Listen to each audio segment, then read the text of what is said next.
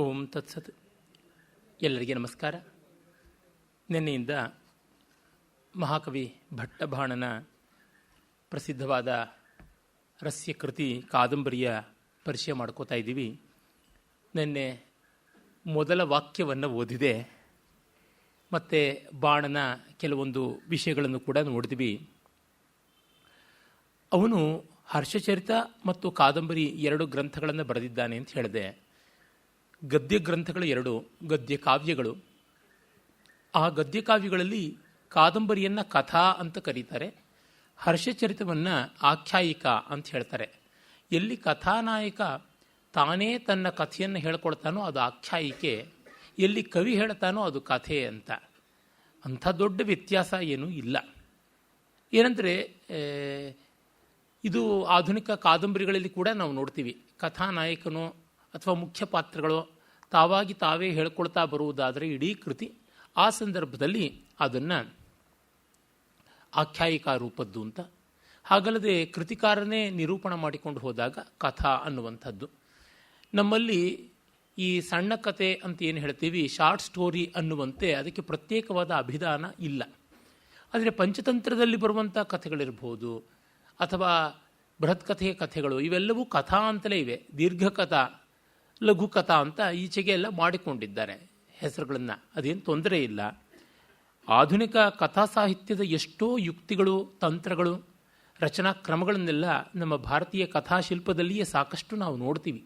Doctor K ಕೃಷ್ಣಮೂರ್ತಿಯವರು ಅಲಂಕಾರ ಶಾಸ್ತ್ರೇ ಕಾವ್ಯ ವೈವಿಧ್ಯವಾದ ವಿಮರ್ಶ ಅಂತ ಸುಮಾರು 50 ವರ್ಷಗಳಿಗೂ ಮುನ್ನವೇ ಒಂದು ಗ್ರಂಥ ಬರೆದಿದ್ದರು ಸಂಸ್ಕೃತದಲ್ಲಿ. ಅಲ್ಲಿ ಈ ಥರದ ವಿವರಗಳು ಸಿಗುತ್ತವೆ. ಹಾಗಲ್ಲದೆ ಆಂಧ್ರದ ಪುಲ್ಲೆಲ ಶ್ರೀರಾಮಚಂದ್ರುಡು ಅವರು ಈ ದಿಕ್ಕಿನಲ್ಲಿ ಒಂದಷ್ಟು ಚಿಂತನೆ ನಡೆಸಿ ಬರೆದಿದ್ದಾರೆ. ಅದಲ್ಲದೆ ಅಭಿರಾಜ ರಾಜೇಂದ್ರ ಮಿಶ್ರ ಅವರ ಅಭಿರಾಜ ಯಶೋಭೂಷಣ ಮತ್ತು ರಾಧಾವಲ್ಲಭ್ ತ್ರಿಪಾಠಿ ಅವರ ಅಭಿನವ ಕಾವ್ಯಾಲಂಕಾರ ಸೂತ್ರವೃತ್ತಿ ಮತ್ತು ರೇವಾಪ್ರಸಾದ್ ದ್ವಿವೇದಿಗಳ ಸಾಹಿತ್ಯ ಶಾರೇರಕಂ, ನಾಟ್ಯಕಾರಿಕಾ ಮತ್ತು ಕಾವ್ಯಾಲಂಕಾರ ಕಾರಿಕಾ, ಈ ರೀತಿಯಾದ ಗ್ರಂಥಗಳಲ್ಲಿ ಆಧುನಿಕ ಸಂಸ್ಕೃತ ಸಾಹಿತ್ಯದ ಹಿನ್ನೆಲೆಯಲ್ಲಿ, ಜಗತ್ ಸಾಹಿತ್ಯದ ಹಿನ್ನೆಲೆಯಲ್ಲಿ ಈ ಬಗೆಯ ರಚನೆಗಳನ್ನು ಹೇಗೆ ವಿಭಾಗಿಸಬೇಕು, ಪ್ರವಿಭಾಗಿಸಬೇಕು ಅಂತೆಲ್ಲ ಉಂಟು. ಕಾದಂಬರಿ ಎನ್ನುವುದನ್ನು ನಾವು ಅಂದರೆ ಕನ್ನಡಿಗರು ಮತ್ತು ಮಹಾರಾಷ್ಟ್ರದವರು, ಮರಾಠಿ ಭಾಷಿಗರು, ಇವರಿಬ್ಬರು ನಾವೆಲ್ ಅನ್ನುವುದಕ್ಕೆ ಪರ್ಯಾಯ ಪದವಾಗಿ ಬಳಸ್ತಾರೆ. ಹಿಂದಿಯಲ್ಲಿ ಉಪನ್ಯಾಸ ಅಂತಾರೆ, ಮತ್ತು ನವಲಿಕಾ ಅಂತ, ನವಲ ಅಂತ ತೆಲುಗಿನಲ್ಲಿ ಬಳಸ್ತಾರೆ, ನವಲ ಅಂತ ಆ ರೀತಿಯಾಗಿ ಇವರು ತಮಿಳಿನಲ್ಲೂ ಬಳಸ್ತಾರೆ. ಹೀಗೆ ಬೇರೆ ಬೇರೆ ಭಾಷೆಗಳಲ್ಲಿ ನಾವೆಲ್ನ ಹೆಸರುಗಳು ಉಂಟು. ನಮ್ಮ ಕನ್ನಡ ಮತ್ತು ಮರಾಠಿ ಭಾಷೆಗಳಲ್ಲಿ ಮಾತ್ರ ಬಾಣಭಟ್ಟನ ಕಾದಂಬರಿಯನ್ನೇ ಕಾದಂಬರಿ ಅಂತ ತೆಗೆದುಕೊಂಡಿದ್ದಾರೆ. ಹಿಂದಿಯಲ್ಲಿ ಉಪನ್ಯಾಸ ಅಂತಾರೆ ಅಂದನಲ್ಲ, ನಾವು ಅದನ್ನು ಬೇರೆ ಅರ್ಥದಲ್ಲಿ ಬಳಸ್ತೀವಿ. ಏನೇ ಇರಬಹುದು, ಒಟ್ಟಿನಲ್ಲಿ ವೈವಿಧ್ಯ ಅನ್ನುವುದು ನಾಮಧೇಯದಲ್ಲಿ ಬಂದದ್ದು ಬಾಣಭಟ್ಟನ ಒಂದು ಕಾದಂಬರಿಯಿಂದ ಅಂತನ್ನುವುದು ಸ್ವಾರಸ್ಯಕರವಾದ ಸಂಗತಿ ಕೂಡ ಆಗಿದೆ. ಬಾಣ ಈ ಎರಡು ಗದ್ಯ ಕೃತಿಗಳಲ್ಲದೆ ಮತ್ತೆ ಕೆಲವನ್ನು ಬರೆದಿದ್ದ ಅಂತ ಗೊತ್ತಾಗುತ್ತದೆ. ನಾಟಕ ರೂಪದಲ್ಲಿ ಮುಕುಟ ತಾಡಿತಕ ಅಥವಾ ಮಕುಟ ತಾಡಿತಕ ಅನ್ನುವ ಗ್ರಂಥ ಬರೆದಿದ್ದ. ಅದು ದುರ್ಯೋಧನನ ಊರುಭಂಗ ಮತ್ತು ಕಿರೀಟಭಂಗ ಪ್ರತಿಜ್ಞೆಗಳನ್ನು ಯಾವ ಭೀಮ ಮಾಡಿದ್ದ ಅದನ್ನು ಕುರಿತಾದದ್ದು ಅಂತ. ಭೋಜರಾಜನ ಶೃಂಗಾರ ಪ್ರಕಾಶಾದಿ ಗ್ರಂಥಗಳಲ್ಲಿ ಅಲ್ಲಲ್ಲಿ ಒಂದೋ ಎರಡೋ ಪದ್ಯಗಳ ಉಲ್ಲೇಖ ಕಾಣಸಿಗುತ್ತದೆ. ಇದನ್ನೆಲ್ಲವನ್ನು ಸಂಗ್ರಹ ಮಾಡಿ ಡಾಕ್ಟರ್ ವಿ ರಾಘವನ್ ಅವರು ತಮ್ಮ ಭೋಜ ಶೃಂಗಾರ ಪ್ರಕಾಶ ಅನ್ನುವ ಗ್ರಂಥದಲ್ಲಿ ಒಂದಿಷ್ಟು ಚರ್ಚೆ ಮಾಡ್ತಾರೆ.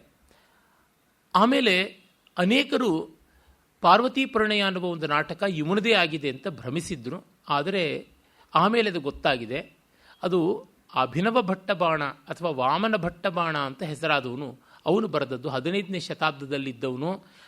ಆಂಧ್ರದ ಕೊಂಡವೀಡು ಸಂಸ್ಥಾನಾಧಿಪತಿ ಪೆದಕೋಮಟಿ ವೇಮಾರೆಡ್ಡಿಯ ಆಸ್ಥಾನ ಕವಿ. ಅವನು ಪೆದಕೋಮಟಿ ವೇಮಾರೆಡ್ಡಿಯ ಬಗ್ಗೆಯೇ ಗದ್ಯಕಾವ್ಯ ಬರೆದಿದ್ದಾನೆ, ವೀರನಾರಾಯಣ ಚರಿತಂ ಅಂತ, ಅದರದ್ದು ಅಂತ ಇದು ಗೊತ್ತಾಗುತ್ತದೆ. ಆಮೇಲೆ ಅವನ ಸಮಕಾಲೀನ, ಅವನ ಸಹೋದ್ಯೋಗಿಯೂ ಆದವನು ಆಂಧ್ರ ಕವಿ ಸಾರ್ವಭೌಮ ಶ್ರೀನಾಥ ಭಟ್ಟ.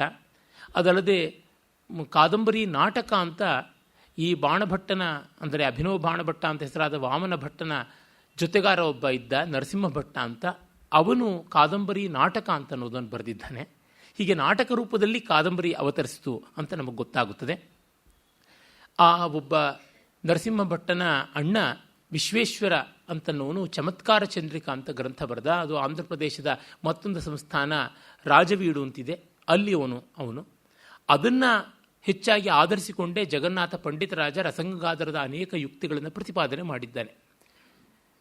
ಮತ್ತೆ 10-11ನೇ ಶತಮಾನದಲ್ಲಿದ್ದ ಕಾಶ್ಮೀರದ ಬಹುವಿದ್ಯಾ ಪ್ರವೀಣ ಬಹುಗ್ರಂಥ ಕೋವಿದ ಆದ ಕ್ಷೇಮೇಂದ್ರ ಪದ್ಯ ಕಾದಂಬರಿ ಅಂತ ಬರೆದ. ಅದು ನಮಗಿಂದು ಅನುಪಲಬ್ಧ. ಕೆಲವು ಪದ್ಯಗಳು ಅವನ ಬೇರೆ ಬೇರೆ ಗ್ರಂಥಗಳಲ್ಲಿ, ಉದಾಹರಣೆಗೆ ಅದು ಔಚಿತ್ಯ ವಿಚಾರ ಚರ್ಚೆ ಇರಬಹುದು ಅಥವಾ ಕವಿಕಂಠಾಭರಣ, ಇವುಗಳಲ್ಲಿ ಕಾಣಸಿಗತಕ್ಕಂಥದ್ದು ಆಗಿದೆ. ಹೀಗೆ ಕಾದಂಬರಿಯನ್ನು ಪದ್ಯ ರೂಪಕ್ಕೆ ಏರಿಸೋದು, ನಾಟಕ ರೂಪಕ್ಕೆ ಇಳಿಸೋದು, ಈ ಎಲ್ಲ ಕೆಲಸವನ್ನು ಮಾಡಿದ್ದಾರೆ. ಇನ್ನು ಯಾರೋ ಕಾದಂಬರಿ ಚಂಪು ಅಂತ ಬರೆದಿಲ್ಲ. ಯಾರಾದರೂ ಬರೆಯೋದಿದ್ರೆ ಬರೀಬಹುದು. ಕನ್ನಡಿಗ ನಾಗವರ್ಮ ಅದನ್ನಂತೂ ಮಾಡಿದ್ದಾನೆ ಚಂಪು ಕಾವ್ಯದ ರೂಪದಲ್ಲಿ. ಅಂದರೆ ಬಾಣಭಟ್ಟ ಎಷ್ಟೆಲ್ಲ ರೀತಿಯಲ್ಲಿ ಲೋಕ ಪ್ರೀತಿಯನ್ನು ಗಳಿಸಿದ್ದಾನೆ, ವಿದ್ವಜ್ಜನಾದರವನ್ನು ಪಡೆದಿದ್ದಾನೆ ಅಂತ ಗೊತ್ತಾಗುತ್ತದೆ. ಹೀಗಲ್ಲದೆ ಅವನು ಮತ್ತೊಂದು ಶತಕ, ಸ್ತುತಿ ಶತಕವನ್ನು ಬರೆದಿದ್ದ. ಅದು ಚಂಡೀ ಶತಕ ಅಂತ, ಸಂಪೂರ್ಣ ಸೃಗ್ಧರಾ ಛಂದಸ್ಸಿನಲ್ಲಿ ಇರತಕ್ಕಂಥದ್ದು. ಪ್ರಾಯಶಃ ಸೃಗ್ಧರಾ ಛಂದಸ್ಸಿನಲ್ಲಿ ಆದ್ಯಂತ ರಚಿತವಾದ ಸ್ತೋತ್ರ ಕಾವ್ಯಗಳಿಗೆ, ಶತಕ ರೂಪದ ಕಾವ್ಯಗಳಿಗೆ ಗಂಗೋತ್ತರಿ ಯಮುನೋತ್ತರಿ ಅನ್ನುವಂತೆ ಹೇಳಬಹುದಾದದ್ದು ಒಂದು ಕಡೆಗೆ ಬಾಣಭಟ್ಟ, ಇನ್ನೊಂದು ಕಡೆಗೆ ಅವನ ಸಮಕಾಲೀನನೇ ಆಗಿದ್ದ ಮಯೂರ ಅಂತ. ಕಥೆಗಳ ಪ್ರಕಾರ ಮಯೂರ ಬಾಣಭಟ್ಟನ ಹೆಂಡತಿಯ ಅಣ್ಣ. ಒಮ್ಮೆ ಬಾಣಭಟ್ಟ ಮತ್ತು ಅವನ ಹೆಂಡತಿ ಇಬ್ಬರು ಯಾವುದೋ ಸರಸ ಸಲ್ಲಾಪದಲ್ಲಿದ್ದಾಗ ಅದನ್ನು ಕದ್ದು ಆಲಿಸಿ ಪದ್ಯ ಬರೆದ. ಅಲ್ಲಿ ತಂಗಿಯ ಶೃಂಗಾರ ಬಯಲಾಯಿತು. ಅದು ಈ ಅಣ್ಣನಾದವನು ಮಾಡಬಾರದ ಕೆಲಸ ಅಂತ ಹೇಳಿ ಬಾಣಭಟ್ಟ ಅವನಿಗೆ ಶಪಿಸಿದ. ಆ ಶಾಪದ ಕಾರಣ ಮಯೂರನಿಗೆ ಕುಷ್ಠರೋಗ ಅಂದರೆ ಚರ್ಮವ್ಯಾಧಿ ಬಂತು. ಅದನ್ನು ಪರಿಹಾರ ಮಾಡಿಕೊಳ್ಳೋದಕ್ಕೆ ಸೂರ್ಯನನ್ನು ಸ್ತೋತ್ರ ಮಾಡಿದ 100 ಸೃಗ್ಧರಾ ಛಂದಸ್ಸಿನ ಪ್ರೌಢ ಗಂಭೀರವಾದ ಪದ್ಯಗಳಲ್ಲಿ ಅಂತ. ಆಗ ರೋಗ ನಿವಾರಣೆಯಾಯಿತು. ಆಗ ನೀನೇನು ಮಹಾ ದೇವತಾಸ್ತುತಿ ಮಾಡಿ ರೋಗವನ್ನು ನಿರ್ಮೂಲನ ಮಾಡ್ಕೊಳ್ತೀಯ, ನಾನು ನೋಡು ಆ ಥರದ್ದೇನು ಶಾಪಗ್ರಸ್ತನಲ್ಲದೆ ಮಾಡ್ತೀನಿ ಅಂತ ಕೈಕಾಲುಗಳನ್ನು ಕತ್ತರಿಸಿಕೊಂಡು ಚಂಡಿಯನ್ನು 100 ಶ್ಲೋಕಗಳಲ್ಲಿ ಸ್ತೋತ್ರ ಮಾಡಿದ. ಅದೇ ಗಂಭೀರ ಮನೋಹರವಾದ ಸೃಗ್ಧರಾ ಛಂದಸ್ಸಿನಲ್ಲಿ. ಆ ಮೂಲಕ ಕೈಕಾಲುಗಳು ಮೊಳತವು ಬಾಣಭಟ್ಟನಿಗೆ ಅಂತ ಕೂಡ ಕಥೆ ಉಂಟು. ಆಮೇಲೆ ಹೆಚ್ಚು ಕಡಿಮೆ ಆ ಕಾಲದವರೇ ಆದ ಶಂಕರರದು ಅಂತ ಹೇಳ್ತಾರೆ, ಶತಶ್ಲೋಕಿ, ಅದು ಸೃಗ್ಧರಾ ಛಂದಸ್ಸಿನಲ್ಲಿರ್ತಕ್ಕಂಥದ್ದು. ಆಮೇಲೆ ನಾವು ನೋಡ್ತಕ್ಕಂಥದ್ದು ವೇದಾಂತ ದೇಶಿಕರು, ಅವರ ಕೃತಿಗಳಲ್ಲಿ ಸೃಗ್ಧರಾ ಛಂದಸ್ಸೆಂದು ಕಾಣಿಸುತ್ತೆ. ತತ್ಪೂರ್ವದಲ್ಲಿ ರಾಮಾನುಜರ ಅಂತೆವಾಸಿಗಳು ಪ್ರೀಶಿಷ್ಯರು ಆಗಿದ್ದ ಕೂರತ್ತಾಳ್ವಾರ್ ಅಥವಾ ಕೂರನಾರಾಯಣ ಬರೆದಂಥ ಸುದರ್ಶನ ಶತಕ ಅಂತ ಒಂದು ಪ್ರೌಢವಾದ ಸೃಗ್ಧರಾ ಛಂದಸ್ಸಿನ ಶತಕ ಇದೆ. ಅದಾದ ಮೇಲೆ ಇವರು ತತ್ವಮುಕ್ತ ಕಲಾಪಾದಿ ಗ್ರಂಥಗಳನ್ನು ವೇದಾಂತ ದೇಶಿಕರು ಬರೆದಿದ್ದಾರೆ. ಸೃಗ್ಧರಾ ಛಂದಸ್ಸು ತುಂಬ ನಿರ್ವಾಹ ಮಾಡೋದಕ್ಕೆ ಕಷ್ಟ ಅನ್ನುವಂತೆ. ಅತಿ ಹೆಚ್ಚು ಸೃಗ್ಧರಾ ಛಂದಸ್ಸಿನ ಪದ್ಯಗಳು ಬರೆದಿರೋದು ಅಂತ ಇವತ್ತಿಗೂ ದಾಖಲೆ ಇರೋದು ವೇದಾಂತ ದೇಶಿಕರದು ಅಂತ. ಇರಲಿ, ಅದು ಯಾತಕ್ಕೆ ಹೇಳಿದೆ ಅಂತಂದರೆ ಬಾಣಭಟ್ಟ ಒಂದು ಮಾರ್ಗವನ್ನು ತೆರೆದುಕೊಟ್ಟ ಅಂದರೆ ಎಷ್ಟು ಜನ ಅನುಸರಿಸೋರು ಇರ್ತಾರೆ. ದೊಡ್ಡ ದೊಡ್ಡ ವಿದ್ವತ್ ಕವಿಗಳು, ಪಂಡಿತ ಪ್ರವರರು, ಕವಿತಾರ್ಕಿಕ ಸಿಂಹರು ಎಲ್ಲ ಇದ್ದಾರೆ ಅಂತ ತೋರ್ಪಡಿಸುವುದಕ್ಕಾಗಿ ಈ ಉಲ್ಲೇಖ ಮಾಡಿದ್ದಷ್ಟೇ. ನಾವಿನ್ನು ಬಾಣಭಟ್ಟನ ಬೇರೆ ಕೃತಿಗಳು ಅಂತ ಯಾವುದೂ ಉಪಲಬ್ಧ ಇಲ್ಲ. ಬರೆದಿದ್ದಿರಬಹುದು, ನಮಗೆ ತಿಳಿದಿಲ್ಲ. ಒಟ್ಟಿನಲ್ಲಿ ಕೊಟ್ಟಿರುವ ಈ 2 ಗದ್ಯಕಾವ್ಯಗಳೇ ಒಂದು ಜನ್ಮ ಇಡೀ ಓದೋದಕ್ಕೆ ಆಗುವಷ್ಟಿವೆ. ಆ ಮಟ್ಟದ್ದು. ಅಲ್ಲಿ ನಾನು ಶೂದ್ರಕನ ವರ್ಣನೆಯ ಮೊದಲ ವಾಕ್ಯವನ್ನು ಓದಿದೆ. ಕೇವಲ ನಮ್ಮ ನಾಗವರ್ಮನ ಕಾವ್ಯ ಶೈಲಿಗಾಗಿ ಅದನ್ನು ಎಷ್ಟು ಚೆನ್ನಾಗಿ ಒಂದು ಚಂಪಕಮಾಲೆಯಲ್ಲಿ ಇಡ್ತಾನೆ ನೋಡಿ. ಎಳೆಯೊಳದೊರ್ವನಿಂದ್ರನೆನೆ ಸಂದ ಸಮೃದ್ಧಿಯೊಳೊಂದಿ ಕೂಡಿ ತನ್ನೊಳೆ ನೃಪ ಲಕ್ಷಣಂ ನೆಗಳೆದೆ ದೋರ್ವಲದಿಂ ಚತುರಬ್ಧಿ ಮೇಖಲಾವಳಿಯಿತ ಭೂಮಿಗಾದ ನೆರೆಯಂ ನೃಪತಿ ಪ್ರಭುಲೋಕಮಂ ನಿಜೋಜ್ವಳತರ ಕೀರ್ತಿಯಂ ನೆರೆಯೆ ಮುದ್ರಿಸಿ ಶೂದ್ರಕನೆಂಬ ಭೂಭುಜಂ ಅಂತ ಆ ರೀತಿಯಲ್ಲಿ ಆರಂಭ ಮಾಡಿಕೊಂಡು ಅಕ್ರಮಿ ಪಡೆಯುಳ್ಮೂರುಂ ವಿಕ್ರಮದಾಯಾಸಮಾಯಿತು ಚಕ್ರಿಗೆನು ತಕ್ರಾಂತ ಸಮಸ್ತ ಜಗಚ್ಚಕ್ರಂ ನೃಪನೊಂದೆ ವಿಕ್ರಮಂ ನಗುತಿರ್ಕುಂ ಕಲಿಮಲಿನ ಕುಬುತ್ಸಂಗದ ಕಳಂಕಮಂ ಕರ್ಚಿ ಕಳೆಯಲೆಂದ ಭೂಮಂಡಲಪತಿಯ ಖಡ್ಗದಾರ ಜಳದುಳ್ ಸಾಮ್ರಾಜ್ಯಲಕ್ಷ್ಮಿ ಸಲೆಸಿರ್ಪಳ್. ಈ ಕಂದಪದ್ಯದ ಮೂಲ ನೋಡಿ, ಕವಿ ಹೇಳ್ತಾನೆ, ಆ ಶೂದ್ರಕನ ಪರಾಕ್ರಮ ಎಂಥದ್ದು ಅಂದರೆ ಅತಿಚಿರಕಾಲ ಲಗ್ನಂ ಅತಿಕ್ರಾಂತ ಕುನೃಪತಿ ಸಹಸ್ರ ಸಂಪರ್ಕ ಕಲಂಕಮಿವ ಕ್ಷಾಲಯಂತಿ ಯಸ್ಯ ವಿಮಲೇ ಕೃಪಾಣಧಾರಾ ಜಲೆ ಚಿರಮುವಾಸ ರಾಜಲಕ್ಷ್ಮಿ ಅನೇಕ ಕೆಟ್ಟ ರಾಜರುಗಳ ಆಶ್ರಯದಲ್ಲಿದ್ದ ಕಳಂಕವನ್ನು ತೊಳೆದುಕೊಳ್ಳೋದಕ್ಕೆ ಇವನ ಖಡ್ಗಧಾರೆಯ ಒಂದು ಸೋಂಕಿನಿಂದ ಆ ಕೆಲಸ ಮಾಡ್ಕೋತಾ ಇದ್ದಳು ಅಂತ. ಖಡ್ಗಧಾರ ಅನ್ನೋದಕ್ಕೆ ಎರಡರ್ಥ ಉಂಟು. ಅದು ಎಂಥದ್ದು, ಎಡ್ಜ್ ಆಫ್ ದಿ ಸೋರ್ಡ್ ಅಂತೀವಲ್ಲ, ಕತ್ತಿಯ ಅಲುಗು ಅಂತ, ಬ್ಲೇಡ್ ಆಫ್ ದಿ ಸೋರ್ಡ್ ಅಂತಲೂ ಹೇಳ್ತಾರೆ. ಹಾಗೆ ಕತ್ತಿಯ ಅಲುಗು ಅಂತ ಒಂದು ಖಡ್ಗಧಾರ ಅಂತ. ಇನ್ನೊಂದು ಧಾರ ಅಂದರೆ ನೀರು ಮೊದಲಾದವು ಹರಿಯುತ್ತವಲ್ಲ, ಧಾರೆಯಾಗಿ ಆ ರೀತಿಯಾದದ್ದು. ಇವನ ಖಡ್ಗಧಾರೆಯಿಂದ ಅವಳು ಬೇರೆ ಎಲ್ಲ ರಾಜರುಗಳನ್ನು ಆಶ್ರಯಿಸಿದ ಕಳಂಕವನ್ನು ತೊಳ್ಕೊಳ್ತಾ ಇದ್ಳು ಅಂತ. ಅಂದರೆ ಇವನು ಕತ್ತಿ ಬೀಸಿದ್ರೆ ಎಷ್ಟೆಷ್ಟೋ ರಾಜರುಗಳು ಸತ್ತೋಗ್ತಾ ಇದ್ದನೋ, ಅವರ ಸಂಪತ್ತಿಯೆಲ್ಲ, ಅವರ ಲಕ್ಷ್ಮಿಯೆಲ್ಲ ಇವನು ಪಾಲಿಗೆ ಬರ್ತಾ ಇದ್ದಳು. ಈ ರೀತಿ ಏನೇನೋ ಅರ್ಥಗಳು ಬರುವಂತಾಗುತ್ತಲ್ಲ, ಆ ರೀತಿಯಾಗಿ ಈ ಒಂದು ಸ್ವಾರಸ್ಯವನ್ನು ತಂದುಕೊಡ್ತಾನೆ. ಮತ್ತು ನೋಡಿ, ಚಿಕ್ಕ ಚಿಕ್ಕ ಪದಗಳಲ್ಲಿ ಹೇಗೆ ಒಂದು ವಾಕ್ಯವನ್ನು ವಿನ್ಯಾಸ ಮಾಡ್ತಾನೆ. ಯಶ್ಚ ಮನಸ್ಸಿ ಧರ್ಮೇಣ ಕೋಪೆ ಯಮೇನ ಪ್ರಸಾದೇ ಧನದೇನ ಪ್ರತಾಪೇ ವನ್ಹಿನ ಭುಜೆ ಭುವ ದೃಶಿ ಶ್ರಿಯ ವಾಚಿ ಸರಸ್ವತ್ಯ ಮುಖೇ ಶಶಿನ ಬಲೆ ಮರುತ ಪ್ರಜ್ಞಾಯಾಂ ಸುರಗುರುಣ ರೂಪೇ ಮನಸಿಜೇನ ತೇಜಸಿ ಸವಿತ್ರಾ ಚ ವಸತಾ ಸರ್ವದೇವ ಮಯಸ್ಯ ಪ್ರಕಟಿತ ವಿಶ್ವರೂಪ ಆಕೃತೇ ಅನುಕರೋತಿ ಭಗವತೋ ನಾರಾಯಣಸ್ಯ. ಇವನು ವಿಶ್ವರೂಪಾಕೃತಿಯ ನಾರಾಯಣನಂತೆ ತೋರ್ತಾನೆ. ಯಾಕೆಂದರೆ ಮನಸ್ಸು ಧರ್ಮದಿಂದ, ಕೋಪ ಯಮನಿಂದ, ಅನುಗ್ರಹ ಬುದ್ಧಿ ಕುಬೇರನಿಂದ, ತೇಜಸ್ಸು ಅಗ್ನಿಯಿಂದ, ತೋಳ್ಬಲ ಅಂದರೆ ತೋಳನ್ನು ಎಲ್ಲ ಧರಿಸ್ತಕ್ಕಂಥ ಭಾರವನ್ನು ಹೊರುವ ಬಲ ಭೂಮಿಯಿಂದ, ಕಣ್ಣು ಲಕ್ಷ್ಮಿಯಿಂದ, ಮಾತು ಸರಸ್ವತಿಯಿಂದ, ಮುಖ ಚಂದ್ರನಿಂದ, ಬಲ ವಾಯುವಿನಿಂದ, ಬುದ್ಧಿ ಬೃಹಸ್ಪತಿಯಿಂದ, ರೂಪ ಮನ್ಮಥನಿಂದ, ಪ್ರತಾಪವು ಸೂರ್ಯನಿಂದ ಕಂಗೊಳಿಸುವಂತೆ ಕಾಣಿಸ್ತಾ ಇತ್ತು ಅಂತ. ಹೀಗೆ ಎಲ್ಲ ದೇವತೆಗಳು ಅಂತ ಒಂದು ಸಾಲಲ್ಲಿ ಸಮಸ್ತ ದೇವತೆಗಳು, ಅವರ ಕೆಲಸಗಳು, ಅವರ ವಿಶೇಷಣಗಳು ಅವೆಲ್ಲವೂ ಈ ರಾಜನಲ್ಲಿ ಇತ್ತು ಅಂತ ಹೇಳ್ತಾನೆ. ಈ ರೀತಿ ಅವನು ತನ್ನ ವರ್ಣನಾ ಶೈಲಿಯನ್ನು ತನ್ನದಾಗಿ ರೂಪಣ ಮಾಡಿಕೊಳ್ತಾನೆ. ಆದರೆ ಇಲ್ಲಿ ಒಂದೇ ಒಂದು ನೋಡಬೇಕಾದದ್ದು ಏನಂದರೆ, ಅವನು ಏನೋ ಕೆಲಸ ಮಾಡಿದ್ರೆ ಅವನು ದೊಡ್ಡವನು ದೊಡ್ಡವನು ದೊಡ್ಡವನು ಅಂತ ಹೇಳಿದ್ರೆ ನಮ್ಮ ಮನಸ್ಸಿನಲ್ಲಿ ರಿಜಿಸ್ಟರ್ ಆಗೋಲ್ಲ. ನೋಡಿ, ತುಂಬ ದೊಡ್ಡ ದೊಡ್ಡ ಬಯೋಡೇಟಾಗಳನ್ನು ಲೋಕದಲ್ಲಿ ಬರ್ಕೋತಾರೆ. ನಾನು ಆ ಕೆಲಸ ಮಾಡಿದ್ದೀನಿ, ನಾನು ಈ ಕೆಲಸ ಮಾಡಿದ್ದೀನಿ, ಅದು ಮಾಡಿದ್ದೀನಿ, ಇದು ಮಾಡಿದ್ದೀನಿ ಅಂತ. ಒಂದು ಸಂದರ್ಭವನ್ನು ಹೇಳಿದಾಗಲೇ ದೊಡ್ಡದಾಗ್ತಕ್ಕಂಥದ್ದು. ಸನ್ನಿವೇಶಗಳಿಗೆ ಅನುಭವವನ್ನು ನಿರೂಪಣೆ ಮಾಡುವ ಶಕ್ತಿ ಇರುತ್ತದೆ, ಅನುಭವಗಳನ್ನು ವರ್ಗಾವಣೆ ಮಾಡತಕ್ಕಂಥ ಶಕ್ತಿ ಇರುತ್ತದೆ. Situations can transmit experience but not objectives. ವಿಶೇಷಗಳನ್ನು ಒಂದರ ಮೇಲೆ ಒಂದು ಗುಂಪಿಸಿಕೊಂಡು ಹೋದರೆ ಏನೂ ಪ್ರಯೋಜನಕ್ಕೆ ಬರ್ತಕ್ಕಂಥದ್ದಲ್ಲ. ಹೇಗೆ ವರ್ತಿಸ್ತಾನೆ ಅಂತ ಉದಾಹರಣೆಗೆ ವಾಲ್ಮೀಕಿ ಕವಿಗಳ ಒಂದು ವರ್ಣನಾ ಚಾತುರ್ಯ ನೋಡಿ, ಅದು ಯಾವ ರೀತಿಯಾದದ್ದು. ರಾಮ ಉದಾರಿ ಅಂತಕ್ಕಂಥ ಮಾತನ್ನು ಅಯೋಧ್ಯಕಾಂಡದ ಆರಂಭದಲ್ಲಿ ಹೇಳ್ತಾರೆ. ಆದರೆ ಅದನ್ನು ಹೇಳಿ ನಿಲ್ಲೋದಿಲ್ಲ. ಅವನು ಉದಾರಿಯಾಗಿದ್ದ, ಅವನ ದಾನ ಜಲದಿಂದ ಜಗತ್ತೆಲ್ಲವೂ ತೊಯ್ದು ಹೋಗಿಬಿಟ್ಟಿತ್ತು, ದಿಗ್ಗಜಗಳಿಗೆ ದಾನೋದಕ ಉಳಿಲಿಲ್ಲ, ಹೀಗೇನೇನೇನೇನೋ ಬೇಕಾದರೂ ಮಾಡ್ಬೋದು. ಆದರೆ ಅವನು ರಾಜ್ಯವನ್ನೆಲ್ಲ ಬಿಟ್ಟು ಹೋಗುವಾಗ ಹಾಸಿಗೆ, ಬಟ್ಟೆ, ಹೊದಿಕೆ ಮೊದಲುಗೊಂಡು ಎಲ್ಲವನ್ನು ಎತ್ತೆತ್ತಿ ಕೊಡ್ತಾ ಸಂತ್ಯತ್ರ ಕಟಕಾಲಾಪ ದಂಡಕಾಷ್ಟಾಂ ಅವಷ್ಟಭ್ಯ ಅಂತ ಶುರು ಮಾಡಿಕೊಂಡು ಊರಾಚೆ ಕೆಲವರು ಕಟಕಾಲಾಪ ಶಾಖೆಯ ವಿದ್ಯಾರ್ಥಿಗಳಿದ್ದಾರೆ. ಕಟಶಾಖೆ ಯಜುರ್ವೇದವನ್ನು ಓದೋರು, ಕಾಲಾಪ ಶಾಖೆಯ ವ್ಯಾಕರಣವನ್ನು ಓದೋರು, ಇವರುಗಳೆಲ್ಲ ಅವರುಗಳಿಗೆ ಈ ದುಡ್ಡನ್ನು ತೆಗೆದಿಡಬೇಕು ಅಂತ ಎತ್ತಿಟ್ಟು ಮಾಡ್ದ. ಒಬ್ಬ ತ್ರಿಜಟ ಅನ್ನುವ ಬ್ರಾಹ್ಮಣನಿಗೆ ಏನು ಬೇಕು ಅಂತ ಕೇಳಿದ್ರೆ, ಗೋವುಗಳು ಬೇಕು ಅಂದರೆ ನಿನ್ನ ಕೈಲಿರೋ ದೊಣ್ಣೆಯನ್ನು ಎಸಿ ಎಷ್ಟು ದೂರಕ್ಕೆ ಅದು ಹೋಗುತ್ತದೋ ಅದ್ರ ಒಳಗೆ ಬರ್ತಕ್ಕಂಥ ದನಗಳ ಮಂದೆಯೆಲ್ಲ ನಿನಗೆ ಅಂತಂತಾನೆ. ಇದೆಲ್ಲ ನಮಗೆ ಸನ್ನಿವೇಶದಲ್ಲಿ ಅವನು ನಿಜವಾಗಲೂ ಉದಾರಿ ಅಂತ ಗೊತ್ತಾಗುತ್ತದೆ. ಅವನನ್ನು ಹಿಂಬಾಲಿಸಿ ಬಂದಂತಹ ಅಯೋಧ್ಯ ಜನರು ವಾಪಸ್ಸು ಹೋಗಬೇಕು ಅಂತ ಅವನ ಅಪೇಕ್ಷೆ ಇತ್ತು. ಹಾಗಾಗಿ ರಾತ್ರಿ ಅವರೆಲ್ಲ ಇವನನ್ನು ಬೆಂಬತ್ತಿಕೊಂಡು ಬಂದು ಮಲಗಿದ್ದಾಗ ಸದ್ದುಗದ್ದಲ ಇಲ್ಲದಂತೆ, ರಥಚಕ್ರದ ಗುರುತು ಬರದಂತೆ ತಿರುಗಿಸಿಕೊಂಡು ಹೋಗೋದಕ್ಕೆ ಸುಮಂತ್ರನಿಗೆ ಹೇಳಿ ಅವ್ರನ್ನೆಲ್ಲರನ್ನು ಪ್ರತಾರಣ ಮಾಡಿದ, ಮಂಕುಬೂದಿ ಚೆಲ್ಲದ ಅಂತನ್ನುವ ಸನ್ನಿವೇಶದಿಂದ ಅವನ ಘನತೆ ಏನು ಅಂತ ಗೊತ್ತಾಗುತ್ತದೆ. ಸೌಬಕನ ಏಕ ಲಿಖನ ಅಂತಾರಲ್ಲ, ಆ ರೀತಿ 1000 ಬೊಗಳ್ಬೋದು ಒಂದು ಬರೀಬೇಕು ಅಂತ. ಇಲ್ಲಿ ಬಾಣ ಸೋಲ್ತಕ್ಕಂಥದ್ದು. ಆದರೆ ಬಾಣನ ವಿಶೇಷ ಇರುವುದು ವಾಲ್ಮೀಕಿ ವಿಶೇಷ ಎಲ್ಲಿದೆಯೋ ಅಲ್ಲ. ಬದನೆಕಾಯಿ ಎಣ್ಣೆಗಾಯಿ ತುಂಬ ತಿಂದರೆ ಮೈಗೆ ಆಗೋಲ್ಲ. ಆದರೆ ಬದನೆಕಾಯಿ ಎಣ್ಣೆಗಾಯಿ ಮಾಡ್ಕೊಳ್ಳದಿದ್ರೆ ಬದನೆಕಾಯಲ್ಲಿ ಇನ್ನೇನು ಮಾಡ್ಕೊಳಕ್ಕಾಗುತ್ತೆ? ಪಾಯಸ ಮಾಡ್ಕೊಳಕ್ಕಾಗತ್ಯಾ? ಪಕೋಡ ಮಾಡೋಕ್ಕಾಗತ್ಯಾ? ಅಲ್ಲ. ಅದಕ್ಕೆ ಏನಿದೆಯೋ ಆ ಜಾತಿಯಲ್ಲಿ, ಆ ಜಾಡಿನಲ್ಲಿ ಅದು ಸದ್ಗತಿ ಕಾಣಬೇಕು. ಅದಕ್ಕೆ ಅವನು ಮಾಡ್ತಾನೆ ನೋಡಿ. ಇನ್ನು ಶುರು ಮಾಡ್ಕೋತಾನೆ. ಇವನು ರಾಜ ಇದ್ದಾಗ ಯಸ್ಮಿಂಶ್ಚ ರಾಜನಿ ಜಿತಜಗತಿ ಪಾಲಯತಿ ಮಹೀಂ ಚಿತ್ರಕರ್ಮಸು ವರ್ಣಸಂಕರಾಃ ರತೇಷು ಕೇಶಗ್ರಾಹ ಕಾವ್ಯೇಷು ದೃಢಬಂಧಾಃ ಶಾಸ್ತ್ರೇಷು ಚಿಂತಾ ಸ್ವಪ್ನೇಷು ವಿಪ್ರಲಂಭ ಛತ್ರೇಷು ಕನಕದಂಡ ಧ್ವಜೇಷು ಪ್ರಕಂಪ ಗೀತೇಷು ರಾಗವಿಲಸಿತಾನಿ ಕರಿಷು ಮದವಿಕಾರಾಃ ಚಾಪೇಷು ಗುಣಚ್ಛೇದಾಃ ಗವಾಕ್ಷೇಷು ಜಾಲಮಾರ್ಗಾಃ ಶಶಿಕೃಪಾಣ ಕವಚೇಷು ಕಲಂಕಾಃ ರತಿಕಲಹೇಷು ದೂತಪ್ರೇಷಣಾನಿ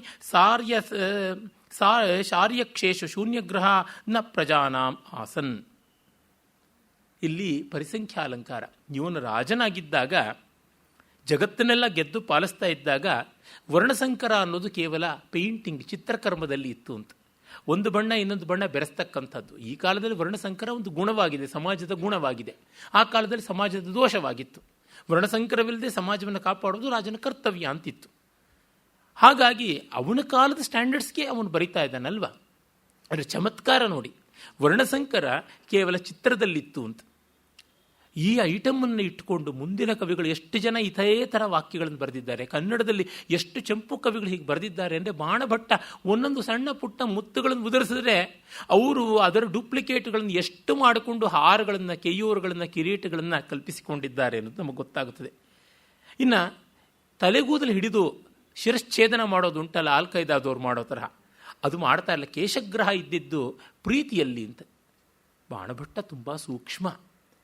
ನಿಜವಾಗಿ ಯಾರು ಗಮನಿಸಿರ್ತಾರೆ ನೋಡಿ, ತಮ್ಮ ಪ್ರಿಯತಮರನ್ನು ಆಲಿಂಗಿಸಿಕೊಂಡಾಗ ಅಚಾನಕ್ಕಾಗಿ ಅವರ ಕೈಗಳು ಅವರ ಕೂದಲಿಗೆ, ತಲೆ ಕೂದಲಿಗೆ ಹೋಗುತ್ತೆ. ಅದು ಗಂಡಸಿಗಾಗಲಿ ಹೆಂಗಸಿಗಾಗಲಿ ಆ ತಲೆ ಕೂದಲು ಇಟ್ಟುಕೊಂಡು ಮುಖವನ್ನು ಅಭಿಮುಖ ಮಾಡ್ಕೋತಾರೆ. ಜಗ್ಗೊಲ್ಲ, ಅದು ಪ್ರೀತಿಯಿಂದ ತಲೆ ಕೂದಲಲ್ಲಿ ಬೆರಳನ್ನು ಹೋಗಿಸ್ತಾರೆ. ಕೇಶಗ್ರಹ, ರತೇಶು ಕೇಶಗ್ರಹ ಅಂತ ಅನ್ನುವ ಮಾತನ್ನು ಅವನು ಹೇಳ್ತಾನೆ. ಅವನು ಎಷ್ಟು ದೊಡ್ಡ ಅನುಭವ ರಸಿಕ ಅಂತ ಅನಿಸುತ್ತದೆ. ಇನ್ನು ದೃಢಬಂಧ, ಬಂಧನ ಅನ್ನುವುದು ಕಾವ್ಯಗಳಲ್ಲಿ ಮಾತ್ರ ಅಂತ. ದೃಢಬಂಧ ಅಂದರೆ ನಿಬಿಡ ಬಂಧ, ದೀರ್ಘತರವಾದ ಸಮಾಸಗಳನ್ನು ಮಾಡೋದು ಅಂತ. ಮತ್ತು ಚಿತ್ರಬಂಧಾದಿಗಳನ್ನು ಮಾಡ್ತಕ್ಕಂಥದ್ದು, ಗೌಡಿ ಶೈಲಿಯಲ್ಲಿ ಪದ್ಯರಚನೆ ಮಾಡೋದು ಇಂಥದ್ದು. ಇನ್ನು ಚಿಂತೆ ಅನ್ನೋದಿದ್ದರೆ ಕೇವಲ ಶಾಸ್ತ್ರದಲ್ಲಿತ್ತು ಅಂತ. ವಿದ್ಯಾವ್ಯಸನ ಇತ್ತೇ ಹೊರತು ಬೇರೆ ವಿಧವಾದ ನಾನಾ ಬಗೆಯ ಆದಿವ್ಯಾಧಿ, ಜರ, ಮೃತ್ಯು ಇತ್ಯಾದಿಗಳ ಚಿಂತೆ ಇರಲಿಲ್ಲ. ಇನ್ನು ವಿಯೋಗ ಅನ್ನೋದು ಕನಸುಗಳಲ್ಲಿ ಆಗ್ತಾ ಇತ್ತೆ ಹೊರತು ನನಸಲ್ಲಿ ಆಗ್ತಾ ಇರಲಿಲ್ಲ. ಸ್ವಪ್ನೇಶು ವಿಪ್ರಲಂಭಾಹ. ಇನ್ನು ಗೋಲ್ಡ್ ಪೆನಾಲ್ಟಿ ಅಂತಾರಲ್ಲ, ಬಂಗಾರದ ನಾಣ್ಯಗಳನ್ನು ದಂಡ ಹಾಕ್ತಕ್ಕಂಥದ್ದು, ಪೆನಾಲ್ಟಿ ಕೊಡ್ತಕ್ಕಂಥದ್ದು ಅದಿರಲಿಲ್ಲ. ದಂಡ ಅನ್ನೋದಕ್ಕೆ ಪೆನಾಲ್ಟಿ ಅಂತ ಒಂದು ಅರ್ಥ ಇದೆ, ಇನ್ನೊಂದು ಸ್ತಂಭ ಅಥವಾ ಒಂದು ಕೋಲು, ಕಡ್ಡಿ ಅಂತ ಅರ್ಥ ಇದೆ. ಅಂದರೆ ಧ್ವಜಗಳಿಗೆ ಬಂಗಾರದ ದಂಡಗಳನ್ನು ಇಡ್ತಾ ಇದ್ರು. ಕನಕದಂಡ ಬಾವುಟಗಳಲ್ಲಿ ಇರ್ತಾ ಇತ್ತು, ವ್ಯವಹಾರ ಶಾಖೆಯಲ್ಲಿ ಇರ್ತಾ ಇರಲಿಲ್ಲ. ಇನ್ನು ಕಂಪನ ಅನ್ನುವುದು ಧ್ವಜಗಳ ತುದಿಯಲ್ಲಿತ್ತೇ ಹೊರತುನುವೆ ಬದುಕಿನಲ್ಲಿ, ಹೃದಯಗಳಲ್ಲಿ ಇರಲಿಲ್ಲ. ಯಾರೂ ಹಾರ್ಟ್ ಪೇಷಂಟ್ಸ್ ಆಗಿರಲಿಲ್ಲ, ಭಯಗ್ರಸ್ತರಾಗಿರಲಿಲ್ಲ. ಇನ್ನು ರಾಗ ವಿಲಸಿತಾನೆ. ರಾಗ ಅಂತಂದರೆ ಪ್ಯಾಷನ್, ಅಡಿಕ್ಷನ್ ಅಂತ ಹೇಳ್ಬೋದು. ಆ ರೀತಿಯಾದದ್ದಿರಲಿಲ್ಲ, ಅದು ಸಂಗೀತದಲ್ಲಿ ಮಾತ್ರ ಇತ್ತು ರಾಗ ಅಂತ ಹೇಳ್ತಾನೆ. ಇನ್ನು ಮದವಿಕಾರ, ಮದದಿಂದ ಹುಚ್ಚುಚ್ಚಾಪಟ್ಟ ಆಡೋದು ಆನೆಗಳಿಗೆ ಮಾತ್ರ ಆಗ್ತಾ ಇದ್ದ ಸಂದರ್ಭವೇ, ಮನುಷ್ಯಗಳಲ್ಲಿ ಇರಲಿಲ್ಲ, ಮನುಷ್ಯರಲ್ಲಿ ಇತ್ತು. ಇನ್ನು ಗುಣಚ್ಛೇದ, ಗುಣಗಳನ್ನು ಕತ್ತರಿಸ್ತಕ್ಕಂಥದ್ದು, ಗುಣರಾಹಿತ್ಯ, ದುರ್ಗುಣತ್ವ ಅನ್ನೋದಿರಲಿಲ್ಲ. ಗುಣರಾಹಿತ್ಯ ಬಿಲ್ಲುಗಳಲ್ಲಿತ್ತು ಅಂತ. ಇನ್ನೊಬ್ಬರ ಬಿಲ್ಲಿನ ನಿರ್ವೀರ್ಯ, ನಿಸ್ತೇಜ ಮಾಡಬೇಕು, ನಿಷ್ಪ್ರಯೋಜನ ಮಾಡಬೇಕು ಅಂದರೆ ಅದರ ಹುರಿನ ಕತ್ತರಿಸ್ತಕ್ಕಂಥದ್ದು. ಮಹಾಭಾರತದಲ್ಲಿ ಎಷ್ಟೋ ಬಾರಿ ಬರುತ್ತೆ, ಯುದ್ಧದಲ್ಲಿ ವೈರಿಗಳ ಬಿಲ್ಲಿನ ಗುಣಚ್ಛೇದನ ಮಾಡಿದ್ರು, ಬಿಲ್ಲಿನ ಹುರಿಯನ್ನು ಕತ್ತರಿಸಿದ್ರು ಅಂತ.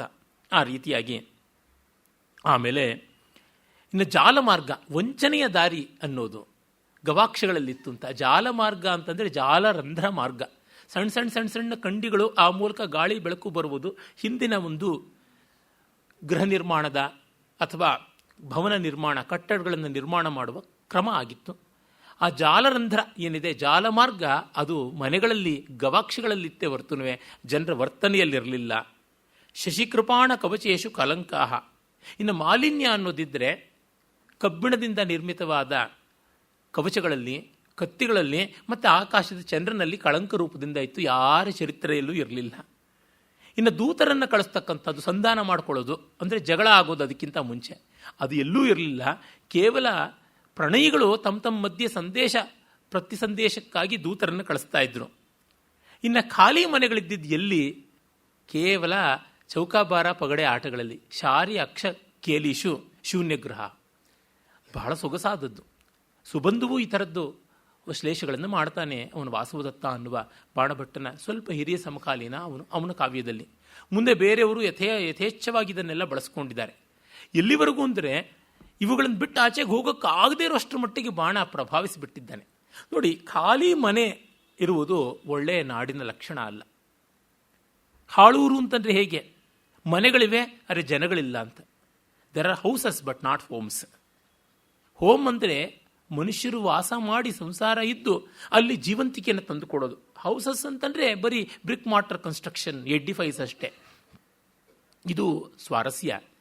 ಅದು ಕೇವಲ ಪಗಡೆ ಆಟಗಳಲ್ಲಿ ಖಾಲಿ ಮನೆ ಇರೋದು, ತುಂಬಿದ ಮನೆ ಆಗೋದು, ಆ ಥರ ಇತ್ತಷ್ಟೇ ಅಂತಾನೆ. ಈ ರೀತಿಯಾಗಿ ಮತ್ತೆ ಇವನಿದ್ದಾಗ ಭಯ ಅನ್ನೋದು ಪರಲೋಕಾತ್ ಭಯಂ, ಅಂತಃಪುರಿಕಾ ಕುಂತಲೇಶು ಭಂಗ, ನೂಪುರೇಶು ಮುಖರತ, ವಿವಾಹೇಶು ಕರಗ್ರಹಣಂ, ಇಂಥದ್ದೆಲ್ಲ ಇದ್ದದ್ದು ಅಂತ. ಇವನು ರಾಜನಾಗ್ತಾ ಇದ್ದಾಗ ಭಯ ಅನ್ನೋದಿದ್ದರೆ ಅದು ಪರಲೋಕದ ಬಗ್ಗೆ ಭಯ ಇತ್ತು. ನಾವು ಪಾಪ ಮಾಡಿದ್ರೆ ಸ್ವರ್ಗ ಸಿಗೋದಿಲ್ಲ ಅನ್ನುವುದರಲ್ಲಿ ಮಾತ್ರ ಭಯ ಇತ್ತು. ಇನ್ನು ಯಾವುದೇ ರೀತಿ ಜನರಿಗೆ ಹೇಡಿತನ ಇರಲಿಲ್ಲ. ಆಮೇಲೆ ಅಂತಃಪುರ ಸ್ತ್ರೀಯರ ಮುಂಗುರುಳಿನಲ್ಲಿ ಮಾತ್ರ ವಕ್ರತೆ ಇತ್ತು ಅಂತಾನೆ. ಭಂಗ ಅಂದರೆ ಕರ್ವ್ಸ್, ಅದು ಮುಂಗುರುಳಲ್ಲಿತ್ತು, ಇನ್ನೆಲ್ಲೂ ಇಲ್ಲ ಅಂತ. ಇನ್ನು ಗಲಾಟೆ ಅನ್ನೋದು ಎಲ್ಲಿತ್ತು ಅಂದರೆ ಗೆಜ್ಜೆಗಳಲ್ಲಿತ್ತು, ನೂಪುರೇಶು ಮುಖರತ. ಇನ್ನು ಕರಗ್ರಹಣ ಅಂದರೆ ಟ್ಯಾಕ್ಸಿಂಗ್, ಯದ್ವಾ ತದ್ವಾ ತೆರಿಗೆ ಹಾಕ್ತಕ್ಕಂಥದ್ದು, ಕರಗ್ರಹಣ ವಿವಾಹದಲ್ಲಿ ಮಾತ್ರ ಇತ್ತು, ಪಾಣಿಗ್ರಹಣ ರೂಪದಲ್ಲಿ ಅಂತ. ಅಂದರೆ ಒಂದು ಪದಕ್ಕಿರುವ ಎರಡು ಅರ್ಥವನ್ನು ಬಳಸಿಕೊಂಡು ಪ್ರಕೃತ ಅಪ್ರಕೃತ ಎರಡಕ್ಕೂ ಮಾಡ್ತಾನೆ. ಇದು ಚಮತ್ಕಾರಜನಕವಾಗಿ ಮಾಡೋದ್ರಿಂದ ಪರಿಸಂಖ್ಯಾ ಅಲಂಕಾರ ಅಂತ ಒಂದು ವಿಶೇಷವಾದ ಅಲಂಕಾರ. ಇದಕ್ಕೆ ಒಂದು ಸಾರ್ವಭೌಮ ಸ್ಥಾನವನ್ನು ಬಾಣಭಟ್ಟನೇ ಕೊಟ್ಟದ್ದು. ಹಿಂದೆ ಸುಬಂಧು ಬಳಸ್ತಾನೆ, ಅದಕ್ಕೆ ಮುನ್ನ ಯಾರು ಹೆಚ್ಚಾಗಿ ಕಾಣೋಲ್ಲ. ಆದರೆ ಅದನ್ನು ಸರ್ವೋಚ್ಚ ಸ್ಥಿತಿಗೆ ತೆಗೆದುಕೊಂಡು ಹೋದದ್ದು ಬಾಣ. ಇನ್ನು ಯಾರು ಮಾಡಿದ್ರು ಇದು ಬಾಣನ ಸ್ಟೈಲ್ ಅಂತಂದ್ಬಿಡುತ್ತೆ. ಆ ಮಟ್ಟಕ್ಕೆ ಅದನ್ನು ಪೇಟೆಂಟ್ ಮಾಡ್ಕೊಂಡು ಬಿಟ್ಟಿದ್ದಾನೆ. ಈಗ ಮಾಡಬೇಕು ಅಂದರೆ ಇಬ್ಬಗಿಯಾದ ತಿಳುವಳಿಕೆ ಬೇಕು. ಒಂದು ಲೋಕದ ತಿಳುವಳಿಕೆ, ಇನ್ನೊಂದು ಪದಶಾಸ್ತ್ರದ ತಿಳುವಳಿಕೆ. ನೋಡಿ, ದಂಡ ಅನ್ನೋದನ್ನು ಎರಡರ್ಥ ಇದೆ. ಆ ಎರಡರ್ಥ ಇದೆ ಅಂತಂದರೆ ಏನು? ಪೆನಾಲ್ಟಿ ಅಂತ ಒಂದರ್ಥ, ಇನ್ನೊಂದರ್ಥ ಸ್ತಂಭ ಅಂತ. ಅಂದರೆ ಕನಕದಂಡ ಅಂತ ಹೇಳಿದ ಒಡನೆಯೇ ಅವನಿಗೆ ಇಲ್ಲಿ ಯಾವ ಥರ ಇದೆ, ಇನ್ನೊಂದು ಕಡೆ ಹೇಗಿದೆ ಅನ್ನೋದು ನೋಡಿ ಗೊತ್ತಾಗಿರಬೇಕು. ಕಂಪಿಸುವಿಕೆ ಅನ್ನೋದು ಬಾವುಟಗಳಲ್ಲಿತ್ತೇ ಹೊರತು ಜನರ ಅಂತರಂಗದಲ್ಲಿರಲಿಲ್ಲ. ಅಂದರೆ ಬಾವುಟ ಕಂಪಿಸೋದನ್ನು ನೋಡಿರಬೇಕು. ಎಷ್ಟೋ ಜನಕ್ಕೆ ಆ ಥರದ ಲೋಕಜ್ಞಾನ ಇರೋಲ್ಲ. ವರ್ಣಸಂಕರ ಅಂದರೆ ಪೇಂಟಿಂಗ್ ಮಾಡೋವಾಗ ಒಂದು ಬಣ್ಣ ಇನ್ನೊಂದು ಬಣ್ಣವನ್ನು ಹೇಗೆ ಬೆರೆಸ್ಕೋತಾರೆ ಅಂತ ನೋಡಿರಬೇಕು. ಮತ್ತು ವರ್ಣ ಅನ್ನೋದಕ್ಕೆ ಜಾತಿಗಳು ಅಂದರೆ ಬ್ರಾಹ್ಮಣ ಕ್ಷತ್ರಿಯಾದಿ ಜನ್ಮಕ್ರಮಗಳು, ಮತ್ತೊಂದು ಬಣ್ಣಗಳು ಅನ್ನುವುದು ಗೊತ್ತಿರಬೇಕು. ಅಂದರೆ ಏಕಕಾಲದಲ್ಲಿ ವ್ಯುತ್ಪತ್ತಿ ಅನುಭವ ಎರಡೂ ಎಷ್ಟು ಇರಬೇಕು ಅಂತ ಗೊತ್ತಾಗುತ್ತೆ. ಪರಿಸಂಖ್ಯಾಲಂಕಾರ ಈ ದೃಷ್ಟಿಯಿಂದ ಮಾಡೋದು ಸುಲಭವಲ್ಲ. ಅದು ಕಡಿಮೆ ಅಂದರೆ ಇಡೀ ಬಾಣಭಟ್ಟನ ಕಾದಂಬರಿಯಲ್ಲಿ ಒಂದು 2000 ಪರಿಸಂಖ್ಯಾಲಂಕಾರಗಳಿಗೆ ಕಡಿಮೆ ಇಲ್ಲದೆ ಬಂದಿದೆ. ಅಂದರೆ ಎಷ್ಟು ವ್ಯಾಪಕವಾದದ್ದು ಅವನ ಅಧ್ಯಯನ. ಇವನೊಬ್ಬನ್ನು ಓದಿದ್ರೆ ಸಂಸ್ಕೃತದ ಪದಸಂಪತ್ತಿ, ಕಲ್ಪನಾ ಸಾಮಗ್ರಿ ಎಷ್ಟು ದೊಡ್ಡದು ಅಂತನ್ನೋದು ನಮಗೆ ಸಿಕ್ಕೇ ಬಿಡುತ್ತದೆ, ಅದರೊಳಗೆ ಸಂದೇಹವಿಲ್ಲ. ಆಮೇಲೆ ಅವನು ತನ್ನ ಈ ಆಸ್ಥಾನದಲ್ಲಿ ಬೇರೆ ಬೇರೆ ರೀತಿಯಾದ ವಿನೋದಗಳಲ್ಲಿ, ವೈಭವಗಳಲ್ಲಿ ಮೆರೆದಿದ್ದ ಅಂತ ಹೇಳ್ತಾನೆ. ನಮ್ಮ ಕವಿ ನಾಗವರ್ಮ ಎಷ್ಟು ಚೆನ್ನಾಗಿ ಅದನ್ನು 2 ಪದ್ಯಗಳಲ್ಲಿ ಹೇಳ್ತಾನೆ ನೋಡಿ. ಒಂದು ಕನ್ನಡದಲ್ಲಿ ವಿರಳ ಪ್ರಚುರವಾದ ಹರಣಿ ಅಥವಾ ಹರಣಿ ಪುಲತದಲ್ಲಿ ಮತಿ ತರಿಪು ಭೂಪಾಳಂ ಹೇಳ ವಶೀಕೃತ ಮಂಡಲಂ ಪ್ರತಿತ ಪೃಥಿವೀ ಪಾಲೌಘಾನಂ ರಮೌಳಿ ಮಣಿಪ್ರಭಾಗ್ರಥಿತ ಪದ ಪೀಠಾಗ್ರಂ ಕೇಯೂರಮಂ ತಳೆವಂದದಿಂ ಪೃಥುಳ ಭುಜದಿಂ ಪೃಥ್ವೀಶಂ ತಾಳ್ದಿದಂ ನೆಲನೆಲ್ಲಮಂ. ಅವನು ಹೇಗೆ ಒಂದು ತೋಳಬಂದಿಯನ್ನು ತಾಳಬಲ್ಲ ಬಾಜು ಬಂದಿ ಅಷ್ಟು ಸಲೀಲವಾಗಿ ಇಡೀ ಭೂಮಿಯ ಭಾರವನ್ನು ಹೊತ್ತಿದ್ದ ಅಂತ ಹೇಳ್ತಾನೆ. ಲೀಲೆಯಿಂದ ಜಗತ್ತನ್ನು ಗೆದ್ದಿದ್ದ.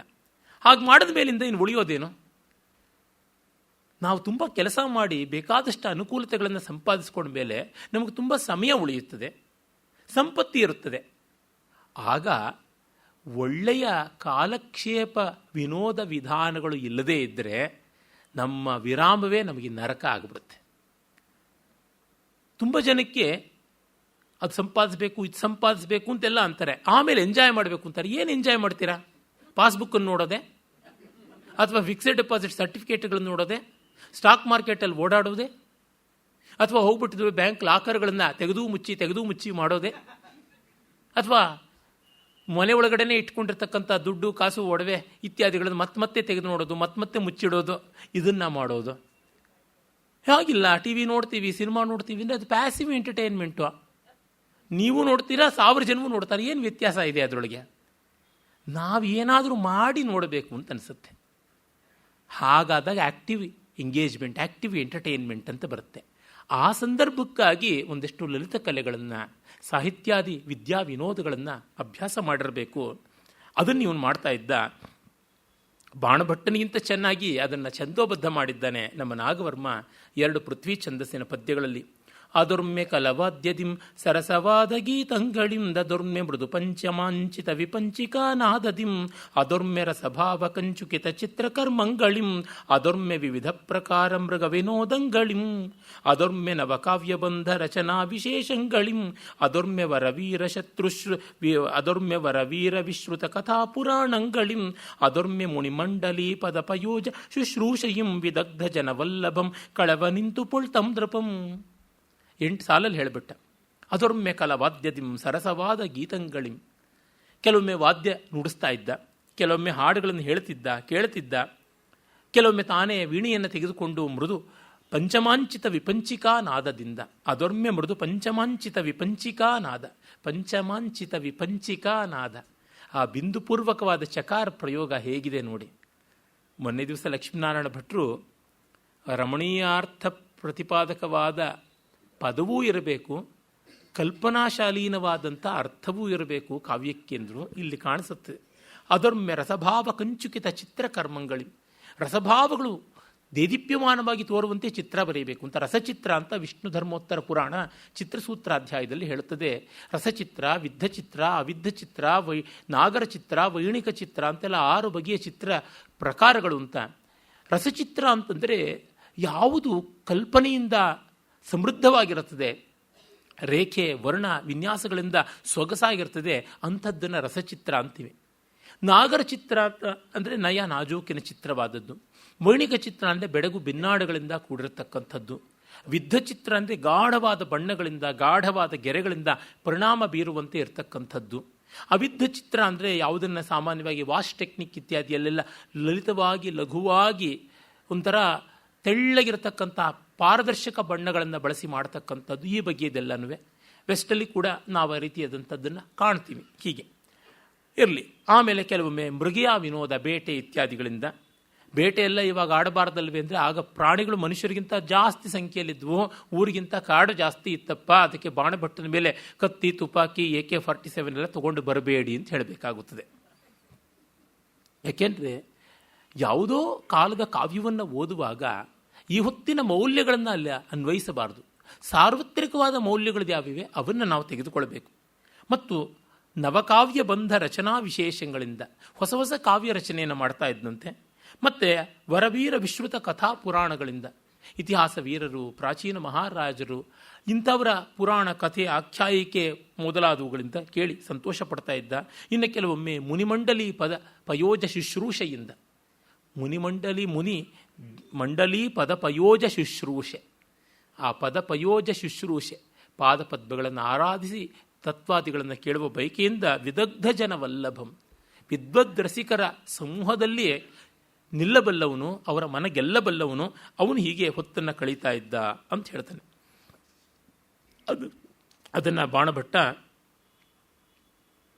ವಿಸ್ತರಿಸಿ ಹೇಳ್ತಾನೆ. ಹಾಗಿದ್ದಾಗ ಅದನ್ನು ಕವಿ ನೋಡಿ ಹೇಳ್ತಾನೆ. ಸ್ವಯಂ ಆರಬ್ಧ ಮೃದಂಗವಾದ್ಯ ಸಂಗೀತಕ ಪ್ರಸಂಗೇನ, ತಾನೇ ಮೃದಂಗ ಇಟ್ಟುಕೊಂಡು ಕೆಲವೊಮ್ಮೆ ಸಂಗೀತ ವಿನೋದಾದಿಗಳನ್ನು ಆರಂಭ ಮಾಡ್ತಾ ಇದ್ದನಂತೆ. ಕದಾಚಿತ್ ವಿರಲ ವಿಮುಕ್ತ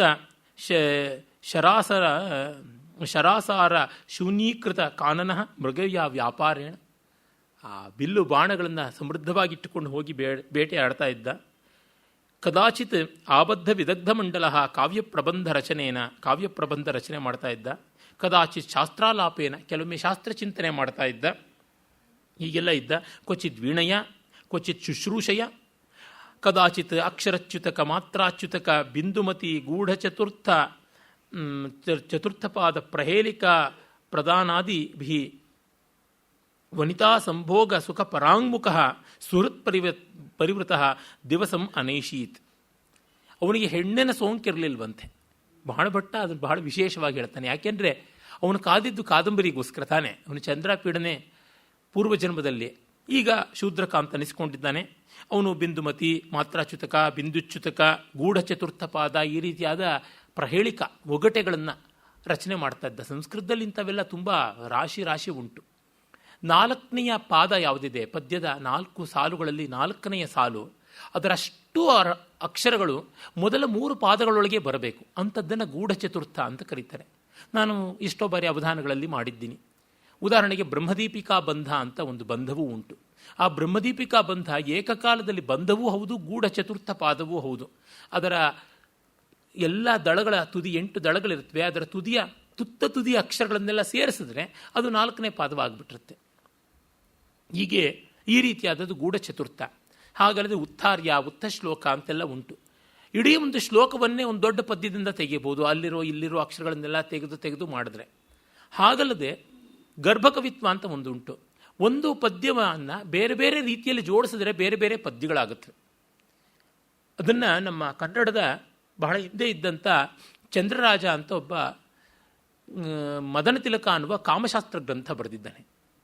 ಕಾಮಶಾಸ್ತ್ರ ಗ್ರಂಥಕ್ಕೂ ಕಾವ್ಯಶಾಸ್ತ್ರ ವಿನೋದಕ್ಕೂ ಎಲ್ಲಿಂದ ಎಲ್ಲಿಗೆ ಸಂಬಂಧ. ಆ ಗ್ರಂಥದಲ್ಲಿ ಅನೇಕ ಚಿತ್ರಕವಿತೆಗಳನ್ನು ಮಾಡಿದ್ದಾನೆ, ಬಗೆ ಬಗೆಯ ಛಂದಸ್ಸುಗಳನ್ನು ಬಳಸಿದ್ದಾನೆ. ಒಂದು ವನಮಂಜರಿ ಛಂದಸ್ಸಿನ 84 ಪದ್ಯಗಳಲ್ಲಿಂದ ಉನ್ಮೀಲನ ಆಗುವಂತೆ ಗರ್ಭಕವಿತ್ವ ಮಾಡಿದ್ದಾನೆ. ಕಾಮಶಾಸ್ತ್ರಕ್ಕೆ ಗರ್ಭಕವಿತ್ವಕ್ಕೆ ಸಂಬಂಧ ಇದೆ ಬಿಡಿ ಅಂತ ಯಾರಾದರೂ ವಿನೋದ ಮಾಡ್ಯಾರು ಇರಲಿ, ಸಂದರ್ಭ ಹೇಗೋ. ಆದರೆ ಹೀಗೆ ಗರ್ಭಕಾವ್ಯಕ್ಕೆ ಕನ್ನಡದವರು ಕೊಡುಗೆ ತುಂಬ ಉಂಟು. ನಾನು ನನ್ನ ಕುಮಾರಾನಿರುದ್ಧ ಪರಿಣಯದಲ್ಲಿ 100-125 ಬೇರೆ ಬೇರೆ ಛಂದಸ್ಸಿನ ಪದ್ಯಗಳು ಹೊಮ್ಮುವಂತೆ ಬೇರೆ ಬೇರೆ ವೃತ್ತಗಳನ್ನು ಮಾಡಿದ್ದೀನಿ, ಗರ್ಭಕವಿತ್ವವನ್ನು ಮಾಡಿದ್ದೀನಿ. ಅದು ಒಂದು ಜಾಡು ಬಂದರೆ ಆಗುತ್ತೆ. ಆಂಧ್ರ ಪ್ರದೇಶದಲ್ಲಿ ತುಂಬ ಬೆಳೀತು. ಆಮೇಲೆ ನಮ್ಮ ಈ ಚಂದ್ರರಾಜ ಮೊದಲಾದವರ ಸ್ಫೂರ್ತಿಯಿಂದ ಗರ್ಭಕಾವ್ಯ ಅಂತ ದೊಡ್ಡ ಪ್ರಕಾರವಾಗಿ ಬೆಳೆಯಿತು. ಈ ಥರದ್ದೆಲ್ಲವನ್ನು ಚಮತ್ಕಾರಗಳನ್ನು ಮಾಡ್ತಾ ಇದ್ದಿದ್ದು ಅಂತ. ಅಂದರೆ ವಿದ್ಯಾ ವಿನೋದ ಬುದ್ಧಿ ಚಮತ್ಕಾರ ನಡೀದೇ ಇದ್ದರೆ ಆಲ್ಝೈಮರ್ಸ್ ಬಂದ್ಬಿಡುತ್ತೆ. ಆ ಭಯಕ್ಕಾದರೂ, ಅಷ್ಟು ನೀರಸವಾದ ಕಾರಣಕ್ಕಾದರೂ ಈ ಕಾಲದವರು ವಿದ್ಯಾ ವಿನೋದಗಳಲ್ಲಿ ತೊಡಗಬೇಕು ಅಂತ. ಬುದ್ಧಿಗೆ ನಿರಂತರವಾದ ಪ್ರೇರಣೆಯನ್ನು ಕೊಡಬೇಕು. ಅದೇ ಸಂದರ್ಭದಲ್ಲಿ ಶುಷ್ಕವೂ ಆಗಬಾರದು, ರಸಮಯವೂ ಆಗಬೇಕು. ಅಂದರೆ ಈ ಥರದ ಚಿತ್ರಕಾವ್ಯಾದಿ ಪ್ರಹೇಲಿಕಾದಿ ವಿನೋದಗಳನ್ನು ನಾವು ನೋಡ್ತೀವಿ. ಪ್ರಹೇಲಿಕಾ, ಪ್ರವಲ್ಲಿಕಾ ಅಂತೆಲ್ಲ ಕರೀತಾರೆ ಒಗಟೆಯನ್ನು. ಅದನ್ನು ಮಾಡ್ತಾ ಇದ್ದ. ಆಗ ಒಂದು ದಿವಸ ಬೆಳಗ್ಗೆ ಒಂದು ಘಟನೆ ಆಯಿತು. ಅದನ್ನು ಹೇಳ್ತಾನೆ ನೋಡಿ. ಅದೊಮ್ಮೆ ಒಂದಿನ ಬೆಳಗ್ಗೆ ಅನ್ನೋದನ್ನು ಬಾಣಭಟ್ಟ ಎಷ್ಟು ವಿಸ್ತರಿಸಿ ಹೇಳಬಲ್ಲ. ಏಕದಾತು ನಾತಿ ದೂರೋದಿತೇ ನವನಲಿನ ದಲ ಸಂಪುಟ ಭಿದಿ ಕಿಂಚಿದುನ್ಮುಕ್ತ ಪಾಟಲಿಂನಿ ಭಗವತಿ ಸಹಸ್ರಮರೀಚಿ ಮಾಲಿನಿ ರಾಜಾನಂ ಆಸ್ಥಾನ ಮಂಡಪಗತಂ ಅಂಗನಾಜನ ವಿರುದ್ಧೇನ ವಾಮಪಾರ್ಶ್ವಾವಲಂಬಿನ ಕೌಕ್ಷೇಯಕೇಣ ಸನ್ನಿಹಿತ ವಿಷಧರೇವ ಚಂದನಲತಾ ಭೀಷಣ ರಮಣೀಯಾಕೃತಿ. ಹೀಗೆ ಮುಂದೆ ಹೋಗುತ್ತದೆ ಆ ಒಬ್ಬ ಪ್ರತಿಹಾರಿಯ ವರ್ಣನೆ. ಒಂದು ದಿವಸ ಬೆಳಗ್ಗೆ, ಆ ಬೆಳಗ್ಗೆ ಎಂಥದ್ದು, ನಾತಿ ದೂರೋದಿತೆ, ಇನ್ನೂ ಸೂರ್ಯ ಮೇಲಕ್ಕೆ ಜಾಸ್ತಿ ಬರದೇ ಇದ್ದಾಗ, ನವನಲಿನ ದಲ ಸಂಪುಟ ಭಿದಿ ಕಿಂಚಿದುನ್ಮುಕ್ತ ಪಾಟಲಿಮ್ನಿ, ಕಮಲದ ಮೊಗ್ಗು ಆ ಅರಳುವ ಮುನ್ನ ಅದರ ತುದಿಯಲ್ಲಿ ಯಾವ ಮಟ್ಟದ ಕೆಂಪಿತ್ತು, ಆ ಮಟ್ಟದ ಗಾಢವಾದ ಕೆಂಪನ ಬಣ್ಣ ಇನ್ನೂ ಸೂರ್ಯನಿಂದ ಹೋಗದೇ ಇದ್ದ ಕಾಲದಲ್ಲಿ ಅಂತ. ಸೂರ್ಯೋದಯ ನೋಡಿರಬೇಕು. ತುಂಬ ಜನ ಸೂರ್ಯವಂಶೀಯರು ಸೂರ್ಯ ಮೇಲೆ ಬಂದ ಮೇಲೇ ಹೇಳ್ತಾರೆ, ನೋಡೋದಿಲ್ಲ. ಅಂದರೆ ಸೂರ್ಯೋದಯ ಆಗುವ ಹೊತ್ತಿನಲ್ಲಿ ಉತ್ತಪ್ತ ಕನಕ ಸಂಕಾಶ ಕಾಂತಿ, ಕುದಿಯುವ ಚಿನ್ನದ ಬಣ್ಣ, ಆ ಮೊಗ್ಗಿನ ಬಣ್ಣ ಹೇಗಿರುತ್ತೆ, ಹೂವಿನ ಬಣ್ಣ ಹೇಗಿರುತ್ತೆ, ಇದನ್ನು ಗಮನಿಸಿರಬೇಕು. ಸಾಮಾನ್ಯಕ್ಕೆ ನೋಡಿ, ಬಣ್ಣ ಬಣ್ಣದ ಹೂಗಳ ಮೊಗ್ಗುಗಳು ಅರಳಿದಾಗ ಅಷ್ಟು ಗಾಢವಾದ ಬಣ್ಣದಲ್ಲಿರೋಲ್ಲ, ಮೊಗ್ಗಿನಲ್ಲಿದ್ದಾಗಿರುವ ಬಣ್ಣದ ತೀವ್ರತೆ ಅಲ್ಲಿರೋಲ್ಲ. ಕಾರಣ ಇಷ್ಟೇ, ಮೊಗ್ಗು ದಳಗಳೆಲ್ಲ ಒತ್ತುಕಟ್ಟಾಗಿ ಸೇರ್ಕೊಂಡಾಗಿರುತ್ತೆ. ಒಂದು ಬಣ್ಣದ ಬಟ್ಟೆ 10 ಮಡಿಕೆ ಮಾಡಿದ್ರೆ ಆ ಬಣ್ಣ ಗಾಢವಾಗುತ್ತೆ. ನೀವು ಅದಕ್ಕೆ ಅಂಗಡಿನಲ್ಲಿ ಬ್ಲೌಸ್ ಪೀಸು ಅಂತ ತಾನುಗಳನ್ನು ಸುತ್ತಿಟ್ಟಿರ್ತಾರೆ, ಅದನ್ನಿಟ್ಟಾಗ ಅದು ಡಾರ್ಕ್ ಅನ್ಸುತ್ತೆ. ತೆಗೆದುಬಿಟ್ಟು ಮೈ ಮೇಲೆ ಹಾಕ್ಕೊಂಡ್ರೆ ಅವರು ಸ್ವಲ್ಪ ಕಪ್ಪು ಬಣ್ಣದವರಾಗಿದ್ದಂತೂ ಸರಿಯೇ ಸರಿ, ಬೇರೆಯೇ ಆಗಿಬಿಡುತ್ತೆ. ಗುಲಾಬಿ ಬಣ್ಣ ನೋಡಿದ್ರೆ ಕಂದು ಬಣ್ಣವಾಗಿ ಕಾಣಿಸ್ಬಿಡುತ್ತೆ, ಹಳದಿ ಬಣ್ಣ ನೋಡಿದ್ರೆ ಹಸಿರು ಬಣ್ಣ ಆಗ್ಬಿಡುತ್ತೆ. ಈ ಕಪ್ಪಿನ ಹಿನ್ನೆಲೆಯಲ್ಲಿ ವರ್ಣಸಂಕರ. ಆ ಬಣ್ಣಗಳ ಗಾಢತ್ವ ಎಂಥದ್ದು, ತಿಳಿತನ ಎಂಥದ್ದು, ಇದನ್ನು ನಾವು ಅರ್ಥ ಮಾಡಿಕೊಳ್ಳಬೇಕಲ್ವ. ಅರಳಿದಂತೆ ತೆಳುವಾಗುತ್ತದೆ, ಮತ್ತೆ ಸೂರ್ಯನ ಬಿಸಿಲು ಬಿದ್ದಂತೆ ಬಣ್ಣ ಮಾಸುತ್ತದೆ. ಇದೆಲ್ಲ ಅವನು ಬಲ್ಲ. ಹಾಗಾಗಿ ನವನಲಿನ ದಲ ಸಂಪುಟ ಭಿದಿ ಕಿಂಚಿದುನ್ಮುಕ್ತ ಪಾಟಲಿಮ್ನಿ, ಹಾಗೆ ಬೆರೆದುಕೊಳ್ತಾ ಅವನು ಸ್ವಲ್ಪ ಗಾಢತೆಯನ್ನು ಕಳ್ಕೊತಾ ಇದೆ ಬಣ್ಣ. ಹಾಗಿದ್ದ ಸೂರ್ಯ ಸಹಸ್ರ ಮರೀಚಿ ಮಾಲಿ, ಸಾವಿರ ಸಾವಿರ ಕಿರಣಗಳ ಸ್ವಾಮಿ ಅವನು ಹೇಳ್ತಾ ಇದ್ದಂತೆ ರಾಜನ ಆಸ್ಥಾನದ ಬಾಗಿಲಲ್ಲಿದ್ದ ಪ್ರತಿಹಾರಿ ಅವಳು ಬರ್ತಾಳೆ. ಅವಳು ಬಂದು ರಾಜನ ಹತ್ರ ಮಂಡಿ ಊರಿ ನಮಸ್ಕಾರ ಮಾಡಿ ಒಬ್ಬಳು ಚಂಡಾಲ ಕನ್ಯಕೆ ಬಂದಿದ್ದಾಳೆ ಅಂತ ಹೇಳಿ ವಿಜ್ಞಾಪಿಸ್ತಾಳೆ. ಅಷ್ಟೇ. ಅವಳು ತುಂಬ ದೇವ ದ್ವಾರಿಸ್ಥಿತ ಸುರಲೋಕ ಮಾರೋಹಿತ ತ್ರಿಶಂಕೋರಿವ ಕುಪಿತ ಶತಮಖ ಹುಂಕಾರ ನಿಪತಿತ ರಾಜಲಕ್ಷ್ಮೀ ದಕ್ಷಿಣಪಥಾದಾಗತ ಚಂಡಾಲ ಕನ್ಯಕಾ. ಅದು ಹೇಳುವುದೂ ಅಷ್ಟೇನೆ. ಅವಳು ಬಂದು, ದೇವ, ವಿಶ್ವಾಮಿತ್ರ ತ್ರಿಶಂಕುವನ್ನು ಸ್ವರ್ಗಕ್ಕೆ ಏರಿಸುವಾಗ ಇಂದ್ರ ಅವನನ್ನು ತಳ್ಳಿದ್ನಲ್ಲ, ಆಗ ಅವನ ಜೊತೆ ಅವನ ರಾಜ್ಯಲಕ್ಷ್ಮಿಯನ್ನು ಹುಂಕಾರದಿಂದ ಇಂದ್ರ ತಳ್ಳಿದನಲ್ಲ, ಆ ತ್ರಿಶಂಕುವಿನ ರಾಜ್ಯಲಕ್ಷ್ಮಿ ಭೂಮಿಗೆ ಬಿದ್ದಳೋ ಎಂಬಂತೆ ತೋರ್ತಾಳೆ ಅಂತ. ತ್ರಿಶಂಕುವಿಗೆ ಚಂಡಾಲತ್ವ ಬಂದಿತ್ತು, ಅವನ ಜೊತೆಯಲ್ಲಿದ್ದ ಕಾರಣ ತ್ರಿಶಂಕುವಿನ ರಾಜಲಕ್ಷ್ಮಿಗೂ ಚಂಡಾಲತ್ವ ಬಂದಿತ್ತು. ಅವಳು ಭೂಮಿಗೆ ಬಿದ್ದರೆ ಹೇಗೋ ಹಾಗೆ ಕಾಣಿಸ್ತಕ್ಕಂಥ ಚಂಡಾಲ ಕನ್ಯಕೆ ಇದ್ದಳು ಅಂತ. ಅವಳು ಕವಿಯತ್ರಿ. ಆದರೆ ಅವಳು ಇಷ್ಟು ಹೇಳೋದಕ್ಕೆ ಏನೇನು ಅವಳ ಬಗ್ಗೆ ಹೇಳ್ತಾನೆ ನೋಡಿ, ಅಷ್ಟು ಫುಲ್ಲಾಗಿ ತೋರಿಸ್ತಾನೆ. ನಿಜವಾಗಲೂ ಈ ಕಾಲದಲ್ಲಿ ಸಿನಿಮಾದಲ್ಲೆಲ್ಲ ಜೂನಿಯರ್ ಆರ್ಟಿಸ್ಟ್ಗಳು ಅಂತ ಹೇಳ್ತಾರೆ. ಅವ್ರಿಗೆ ಪಾಪ ಕ್ಯಾಮ್ರಾದಲ್ಲಿ ಸದಾ ಔಟ್ ಆಫ್ ಫೋಕಸ್ಸು. 500 ಜನ 600 ಜನ ಹಿಂದೆ ಕೂತ್ಕೊಂಡಿದ್ರು ಡಾನ್ಸ್ ಮಾಡ್ತಾ ಇರ್ತಾರೆ, ನಿಂತ್ಕೊಂಡು ಭಿನ್ನಾಣ ತೋರಿಸ್ತಾ ಇರ್ತಾರೆ, ಹೀರೋಯಿನ್ಗಳು ಆ ಪಕ್ಕ ಈ ಪಕ್ಕ. ಇವ್ರಿಗಿಂತ ಚೆನ್ನಾಗಿ ಅವ್ರು ಮಾಡ್ತಾರೆ, ಆದರೆ ಕಾಣಿಸಬಾರ್ದು ಅಂತ ಡಲ್ ಮಾಡ್ತಾರೆ. ಯಾವ ಥರ ಕ್ಯಾಮ್ರಾಗಳ ಲೆನ್ಸ್ಗಳಿರಬೇಕು ಅಂತ ಹೀರೋಗಳೇ ಇಟ್ಕೋತಾರೆ. ನಮ್ಮ ಕನ್ನಡದ ಹೀರೋಗಳು ಸೇರಿದಂತೆ ಕೆಲವು ಹೀರೋಗಳಿಗೆ ಸ್ಪೆಷಲ್ ಕ್ಯಾಮ್ರಾಗಳಿವೆ, ಕೋಟಿಗಟ್ಟಲೆ ಬೆಲೆ ಬಾಳ್ತಕ್ಕಂಥದ್ದು. ಅವುಗಳಿಗೆ ಸ್ಪೆಷಲ್ ಲೆನ್ಸ್ಗಳಿರ್ತವೆ, ಒಂದೊಂದು ಫಿಲ್ಮ್ಗೂ ಲೆನ್ಸನ್ನು ಬದಲಾಯಿಸಬೇಕು, ಅದೇ ತುಂಬ ದುಬಾರಿ, ಲಕ್ಷಗಟ್ಟಲೆ ಅಂತೆಲ್ಲ ಹೇಳ್ತಾರೆ. ಇರಲಿ, ಆಗ ಮಾಡುವಾಗ ಇವರಿಗೆ ಮಾತ್ರ ಫೋಕಸ್ ಆಗೋ ಥರ ಮಾಡ್ತಾರೆ. ಆದರೆ ಬಾಣಭಟ್ಟ ಅಂಥ ಪಕ್ಷಪಾತಿ ಅಲ್ಲ, ಎಲ್ಲರನ್ನೂ ಈಕ್ವಲ್ ಆಗಿ ಫೋಕಸ್ ಮಾಡ್ತಾನೆ. ಅವಳು ನೋಡಿ ಹೇಗಿದ್ದಾಳೆ ಅಂತಂದರೆ, ಪ್ರತಿಹಾರಿ ಬಾಗಿಲು ಕಾಯ್ತಕ್ಕಂಥವಳು ಸೊಂಟದಲ್ಲಿ ಕತ್ತಿ ನೇತಾಡಿಸ್ಕೊಂಡಿದ್ದಾಳೆ. ಹೇಗಿದೆ ಅಂದರೆ, ಸನ್ನಿಹಿತ ವಿಷಭಧರೇವ ಚಂದನಲತಾ ಭೀಷಣ ರಮಣೀಯ ಆಕೃತಿ ಅಂತ. ಚಂದನ ವೃಕ್ಷಕ್ಕೆ ಚಂದನ ಲತೆ ಎಂದು ಬಿಡ್ತಾನೆ ಹೆಣ್ಣಾಗಿದ್ದರಿಂದ. ಹಾವು ಸೇರಿಕೊಂಡಂತೆ ಇವಳ ಬಳುಕು ಬಾಗು ಇರ್ತಕ್ಕಂಥ ಸೊಂಟಕ್ಕೆ ಕತ್ತಿ ಬಂದು ನೇತಾಡ್ತಾ ಇತ್ತು, ಮಿಂಚುಗತ್ತಿ ಬಿಚ್ಚುಗತ್ತಿ ಮಿಸುನಿಸ್ತಾ ಇತ್ತು ಅಂತ ಹೇಳ್ತಾನೆ. ಅವಳು ಭೀಷಣ ರಮಣೀಯ ಆಕೃತಿ. ಮುಂದೆ ಕುವೆಂಪು ಅವರು ಹೇಳ್ತಾರಲ್ಲ, ರುದ್ರ ರಮಣೀಯ, ಆ ತರಹ. ಮತ್ತೆ ಅವಳು ಚೂಡಾಮಣಿ ಪ್ರತಿಬಿಂಬಚ್ಛಲೇನ ರಾಜಾಜ್ಞೇವ ಮೂರ್ತಿಮತಿ ರಾಜಭಿ ಶಿರೋಭಿರುಹ್ಯಮಾನ. ಅವಳು ತಲೆಯಲ್ಲಿ ಚೂಡಾಮಣಿಯನ್ನು ಹಾಕಿಕೊಂಡಿದ್ದಾಳೆ. ಅದು ರಾಜನ ಪ್ರತಿಬಿಂಬ ಆಗ್ತಾ ಇದೆ. ನೋಡಿದ್ರೆ ರಾಜಾಜ್ಞೆಯನ್ನೇ ತಲೆ ಮೇಲೆ ಹೊತ್ತುಕೊಂಡಿದ್ದಾಳ ಅನ್ನುವಂತೆ ಕಾಣಿಸ್ತಾ ಇದೆ. ಅವಳು ಸಾಕಾರವಾದ ರಾಜಾಜ್ಞೆಯಂತೆ ಕಾಣಿಸ್ತಾ ಇದ್ದಾಳೆ. ಶರದಿವ ಕಲಹಂಸ ಧವಲಾಂಬರ, ಶರತ್ಕಾಲದಂತೆ ಕಲಹಂಸಗಳ ಗುಂಪಿನಿಂದ ಕೂಡಿದ ಆಕಾಶದಂತೆ ಇದ್ದಳು ಅಂತ. ಧವಳಾಂಬರ ಅನ್ನುವಾಗ ಧವಳವಾದ ಹಂಸಗಳಿಂದ ಬೆಳ್ಳಗಿರುವ ಶರದಾಕಾಶ ಅಂತ. ಇನ್ನೊಂದು ಅಂಬರ ಅಂದರೆ ಬಟ್ಟೆ, ಬೆಳ್ಳಗಿರುವ ಬಟ್ಟೆಯನ್ನು ಮುಟ್ಟಿದ್ದಾಳೆ, ಚಂದನ ಹಚ್ಚಿಕೊಂಡಿದ್ದಾಳೆ. ಜಾಮದಜ್ಞ ಪರಶುಧಾರೇವ ವಶೀಕೃತ ಸಕಲ ರಾಜಮಂಡಲ. ಪರಶುರಾಮನ ಕೊಡಲಿಯ ತುದಿ ಇದ್ದಂತೆ, ಅಲುಗಿದ್ದಂತೆ ಇವಳು ಎಲ್ಲ ರಾಜರುಗಳನ್ನು ವಶ ಮಾಡಿಕೊಂಡಂತೆ ಕಾಣಿಸ್ತಾಳೆ ಅಂತ. ಯಾಕೆಂದರೆ ಬಾಗಿಲು ಕಾಯ್ತಾ ಬರೋಂಗಿಲ್ಲ ಹೋಗೋಂಗಿಲ್ಲ ಅಂತಂದರೆ ಮುಗೀತಲ್ಲ.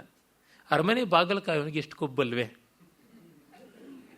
ವಿಂಧ್ಯವನ ಭೂಮಿರಿವ ವೇತ್ರಲತಾವತಿ, ವಿಂಧ್ಯಾರಣ್ಯದ ಹಾಗೆ ವೇತ್ರವ ಲತಾವತಿ ಅಂದರೆ ಬೆತ್ತಗಳಿಂದ ಕೂಡಿದ್ದು ವಿಂಧ್ಯಾರಣ್ಯ. ಇವಳ ಕೈಯಲ್ಲಿ ಒಂದು ಬೆತ್ತ ಹಿಡ್ಕೊಂಡಿದ್ದಾಳೆ. ರಾಜ್ಯಾಧಿದೇವತೆಯವ ವಿಗ್ರಹಿಣಿ, ರಾಜ್ಯದ ಅಧಿದೇವತೆಯೇ ಎಂಬಂತೆ ಬಂದು ಮಂಡಿ ಊರಿ ಕ್ಷಿತಿತ್ತಲ ನಿಹಿತ ಜಾನು ಕರಕಮಲ, ಮಂಡಿ ಊರಿ ಕೈಗಳನ್ನು ನೆಲಕ್ಕೆ ಒತ್ತಿ ಇಟ್ಟು ನಮಸ್ಕಾರ ಮಾಡಿ ಹೇಳ್ತಾಳೆ. ಹೀಗೆ ಚಂಡಾಲ ಕನ್ಯಕೆ ಒಬ್ಬಳು ಬಂದಿದ್ದಾಳೆ. ಸಕಲ ಭುವನ ತಲ ರತ್ನಾನಾಂ ಉದದಿಹಿ ಇವ ಏಕಭಾಜನಂ ದೇವ.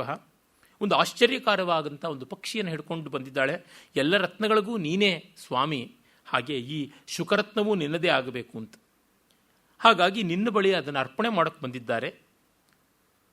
ಹೀಗಾಗಿ ಏತದಾಕರ್ಣ್ಯ ದೇವ ಪ್ರಮಾಣಂ, ನಿಮಗೆ ಸುದ್ದಿ ತಲುಪಿಸಿದ್ದೀನಿ, ಇನ್ನು ನಿಮ್ಮಿಚ್ಛೆ, ನಿಮ್ಮ ಚಿತ್ತ, ಏನು ಬೇಕಾದರೂ ಮಾಡ್ಬೋದು. ಎಲ್ಲ ಹೇಳೋದು ಹೇಳಿ ಸ್ವಾಮಿ ನಿಮ್ಮಿಚ್ಛೆ ಅಂತ ಅನ್ಬೇಕು. ಹಾಗಾಗದೇ ಇದ್ರೆ ಸೇವಾ ಧರ್ಮ ಆಗೋದಿಲ್ವಲ್ಲ. ನಮ್ಮದಾದ ಎಷ್ಟು ಒರಿಜಿನಲ್ ಸಜೆಷನ್ಸ್ ಕೊಟ್ಟರು ಬಾಸ್ಗೆ, ಕಡೆಗೆ ಇದೆಲ್ಲ ನಿಮ್ಮ ಮಹಾಬುದ್ಧಿಗೆ ಹೊಳೆಯುವಂಥದ್ದೇ, ಆಕಸ್ಮಿಕವಾಗಿ ನಮಗೂ ಹೊಳೆದಿರೋದನ್ನು ನಿಮಗೆ ಜ್ಞಾಪಿಸ್ತಾ ಇದ್ದೀವಿ ಅಂತ ಹೇಳಿ ಕೈ ಕಟ್ಕೊಂಡು ಕೂತ್ಕೊಳ್ಬೇಕು. ಪಂಚತಂತ್ರದಲ್ಲಿ ಪಿಂಗಳಕನ ಹತ್ತಿರ ಹೇಗೆ ನಡ್ಕೊಳ್ಬೇಕು ಅಂತ ಕರಟಕ ದಮನಕರು ಮಾತಾಡ್ಕೋತಾರೆ. ಹಾಗೆ ಇದು ಕೋದೋಷ ಪ್ರವೇಶ್ಯತ, ಏನೀಗ ತಪ್ಪು, ಕಳಿಸು ಅಂತ. ಆಗ ಅವಳು ಬರ್ತಾಳೆ.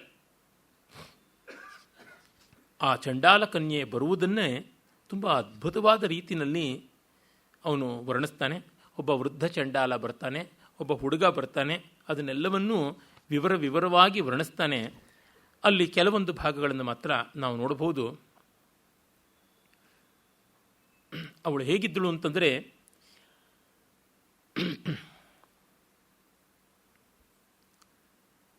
ಅಸುರ ಗೃಹೀತಾಮೃತಾಪಹರಣ ಕೃತ ಕಪಟ ಪಟು ವಿಲಾಸಿನಿ ವೇಷಸ್ಯ ಶ್ಯಾಮತೆಯ ಭಗವತೋ ಹರೇರಿವ ಅನುಕುರ್ವತೀಂ. ದೇವತೆಗಳ ಕಡೆಗೆ ಅಮೃತ ತಂದುಕೊಡಬೇಕು, ರಾಕ್ಷಸರಿಗೆ ತಂದುಕೊಡಬಾರದು ಅಂತ ಶ್ಯಾಮಸುಂದರನಾದ ನಾರಾಯಣನೇ ಮೋಹಿನಿ ವೇಷ ತಾಳದನಲ್ಲ, ಅವನೇ ಬಂದಿದಾನೋ ಎಂಬಂತೆ. ಸಂಚಾರಣೀಮಿವ ಇಂದ್ರನೀಲ ಮಣಿಪುತ್ರಿಕಾಂ, ಓಡಾಡುವ ಇಂದ್ರನೀಲ ಮಣಿಯ ಶಿಲಾಬಾಲಿಕೆಯೋ ಎಂಬಂತೆ ಇದ್ದಳು ಅಂತ. ಇಂದ್ರನೀಲ, ಆ ಕಪ್ಪು ಬಣ್ಣ, ಬ್ಲ್ಯಾಕ್ ಈಸ್ ಬ್ಯೂಟಿ ಅನ್ನೋದನ್ನು ಬಾಣಭಟ್ಟ ಹೇಳ್ತಾ ಇದ್ದಾನೆ ನೋಡಿ. ಇದು ಅವಳ ಚಂಡಾಲತ್ವದ ಕಪ್ಪು ಬಣ್ಣವನ್ನು ತಿರಸ್ಕರಿಸ್ತಾ ಇಲ್ಲ, ಪುರಸ್ಕರಿಸ್ತಾ ಇದ್ದಾನೆ. ಬಾಣಭಟ್ಟನ ಮಹನೀಯತೆಯನ್ನು ನಾವಿಲ್ಲಿ ನೋಡಬೇಕು. ಕಪ್ಪಿನಲ್ಲಿ ಎಂಥ ಸೌಂದರ್ಯ ಇರಬಹುದು ಅಂತ ತೋರಿಸ್ತಾನೆ. ಸಂಚಾರಣೀಮೇವ ಇಂದ್ರನೀಲ ಮಣಿ ಪುತ್ರಿಕಾಂ ಗುಲ್ಫಾವಲಂಬಿ ನೀಲ ಕಂಚುಕೇನ ಅವಚ್ಛನ್ನ ಶರೀರಾಂ. ಹಿಮ್ಮಡಿಯವರೆಗೂ ಕೂಡ ತಲೆ ಮೇಲಿಂದ ಕೆಂಪು ಬಣ್ಣದ ಅಂಶುಕ, ಬಹಳ ಸುಂದರವಾದ ಕೆಂಪು ಬಣ್ಣದ ಅಂಶುಕ ಅಂದರೆ ಉತ್ತರೀಯ ದುಕೂಲ ಇತ್ತು. ಉಪರಿ ರಕ್ತಾಂಶುಕ ರಚಿತ ಅವಗುಂಠನಾಂ ನೀಲೋತ್ಪಲ ಸ್ಥಲೀಮಿವ ನಿಪಾತಿತ ಸಂಧ್ಯಾತಪಾಂ. ಇದು ಅತ್ಯದ್ಭುತವಾದ ಕಲ್ಪನೆ. ಆ ಚಂಡಾಲ ಕನ್ಯಕೆ ಕಪ್ಪು ಬಣ್ಣದವಳು, ಕನ್ನೈದಿಲೆಗಳ ಬಣ್ಣ. ಇನ್ನು ಅವಳು ಮುಸುಕು ಹಾಕ್ಕೊಂಡಿರ್ತಕ್ಕಂಥದ್ದು ತೆಳ್ಳಗಿನ ಒಳ್ಳೆ ಬೆಂಕಿಯ ಬಣ್ಣದ ದುಕೂಲ. ಅದು ಹೇಗೆ ಕಾಣಿಸ್ತಾ ಇತ್ತು ಅಂದರೆ, ಕನ್ನೈದಿಲೆಗಳ ಸರೋವರದ ಮೇಲೆ ಪ್ರಾತಃಸಾಯಂ ಸಂಧ್ಯೆಗಳ ಸೂರ್ಯಕಾಂತಿ ಬಿದ್ದಂತೆ ತೋರ್ತಾ ಇತ್ತು ಅಂತ ನೋಡಿ. ಕನ್ನೈದಿಲೆಗಳ ಸರೋವರವನ್ನು ಕಲ್ಪಿಸಿಕೊಳ್ಬೇಕು. ಅದರಿಂದ ಸರೋವರವೇ ಗಾಢವಾದ ನೀಲಿಗಪ್ಪು ಬಣ್ಣಕ್ಕೆ ಬಂದಿದೆ.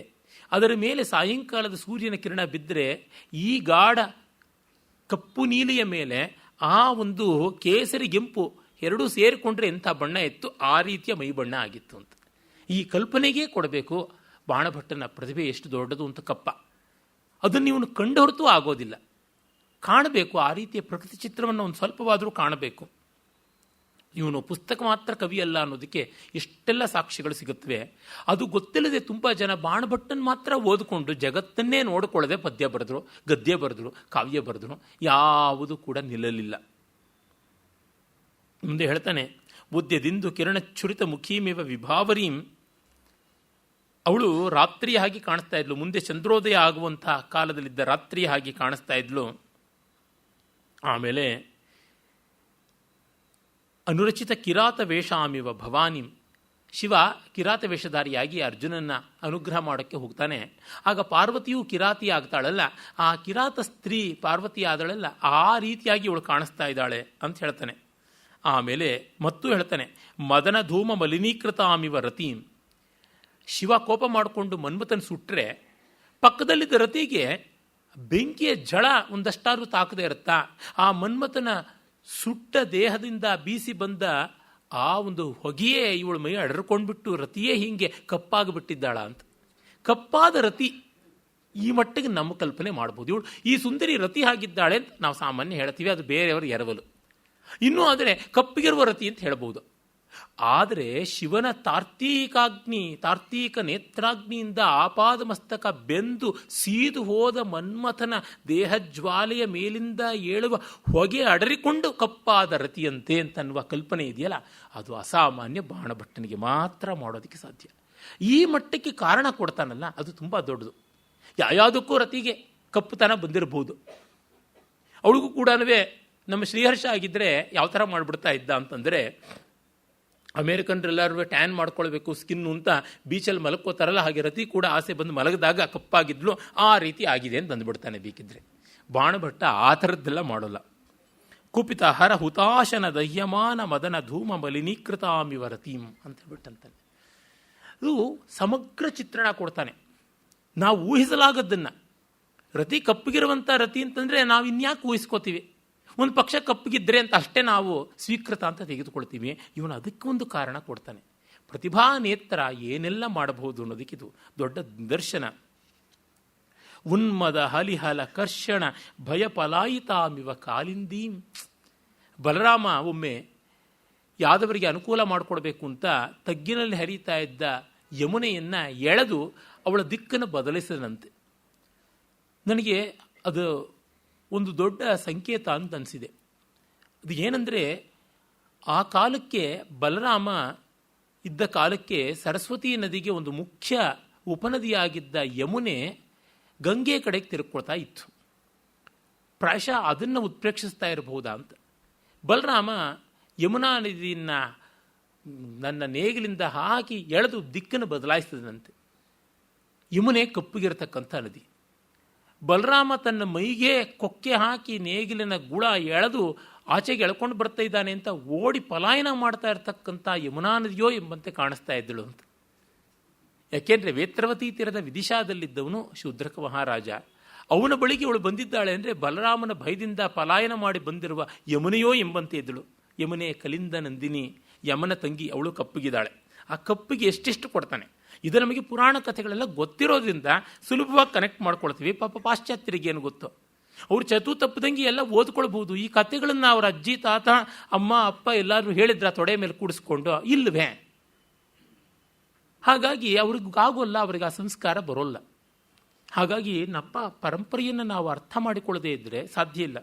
ಈಚೆಗೆ ಯಾವುದೋ ಒಂದು ಸಂದರ್ಶನಕ್ಕಾಗಿ ನನ್ನನ್ನು ಕೇಳಿದ್ರು, ಸಂಸ್ಕೃತದಲ್ಲಿ ಮಾಡಿಕೊಡಿ ನೀವೇ ಸಂದರ್ಶನ, ನಿಮ್ಮ ಸಂದರ್ಶನಕ್ಕೆ ಕೆಲವು ಪ್ರಶ್ನೆ ಕಳಿಸ್ತೀವಿ ಅಂತ. ನಿಮ್ಮ ಸಂಸ್ಕೃತಾಭ್ಯಾಸ ಯಾವಾಗ ಆರಂಭವಾಯಿತು ಅಂತ ಅವರು ರಾಧಾವಲ್ಲಭ ತ್ರಿಪಾಠಿಗಳು ಒಂದು ಪ್ರಶ್ನೆ ಕೇಳಿದ್ದಾರೆ. ನಾನು ಅದಕ್ಕೆ ನನ್ನ ಸಂಸ್ಕೃತಾಭ್ಯಾಸ ಪ್ರಾಯಶಃ ಹುಟ್ಟಿನಿಂದ ಮೊದಲಾಯಿತು ಅನಿಸುತ್ತೆ. ಜ್ಞಾತಪೂರ್ವಕವಾಗಿ 5ನೇ ವಯಸ್ಸಿಂದ ಶುರು ಆಗುತ್ತೆ ಅನಿಸುತ್ತೆ. ಎಂದು ನಾನು ವ್ಯಾಸ ಮಹಾಭಾರತದ ಕಥೆಗಳನ್ನು ಓದೋಕ್ಕೆ ಶುರು ಮಾಡಿದ್ನು, ರಾಮಾಯಣದ ಕಥೆಗಳನ್ನು ನಮ್ಮ ತಂದೆ ಹೇಳೋಕ್ಕೆ ಶುರು ಮಾಡಿದ್ರು, ಪಂಚತಂತ್ರದ ಕಥೆಗಳನ್ನು ತಾಯಿ ಹೇಳೋಕ್ಕೆ ಶುರು ಮಾಡಿದ್ರು, ಎಂದು ನಮ್ಮ ಸಂಗೀತಾದಿಗಳನ್ನೆಲ್ಲ ರಾಗಾದಿಗಳನ್ನೆಲ್ಲ ನಾನು ಆಸ್ವಾದ ಮಾಡೋಕ್ಕೆ ಶುರು ಮಾಡಿದ್ನು, ಅಂದಿಂದಲೇ ಸಂಸ್ಕೃತ ಅಭ್ಯಾಸ ಆಯಿತು ಅಂತ. ಇವೆಲ್ಲ ಇಲ್ಲದೆ ಸಂಸ್ಕೃತಾಭ್ಯಾಸ ಎಂಥದ್ದು? ಬರೀ ಐವಂಡ್ರಲ್ಲೋಕ್ಕೇನ ಸಂಸ್ಕೃತ? ಏಷ ಬಾಲಃ ಗಚ್ಚತಿ ಅಯಮಿಹ ಗಚ್ಚಾಮಿ ಇಷ್ಟೇನ ಅಪಿ ಕುಶಲಂ ತವ ನಾಮ ಕಿಂ ಮಮ ನಾಮ ಏತತ್ ಧನ್ಯವಾದ ಪುನರ್ಮಿಲಾಮಃ. ಇದೇನಾ ಸಂಸ್ಕೃತ? ತಪ್ಪಲ್ಲ. ಅಂದರೆ ಸಂಸ್ಕೃತ ಅಂದರೆ ನೃತ್ಯ, ಗೀತ, ವಾದ್ಯ, ಪುರಾಣ, ರಂಗೋಲಿ ಎಲ್ಲ ಸೇರಿಕೊಂಡು ಬರ್ತಕ್ಕಂಥದ್ದು. ಇಂದು ಅಷ್ಟೇ ಎಷ್ಟೋ ಬಾರಿ ನಾನು ಹೇಳಿದ್ದೀನಿ, ಒಬ್ಬ ಸಂಸ್ಕೃತ ಗೊತ್ತಿದೆ ಅಂತ ಒಬ್ಬನಿಗೆ ಹೇಳಿದ ತಕ್ಷಣ, ಮೊನ್ನೆ ಯಾರೋ ನಿಮ್ಮ ಸಂಸ್ಕೃತ ಗೊತ್ತಿದೆಯಾ ಅಂತ ಕೇಳಿದ್ರು. ಗೊತ್ತಿದೆ ಅಂತಂದೆ. ಶಾಸ್ತ್ರ ಹೇಳ್ತೀರಾ ಅಂತ ಕೇಳಿದ್ರು. ಶಾಸ್ತ್ರ ಅಂದರೆ ಜ್ಯೋತಿಷ ಅಂತ. ಅದೊಂದೇ ಶಾಸ್ತ್ರ, ವೇದಾಂತವೂ ಅಲ್ಲ, ವ್ಯಾಕರಣವೂ ಅಲ್ಲ. ಸಂಸ್ಕೃತ ಗೊತ್ತಿದೆಯಾ ಅಂದರೆ ಸಂಗೀತಗಾರ ಯಾರೋ ಕೇಳ್ತಾರೆ, ಕೋಹಲ ಅಂತೆ, ಅವನು ಏನು ಹೇಳ್ತಾನೆ ರಾಗದ ಬಗ್ಗೆ ಅದನ್ನು ತಿಳಿಸ್ಕೊಡಿ. ಹೆಜ್ಜುಜ್ಜಿ ಅನ್ನೋ ರಾಗ ಅಂದರೆ ಏನು? ಮತ್ತಿನ್ಯಾರು ಸಂಸ್ಕೃತ ಗೊತ್ತಿದೆ ಅಂತಂದರೆ ವಾಗ್ಭಟನ ಬಗ್ಗೆ ಕೇಳ್ತಾರೆ. ವೇದಾಂತವನ್ನಂತೂ ಕೇಳದೇ ಇರೋದೇ ಇಲ್ಲ. ಸಂಸ್ಕೃತ ಅಂದರೆ ವೇದಾಂತ ಅಂತ ಅಂದ್ಕೊಂಡಿದ್ದಾರೆ. ಅಂದರೆ ಒಬ್ಬ ಸಂಸ್ಕೃತಜ್ಞನಾದವನು ಇಂಗ್ಲೀಷ್ ಭಾಷೆಯಲ್ಲಿ ನೋಡೋದಿದ್ದರೆ ಡಾಕ್ಟರ್ ಆಗಿರಬೇಕು, ಮೆಟೀರಿಯಾ ಎಲ್ಲ ಗೊತ್ತಿರತಕ್ಕಂಥ ಫಾರ್ಮೋಕೋಪಿಯ ತಿಳ್ಕೊಂಡವನಾಗಿರಬೇಕು, ಅಸ್ಟ್ರಾನಮರ್ ಆಗಿರಬೇಕು, ಮ್ಯೂಸಿಕಾಲಜಿಸ್ಟ್ ಆಗಿರಬೇಕು, ಡ್ಯಾನ್ಸಿಯಾಲಜಿಸ್ಟ್ ಆಗಿರಬೇಕು, ಮತ್ತು ಫಿಲಾಸಫರ್ ಆಗಿರಬೇಕು, ಗ್ರಮೇರಿಯನ್ ಆಗಿರಬೇಕು, ಎಷ್ಟೆಲ್ಲ ಆಗಿರಬೇಕು. ಅಂದರೆ ಇವೆಲ್ಲ ಇಂಗ್ಲೀಷ್ ವಿದ್ಯೆಗಳ ಪ್ರಕಾರ ಬೇರೆ ಬೇರೆ ಶಾಖೆಗಳು. ಈಗ ಇಂಗ್ಲೀಷ್ ಪ್ರೊಫೆಸರ್ ಹತ್ರ ಹೋಗ್ಬಿಟ್ಟಿದ್ದನವೇ ನೀವು ಹೆಗಲ್ಗೂ ಕ್ಯಾಂಟ್ಗೂ ಏನು ವ್ಯತ್ಯಾಸ ಅಂತ ಕೇಳಿದ್ರೆ ಏನು ಹೇಳ್ತಾನೆ? ನೀವು ಹೋಗ್ಬಿಟ್ಟು ಫಿಲಾಸಫಿ ಡಿಪಾರ್ಟ್ಮೆಂಟಲ್ಲಿ ಕೇಳಿ ಅಂತಾನೆ. ಒಬ್ಬ ಕನ್ನಡ ಮೇಸ್ಟ್ರಿಗೆ ಹೋಗ್ಬಿಟ್ಟಿದ್ದನುವೇ ನಾವು ಕೇಳಿದ್ರೆ ಶಂಕರಾಭರಣಕ್ಕೂ ಆರಭಿಗೂ ಏನು ವ್ಯತ್ಯಾಸ ಅಂದರೆ ಸಂಗೀತ ಡಿಪಾರ್ಟ್ಮೆಂಟ್ಗೆ ಹೋಗಿ ಕೇಳಿ ಅಂತಾರೆ. ಅಷ್ಟಾದರೂ ಗೊತ್ತಿರಬೇಕು ಅದರ ಆಗ ಅಂತ. ಯಾವುದೋ ದೇವಸ್ಥಾನದಲ್ಲಿ ಹೋಗಿ ಕೇಳಿ ಶಿವನಿಗೆ ಏನಾದ್ರು ಅಲಂಕಾರ ಮಾಡ್ತಾರಾ ಅಂತ. ಆರಭಿ ಅಲ್ಲ, ಅದು ಆರಂಭ ಅಂತ ಇರಬೇಕು ಅಂತ ಹೀಗೇನಾದ್ರು ಹೇಳಿಯಾರು ಅನ್ಸುತ್ತೆ. ಅಂದರೆ ಇವೆಲ್ಲವನ್ನ ತಿಳಿದವನಾಗಿರಬೇಕು ಅನ್ನೋ ಅರ್ಥದಲ್ಲಿ ನೋಡಿದಾಗ ನಮ್ಮ ಸಂಸ್ಕೃತದ ಜ್ಞಾನ ಅನ್ನುವುದು ಭಾರತೀಯ ಸಂಸ್ಕೃತಿಯ ಜ್ಞಾನವೇ ಆಗಿರತಕ್ಕಂಥದ್ದು ಅಂತ ಗೊತ್ತಾಗುತ್ತದೆ. ಬಾಣ ಆ ಬಗೆಯಲ್ಲಿರ್ತಕ್ಕಂಥವನು. ಮತ್ತೆ ಹೇಳ್ತಾನೆ, ಮಹಿಷಾಸುರ ರುಧಿರ ರಕ್ತ ಚರಣಾಮಿವ ಕಾತ್ಯಾಯನೀಂ. ಅವಳು ಕಾಲಿಗೆ ಕೆಂಪಾಗಿರ್ತಕ್ಕಂಥ ಅಲತಿಗೆ ಹಚ್ಚಿಕೊಂಡಿದ್ದಾಳೆ. ಅತಿ ಬಹಳ ಪಿಂಡಾಲಕ್ತಕ ರಸ ರಾಗ ಪಲ್ಲವಿತ ಪಾದ ಪಂಕಜಾಂ ಅಚಿರ ಮೃದಿತ ಮಹಿಷಾಸುರ ರುಧಿರ ರಕ್ತ ಚರಣಾಮಿವ ಕಾತ್ಯಾಯನೀಂ. ಕಾತ್ಯಾಯಿನಿ ಹಾಗಿದ್ದಳು ಅಂದರೆ ಆಯಿತು, ಕಾತ್ಯಾಯಿನಿ ಕಪ್ಪು ಬಣ್ಣದವಳು. ಆದರೆ ಅವಳು ಕಾಲಿಗೆ ಅಲತಿಗೆ ಹಚ್ಚಿಕೊಂಡಿದ್ದಾಳೆ, ಕೆಂಪಿಗೆ. ಅದು ಗಾಢವಾಗಿ ಹಚ್ಕೊಂಡಿದ್ದಾಳೆ.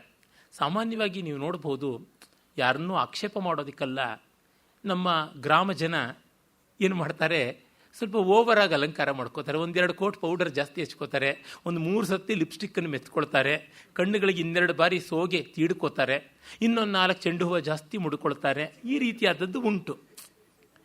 ಹಾಗೆ ಇವಳು ಕಾಲಿಗೆ ಸಿಕ್ಕಿದ್ದೇ ಚಾನ್ಸು ಅಂತ ಅಲತಿಗೇನು ಯದ್ವಾ ತದ್ವಾ ಹಚ್ಕೊಂಡಿದ್ದಾಳೆ. ಅದು ಹೇಗೆ ಕಾಣಿಸ್ತಾ ಇದೆ ಅಂದರೆ, ಈ ಕ್ಷಣವೇ ಮಹಿಷಾಸುರನನ್ನು ಮರ್ದಿಸಿ ಬಂದ ಕಾತ್ಯಾಯಿನಿ ಅಂತೆ ಕಾಣ್ತಾಳೆ ಅಂತ. ಎಷ್ಟು ಚೆನ್ನಾಗಿದೆ ನೋಡಿ. ಅಚಿರ ಮೃದಿತ ಮಹಿಷಾಸುರ ರುಧಿರ ರಕ್ತಚರಣಾಮಿವ ಕಾತ್ಯಾಯಿನಿ. ಮಹಿಷಾಸುರನ್ನ ಅವನ ತುಳಿದು ಮರ್ದನ ಮಾಡಿದ್ದಾಳೆ. ಮಹಿಷಾಸುರ ಮರ್ದನಿ ಅಂತ ಅನ್ನೋದನ್ನು, ಕಾಲಿಗೆ ಎಷ್ಟು ರಕ್ತ ಅಂಟುಕೊಂಡಿರಬೇಕು. ಕಪ್ಪು ಬಣ್ಣದ ಕಾತ್ಯಾಯಿನಿ ಆ ಕಪ್ಪು ಬಣ್ಣವನ್ನು ಮರೆಸಿ ಧಗದ್ಧಗಾಯಮಾನವಾಗಿ ಸ್ಕಾರ್ಲೆಟ್ ರೆಡ್ ಅಂಟುಕೊಳ್ಬೇಕು ಅಂದರೆ ಅದು ಹೆಂಗೆ ಕುಣಿದಿರಬೇಕು. ಹಾಗೆ ಕುಣಿದು ವನಪು ವಯ್ಯಾರಗಳಿಂದ ಇತ್ತ ಕಡೆಗೆ ಪರಮೇಶ್ವರನ ಸನ್ನಿಧಿಗೆ ಬಂದಿರಬೇಕು ಕಾತ್ಯಾಯಿನಿ. ಅಂದರೆ ಒಂದು ಚಂಡಾಲ ಕನ್ಯಕೆ ಎನ್ನುವ ಮೂಲಕವಾಗಿ ಎಷ್ಟು ಪ್ರಪಂಚಗಳಿಗೆ ಹೋಗಿ ಬರ್ತಾನೆ. ಒಂದು ಸತಿ ವಿಂಧ್ಯಾರಣ್ಯಕ್ಕೆ ಹೋಗ್ತಾನೆ, ಇನ್ನೊಂದು ಸತಿ ಸಂಧ್ಯಾತಪಕ್ಕೆ ಹೋಗಿ ಬರ್ತಾನೆ, ಮತ್ತೊಂದು ಸತಿ ಕಾತ್ಯಾಯಿನಿ ಬಳಿಗೆ ಹೋಗ್ತಾನೆ, ಒಂದು ಸತಿ ಮೋಹಿನಿ ಆಗ್ತಾನೆ. ಎಷ್ಟು ಮಾಡ್ತಾನೆ. ಬಾಣಭಟ್ಟನ ಒಂದು ವಾಕ್ಯ ಒಂದು ವಿಶ್ವಕೋಶ. ಇದನ್ನು ನಿಧಾನಕ್ಕೆ ಹೆಜ್ಜೆ ಹೆಜ್ಜೆಗೂ ಮಂದವಾಗಿ ಹೋಗ್ತಾ ಬರಬೇಕು. ಅದು ಬಿಟ್ಟು ಅವಸರದ ಅಡಿಗೆ ಮಾಡಿದ್ರೆ ಏನೂ ಸಿಗುವಂಥದ್ದಲ್ಲ. ಮತ್ತೆ ಹೇಳ್ತಾನೆ, ಅತಿ ಕಠಿಣ ಮಣಿಕುಟ್ಟಿಮ ಸ್ಪರ್ಶಂ ಅಸಹಮಾನಾಂ ಚಿತ್ತತಲೆ ಪಲ್ಲವ ಭಂಗಾನಿವ ನಿಧಾಯ ಸಂಚರಂತೀಂ. ಆ ಕಠೋರವಾದ ನೆಲದ ಮೇಲೆ ಎಚ್ಚರಿಕೆಯಿಂದ ಇವಳು ನಡೀತಾ ಇದ್ದರೆ ಚಿಗುರಿನಂಥ ಪಾದಗಳು ಚಿಮ್ಮುತ್ತಾ ಇವೆ ರಕ್ತ ಅನ್ನುವಂತೆ ಕಾಣಿಸ್ತಾ ಇತ್ತು. ಮತ್ತೆ ಹೇಳ್ತಾನೆ, ಇದು ಅದ್ಭುತವಾದ ವಾಕ್ಯ ಖಂಡಿಕೆ. ಅಪಿಂಜರೇಣೋತ್ಸರ್ಪಿಣ ನೂಪುರ ಮಣೀನಾಂ ಪ್ರಭಾಜಾಲೇನ ರಂಜಿತ ಶರೀರತೆಯ ಪಾವಕೇನೇವ ಭಗವತಾ ರೂಪಯೇವ ಪಕ್ಷಪಾತಿತ ಪ್ರಜಾಪತಿಂ ಅಪ್ರಮಾಣೀ ಕುರ್ವತ ಜಾತಿ ಸಂಶೋಧನಾರ್ಥಂ ಆಲಿಂಗಿತ ದೇಹಾಂ. ಕಾಲಿಗೆ ಬಂಗಾರದ ನೂಪುರ ಹಾಕಿಕೊಂಡಿದ್ದಾಳೆ. ಆ ಬಂಗಾರದ ಗೆಜ್ಜೆಗಳ ಕಾಂತಿ ಬಾಲಸೂರ್ಯ, ಅದು ಗಮನದಲ್ಲಿ ಇಟ್ಕೊಳ್ಬೇಕು. ಇವಳು ಬಂದಿರೋದು ಬೆಳಗ್ಗೆ. ಏಕದಾತು ನಾತಿ ದೂರೋದಿತೇ ಭಗವತಿ ಸಹಸ್ರ ಮರೀಚಿ ಮಾಲಿನಿ ನವನಲಿನ ಸಂಪುಟ ಬಿದಿ ಕಿಂಚಿದುನ್ಮುಕ್ತ ಪಾಟಲಿಮ್ನಿ ಹೇಳಿದ್ನಲ್ಲ, ಆ ಒಂದು ಬಂಗಾರದ ಬಣ್ಣದ ಸೂರ್ಯನ ಕಾಂತಿ ಇವಳ ಮಂಜೀರಗಳ ಮೇಲೆ ಪ್ರವಹಿಸಿ ಅದು ಮತ್ತೆ ಉನ್ಮುಖವಾದ ಕಾಂತಿ ಛಟಾ ಪುಂಜವನ್ನು ಕೊಟ್ಟಿದೆ. ಕಾಂತಿ ಸಮುದ್ರವೇ ಮೇಲಕ್ಕೆ ಚಿಮ್ಮುತ್ತಾ ಇದೆ. ನೋಡಿದ್ರೆ ಕಾಂತಿ ಜ್ವಾಲೆಗಳಂತೆ ಕಾಣ್ತಾ ಇದೆ. ಕಂಡ್ರೆ ಇವಳು ಚಂಡಾಲ ರೂಪವಾಗಿ ಬಂದಿದ್ದಾಳಲ್ಲ, ಬ್ರಹ್ಮ ಏನು ಅನ್ಯಾಯ ಮಾಡಿದ ಈ ಸೌಂದರ್ಯಕ್ಕೆ, ನಾನು ಇವಳನ್ನು ಪುಟ ಹಾಕಿದ ಬಂಗಾರದಂತೆ ಶುದ್ಧ ಮಾಡ್ತೀನಿ ಅಂತ ಅಗ್ನಿದೇವನೇ ಜ್ವಾಲಾಮಾಲ ಮನೋಹರವಾಗಿ ಇವಳನ್ನು ಆವರಿಸಿಕೊಂಡಿದ್ದಾನ ಅನ್ನುವಂತೆ ತೋರ್ತಾ ಇತ್ತು ಅಂತ ಮಾಡ್ತಾನೆ. ಈ ಕಲ್ಪನೆ ಅಸಾಮಾನ್ಯವಾದದ್ದು. ಇದನ್ನು ಇವನವ್ರು ಕೇಳಿದ್ರೆ ಅಬ್ರಹ್ಮಣ್ಯಂ ಇದು ಜಾತಿಯನ್ನು ಕೀಳು ಮಾಡತಕ್ಕಂಥದ್ದು ಅಂತಾರೆ. ಅವರಿಗೆ ಬಾಣಭಟ್ಟನ ಸ್ವಾರಸ್ಯ ಗೊತ್ತಾಗೋದಿಲ್ಲ ಅಂತಷ್ಟೇನೆ. ಆಮೇಲೆ ಅತಿಸ್ಥೂಲ ಮುಕ್ತಾಫಲ ಘಟಿತೇನ ಶುಚಿನಾ ಹಾರೇಣ ಗಂಗಾಸ್ರೋತ ಸೇವ ಕಾಲಿಂದಿ ಶಂಕೆಯ ಕೃತ ಕಂಠಗ್ರಹಾಂ. ದಪ್ಪ ಮುತ್ತಿನ ಮಣಿಗಳ ಹಾರವನ್ನು ಕೊರಳಿಗೆ ಹಾಕಿಕೊಂಡಿದ್ದಾಳೆ. ಅದು ನೋಡಿದರೆ ಬೆಳ್ಳಗಿರೋದು ಅವಳ ದೇಹದ ಕಾರ್ಗಪ್ಪಿನಿಂದಾಗಿ ಒಂದು ರೀತಿ ಕಪ್ಪು ನೀಲಿ ಬಣ್ಣದಲ್ಲಿ ಕಾಣಿಸಿ ಕೊರಳಿಗೆ ಗಂಗೆ ಹಾಕ್ಕೊಂಡಿದ್ದು ಯಮುನೆ ಆಗ್ತಾ ಇದೆಯಾ ಅನ್ನುವಂತೆ ತೋರಿಸ್ತಾ ಇತ್ತು. ಗಂಗೆಯ ಝರಿ ಯಮುನೆಯ ಝರಿ ಅಂತೆ ಕಾಣಿಸ್ತಿತ್ತು. ಇಂದು ನೀವು ಪ್ರಯಾಗದಲ್ಲಿ ಕಾಣಬಹುದು, ಯಮುನೆ ದಟ್ಟ ನೀಲಿ ಬಣ್ಣದಲ್ಲಿರ್ತಕ್ಕಂಥದ್ದು. ಶರದಮೇವ ವಿಕಸಿತ ಪುಂಡರೀಕ ಲೋಚನಾಂ. ಶರತ್ಕಾಲದಂತೆ ಬೆಳ್ಳಗಿರ್ತಕ್ಕಂಥ ತಾವರೆಗಳಿಂದ ತುಂಬಿದ ಹಾಗೆ ಇವಳ ಕಣ್ಣು ಬೆಳ್ಳಗೆ, ಆ ಬಿಳಿ ಗುಡ್ಡೆಗಳು ನಿರ್ಮಲವಾಗಿ ಕಾಣಿಸ್ತಾ ಇದ್ಲು. ಯಾವುದೇ ರೀತಿ ಮದ್ಯಪಾನಾದಿಗಳಿಂದ ಆರಕ್ತ ನೇತ್ರವಾಗಿರಲಿಲ್ಲ. ಪ್ರಾವೃಷಮಿವ ಘನಕೇಶ ಜಾಲಾಂ.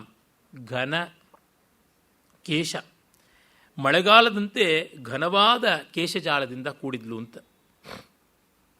ಅಲ್ಲಿ ಸ್ವಾರಸ್ಯ ಏನಂತಂದರೆ, ಘನ ಕ ಈಶ ಜಾಲ, ಘನ ಮೋಡದ ಕ ನೀರಿನ ಸ್ವಾಮಿತ್ವದ ಜಾಲ ಅಲ್ಲಿತ್ತು ಅಂತ. ಹೀಗೆ ಬೇರೆ ಬೇರೆ ಬೇರೆ ಬೇರೆ ಅಲಂಕಾರಗಳು ಮಾಡ್ಕೊಂಡು ಬರ್ತಾರೆ. ನಕ್ಷತ್ರ ಮಾಲಾಮಿವ ಚಿತ್ರಶ್ರವಣಾಭರಣ ಭೂಷಿತಾಮ್ ಅಂತ. ಇವಳು ನಕ್ಷತ್ರ ಮಾಲೆಯಂತೆ ಚಿತ್ರಶ್ರವಣಾಲಂಕಾರದಿಂದ ಕೂಡಿದಳು ಅಂತ. ಆಶ್ಚರ್ಯಕಾರವಾಗುವಂತೆ ನಿಬ್ಬೆರಗಾಗುವಂಥ ರೀತಿ ಕರ್ಣಾಭರಣ.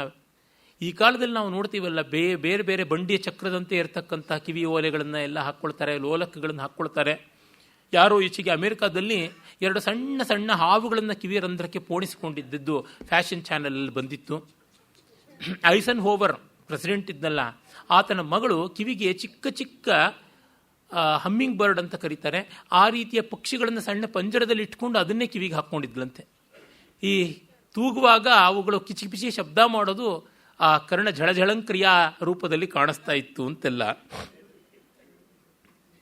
ಇಲ್ಲಿ ಚಿತ್ರಶ್ರವಣ ಅನ್ನುವಾಗ ಚಿತ್ರ ನಕ್ಷತ್ರ, ಶ್ರವಣ ನಕ್ಷತ್ರ 2 ನಕ್ಷತ್ರಗಳ ಹೆಸರು ಬರುತ್ತೆ. ನಕ್ಷತ್ರಗಳನ್ನೇ ಅವಳು ಕರ್ಣಕುಂಡಲವಾಗಿ ಮಾಡಿಕೊಂಡಿದ್ಲ ಅನ್ನುವಂತೆ ತೋರ್ತಿತ್ತು ಅಂತಾನೆ. ಮತ್ತು ಇವಳು ಹೇಗಿದ್ದಳು ಅಂತಂದರೆ ಮೂರ್ಛಾಮಿವ ಮನೋಹಾರಿಣೀಂ ಅಂತ ಹೇಳ್ತಾನೆ. ಮೂರ್ಛೆ ಹಾಗೆ ಮನೋಹರಿಯಾಗಿದ್ದಳು ಅಂತ. ಮೂರ್ಛೆಯಲ್ಲಿ ಮನಸ್ಸು ಕೆಲಸ ಮಾಡೋಲ್ಲ, ಮನಸ್ಸು ಮಲಗಿಬಿಟ್ಟಾಗ ಮೂರ್ಛೆ ಅಂತಾರೆ. ಇವಳು ಹಾಗೆ ಮನೋಹರಿಯಾಗಿದ್ದಳು, ಮೂರ್ಛೆಯ ಹಾಗೆ ಅಂತ ಈ ಹೋಲಿಕೆ ಕೊಡ್ತಾನಲ್ಲ, ಎಷ್ಟು ಸುಂದರವಾದ ಹೋಲಿಕೆ. ಅರಣ್ಯ ಕಮಲಿನೀಂ ಇವ ಮಾತಂಗ ಕುಲ ದೂಷಿತಾಂ. ಕಾಡಿನ ಕಮಲ ಸರೋವರದಂತೆ ಮಾತಂಗ ಕುಲ ದೂಷಿತೆಯಾಗಿದ್ದಳು ಅಂತ. ಮಾತಂಗ ಕುಲ ಅಂದರೆ ಆನೆಗಳ ಸಮೂಹ. ಆನೆಗಳ ಸಮೂಹ ಕಾಡಿನ ಒಂದು ಕಮಲಗಳ ಕೊಳವನ್ನು ಹೇಗಂದರೆ ಹಾಗೆ ತುಳಿದು ಅದನ್ನು ಅಡ್ಡಾಡಿ ನುಚ್ಚು ನೂರು ಮಾಡಿ ಕಟ್ಟೆ ಕೆಸರು ಮಾಡಿಬಿಡುತ್ತಲ್ಲ, ಆ ರೀತಿಯಾಗಿದ್ದಳು ಅಂತ. ಇನ್ನೊಂದು ಮಾತಂಗ ಕುಲ, ಬೇಡ್ರ ಕುಲದಲ್ಲಿ ಇವಳು ಹುಟ್ಟಿ ಕಾಡಿನ ಪದ್ಮ ಸರೋವರದಂತೆ ಆಗಿದ್ದಳು ಅಂತ. ಅಮೂರ್ತಾಮಿವ ಸ್ಪರ್ಶ ವರ್ಜಿತಾಂ. ಇವಳು ಮುಟ್ಟಬಾರದ ಕುಲದವಳು, ಚಂಡಾಲರನ್ನ ಸ್ಪರ್ಶಿಸ್ತಾ ಇರಲಿಲ್ಲ. ಯಾರೂ ಮುಟ್ಟಲಾಗದ ಕಾರಣ ಇವಳು ಅಮೂರ್ತ, ಅಬ್ಸ್ಟ್ರಾಕ್ಟ್ ಆಗಿ ತೋರ್ತಾ ಇದ್ದಳು ಅಂತಾನೆ. ಇದು ಎಂಥ ಅದ್ಭುತವಾದ ಕಲ್ಪನೆ ನೋಡಿ. ಮುಟ್ಟಲಾಗದ್ದು ಅಂತಂದರೆ ಇರಲಾಗದ ವಸ್ತು, ಹಾಗಾಗಿ ಅದು ಕೇವಲ ಭ್ರಮೆಯೋ ಎಂಬಂತೆ ಇತ್ತು ಅಂತ. ಆಲೈಖ್ಯ ಗತಾಮಿವ ದರ್ಶನ ಮಾತ್ರ ಫಲಾಂ. ಪೇಂಟಿಂಗ್ ಥರ ಮುಟ್ಟಿದ್ರೆ ಏನೂ ಗೊತ್ತಾಗಲ್ಲ, ಮುಟ್ಟಿದ್ರೆ ಬರೀ ಕ್ಯಾನ್ವಾಸು, ನೋಡೋಕ್ಕೆ ಮಾತ್ರ, ಕೇವಲ ಕಣ್ಣಿನ ಭಾಗ್ಯವೇ ಹೊರತು ಚರ್ಮದ ಭಾಗ್ಯವಲ್ಲ ಅನ್ನುವಂತೆ ಇದ್ದಳು ಅವಳು. ಅನಂಗ ಕುಸುಮ ಚಾಪ ಲೇಖಾಮಿವ ಮುಷ್ಟಿಗ್ರಾಹ್ಯ ಮಧ್ಯಾಂ. ಇವಳ ನಡುವು ಹೇಗಿತ್ತು ಅಂದರೆ ಮನ್ಮಥನ ಬಿಲ್ಲಿನ ಹಿಡಿಯ ಹಾಗಿತ್ತು. ಆ ಬಿಲ್ಲಿನ ಹಿಡಿಯನ್ನು ಹಿಡದೆ ಬಾಣ ಬಿಡ್ತಾರಲ್ಲ, ಹಿಡಿಯಷ್ಟು ಸೊಂಟ ಅನ್ನೋದಕ್ಕೆ ಆ ರೀತಿಯಾಗಿ ಇವನ ಆಶ್ರಯದಾತ ಶ್ರೀಹರ್ಷ ಒಂದು ಕಡೆ ಬರಿತಾನೆ, ಬ್ರಹ್ಮ ಅವಳು ಸಾಗರಿಕೆಯನ್ನು ಅಂದರೆ ರತ್ನಾವಳಿಯನ್ನು ನಿರ್ಮಾಣ ಮಾಡುವಾಗ ಮುಖದ ಮೇಲೆ ತುಂಬ ಕಾನ್ಸಂಟ್ರೇಟ್ ಮಾಡಬೇಕಾಯಿತು. ಯಾಕೆಂದರೆ ಮುಖ, ಕಣ್ಣು, ಮೂಗು, ತುಟಿ ಎಲ್ಲ ಚೆನ್ನಾಗಿ ತೀಡಬೇಕಲ್ಲ. ಹಾಗೆ ಮಾಡಬೇಕಾದ್ರೆ ಗ್ರಿಪ್ ಬರಲಿ ಅಂತ ಸೊಂಟವನ್ನು ಗಟ್ಟಿಯಾಗಿ ಹಿಡ್ಕೊಂಡು ಮಾಡಿದಂತೆ. ತುಂಬ ಹೊತ್ತು ಸೊಂಟವನ್ನು ಹಿಡ್ಕೊಂಡು ಮುಖ ತಿದ್ದಿರಿಂದ ಸೊಂಟ ತೆಳಗಾಗ್ಬಿಡ್ತು ಅಂತಾನೆ. ಆ ರಾಜನಿಗೆ ತಕ್ಕ ಆಸ್ಥಾನ ಕವಿ ಬಾಣಭಟ್ಟ. ಕೆಲವರಂತೂ ಬಾಣಭಟ್ಟನೇ ಈ ಎಲ್ಲ ಕಾವ್ಯಗಳನ್ನು, ರೂಪಕಗಳನ್ನು ಬರೆದು ತನ್ನ ಆಶ್ರಯದಾತನ ಹೆಸರಿನಲ್ಲಿ ಪ್ರಚುರ ಮಾಡಿದನ ಅಂತಲೂ ಹೇಳ್ತಾರೆ. ಯಥಾ ಶ್ರೀಹರ್ಷೇನ ಧಾವಕಾದೀನಾಮಿವ ಧನಂ ಅಂತ ಮಮ್ಮಟನ ಕಾವ್ಯಪ್ರಕಾಶ ವ್ಯಾಖ್ಯಾನದಲ್ಲಿ ಕೂಡ ನಾವು ನೋಡ್ತೀವಿ ಅಂತ ವಿದ್ವಾಂಸರು ಅದಕ್ಕೆ ಆಧಾರವನ್ನು ಕೊಡ್ತಾರೆ. ಇರಲಿ. ಆಗ ರಾಜನಿಗನಿಸ್ತಂತೆ, ಅಹೋ ವಿಧಾತುರಸ್ತಾನೆ ಸೌಂದರ್ಯ ನಿಷ್ಪಾದನ ಪ್ರಯತ್ನ. ಅಯ್ಯೋ, ಬ್ರಹ್ಮ ಎಲ್ಲೆಲ್ಲೋ ಸೌಂದರ್ಯ ಇಟ್ಟುಬಿಡ್ತಾನಲ್ಲ ಅಂತ. ಕಿಮರ್ಥಂ ಅಪಗತ ಸ್ಪರ್ಶ ಸಂಭೋಗ ಕುಲೆ ಕೃತಂ ಜನ್ಮ. ಮುಟ್ಟಲಾಗದ ಕುಲದಲ್ಲಿ ಇಂಥ ಸೌಂದರ್ಯ ಹುಟ್ಟುತ್ತಲ್ಲ. ಮನ್ಯೇಚ ಮಾತಂಗ ಜಾತಿ ಸ್ಪರ್ಶ ದೋಷ ಭಯಾತ್ ಅಸ್ಪೃಶ್ಯತೆಯಂ ಉತ್ಪಾದಿತ ಪ್ರಜಾಪತಿನ. ಅನ್ಯಥಾ ಕಥಂ ಇಯಂ ಅನಕ್ಲಿಷ್ಟತಾ ಇಯಂ ಅಕ್ಲಿಷ್ಟತಾ ಲಾವಣ್ಯಸ್ಯ. ಬ್ರಹ್ಮ ಇವಳ ನಿರ್ಮಾಣವನ್ನು ತಾನೂ ಮುಟ್ಟದೇ ಮಾಡದ ಅನಿಸುತ್ತೆ. ಯಾಕೆಂದರೆ ಚಂಡಾಲ ಕನ್ಯೆ ಮೊದಲೇ ನಿರ್ಮಾಣವಾಗ್ಬಿಟ್ಟಿತ್ತು ಜಾತಿ ಆದಮೇಲೆ ಇವಳ ರೂಪದ ನೀತಿ ಬಂತು. ಹೀಗಾಗಿ ಬ್ರಹ್ಮನೂ ಮುಟ್ಟದೆ ಇವಳನ್ನು ನಿರ್ಮಾಣ ಮಾಡ್ದ. ದೂರದಲ್ಲಿ ಇಟ್ಕೊಂಡು ಒಳ್ಳೆಯ ಕುಶಲತೆಯ ಹತ್ಯಾರಗಳನ್ನೆಲ್ಲ ಇಟ್ಕೊಂಡು ದೂರವಾಗಿಯೇ ಇಟ್ಕೊಂಡು ಎಲ್ಲ ಮಾಡಿದ್ದ.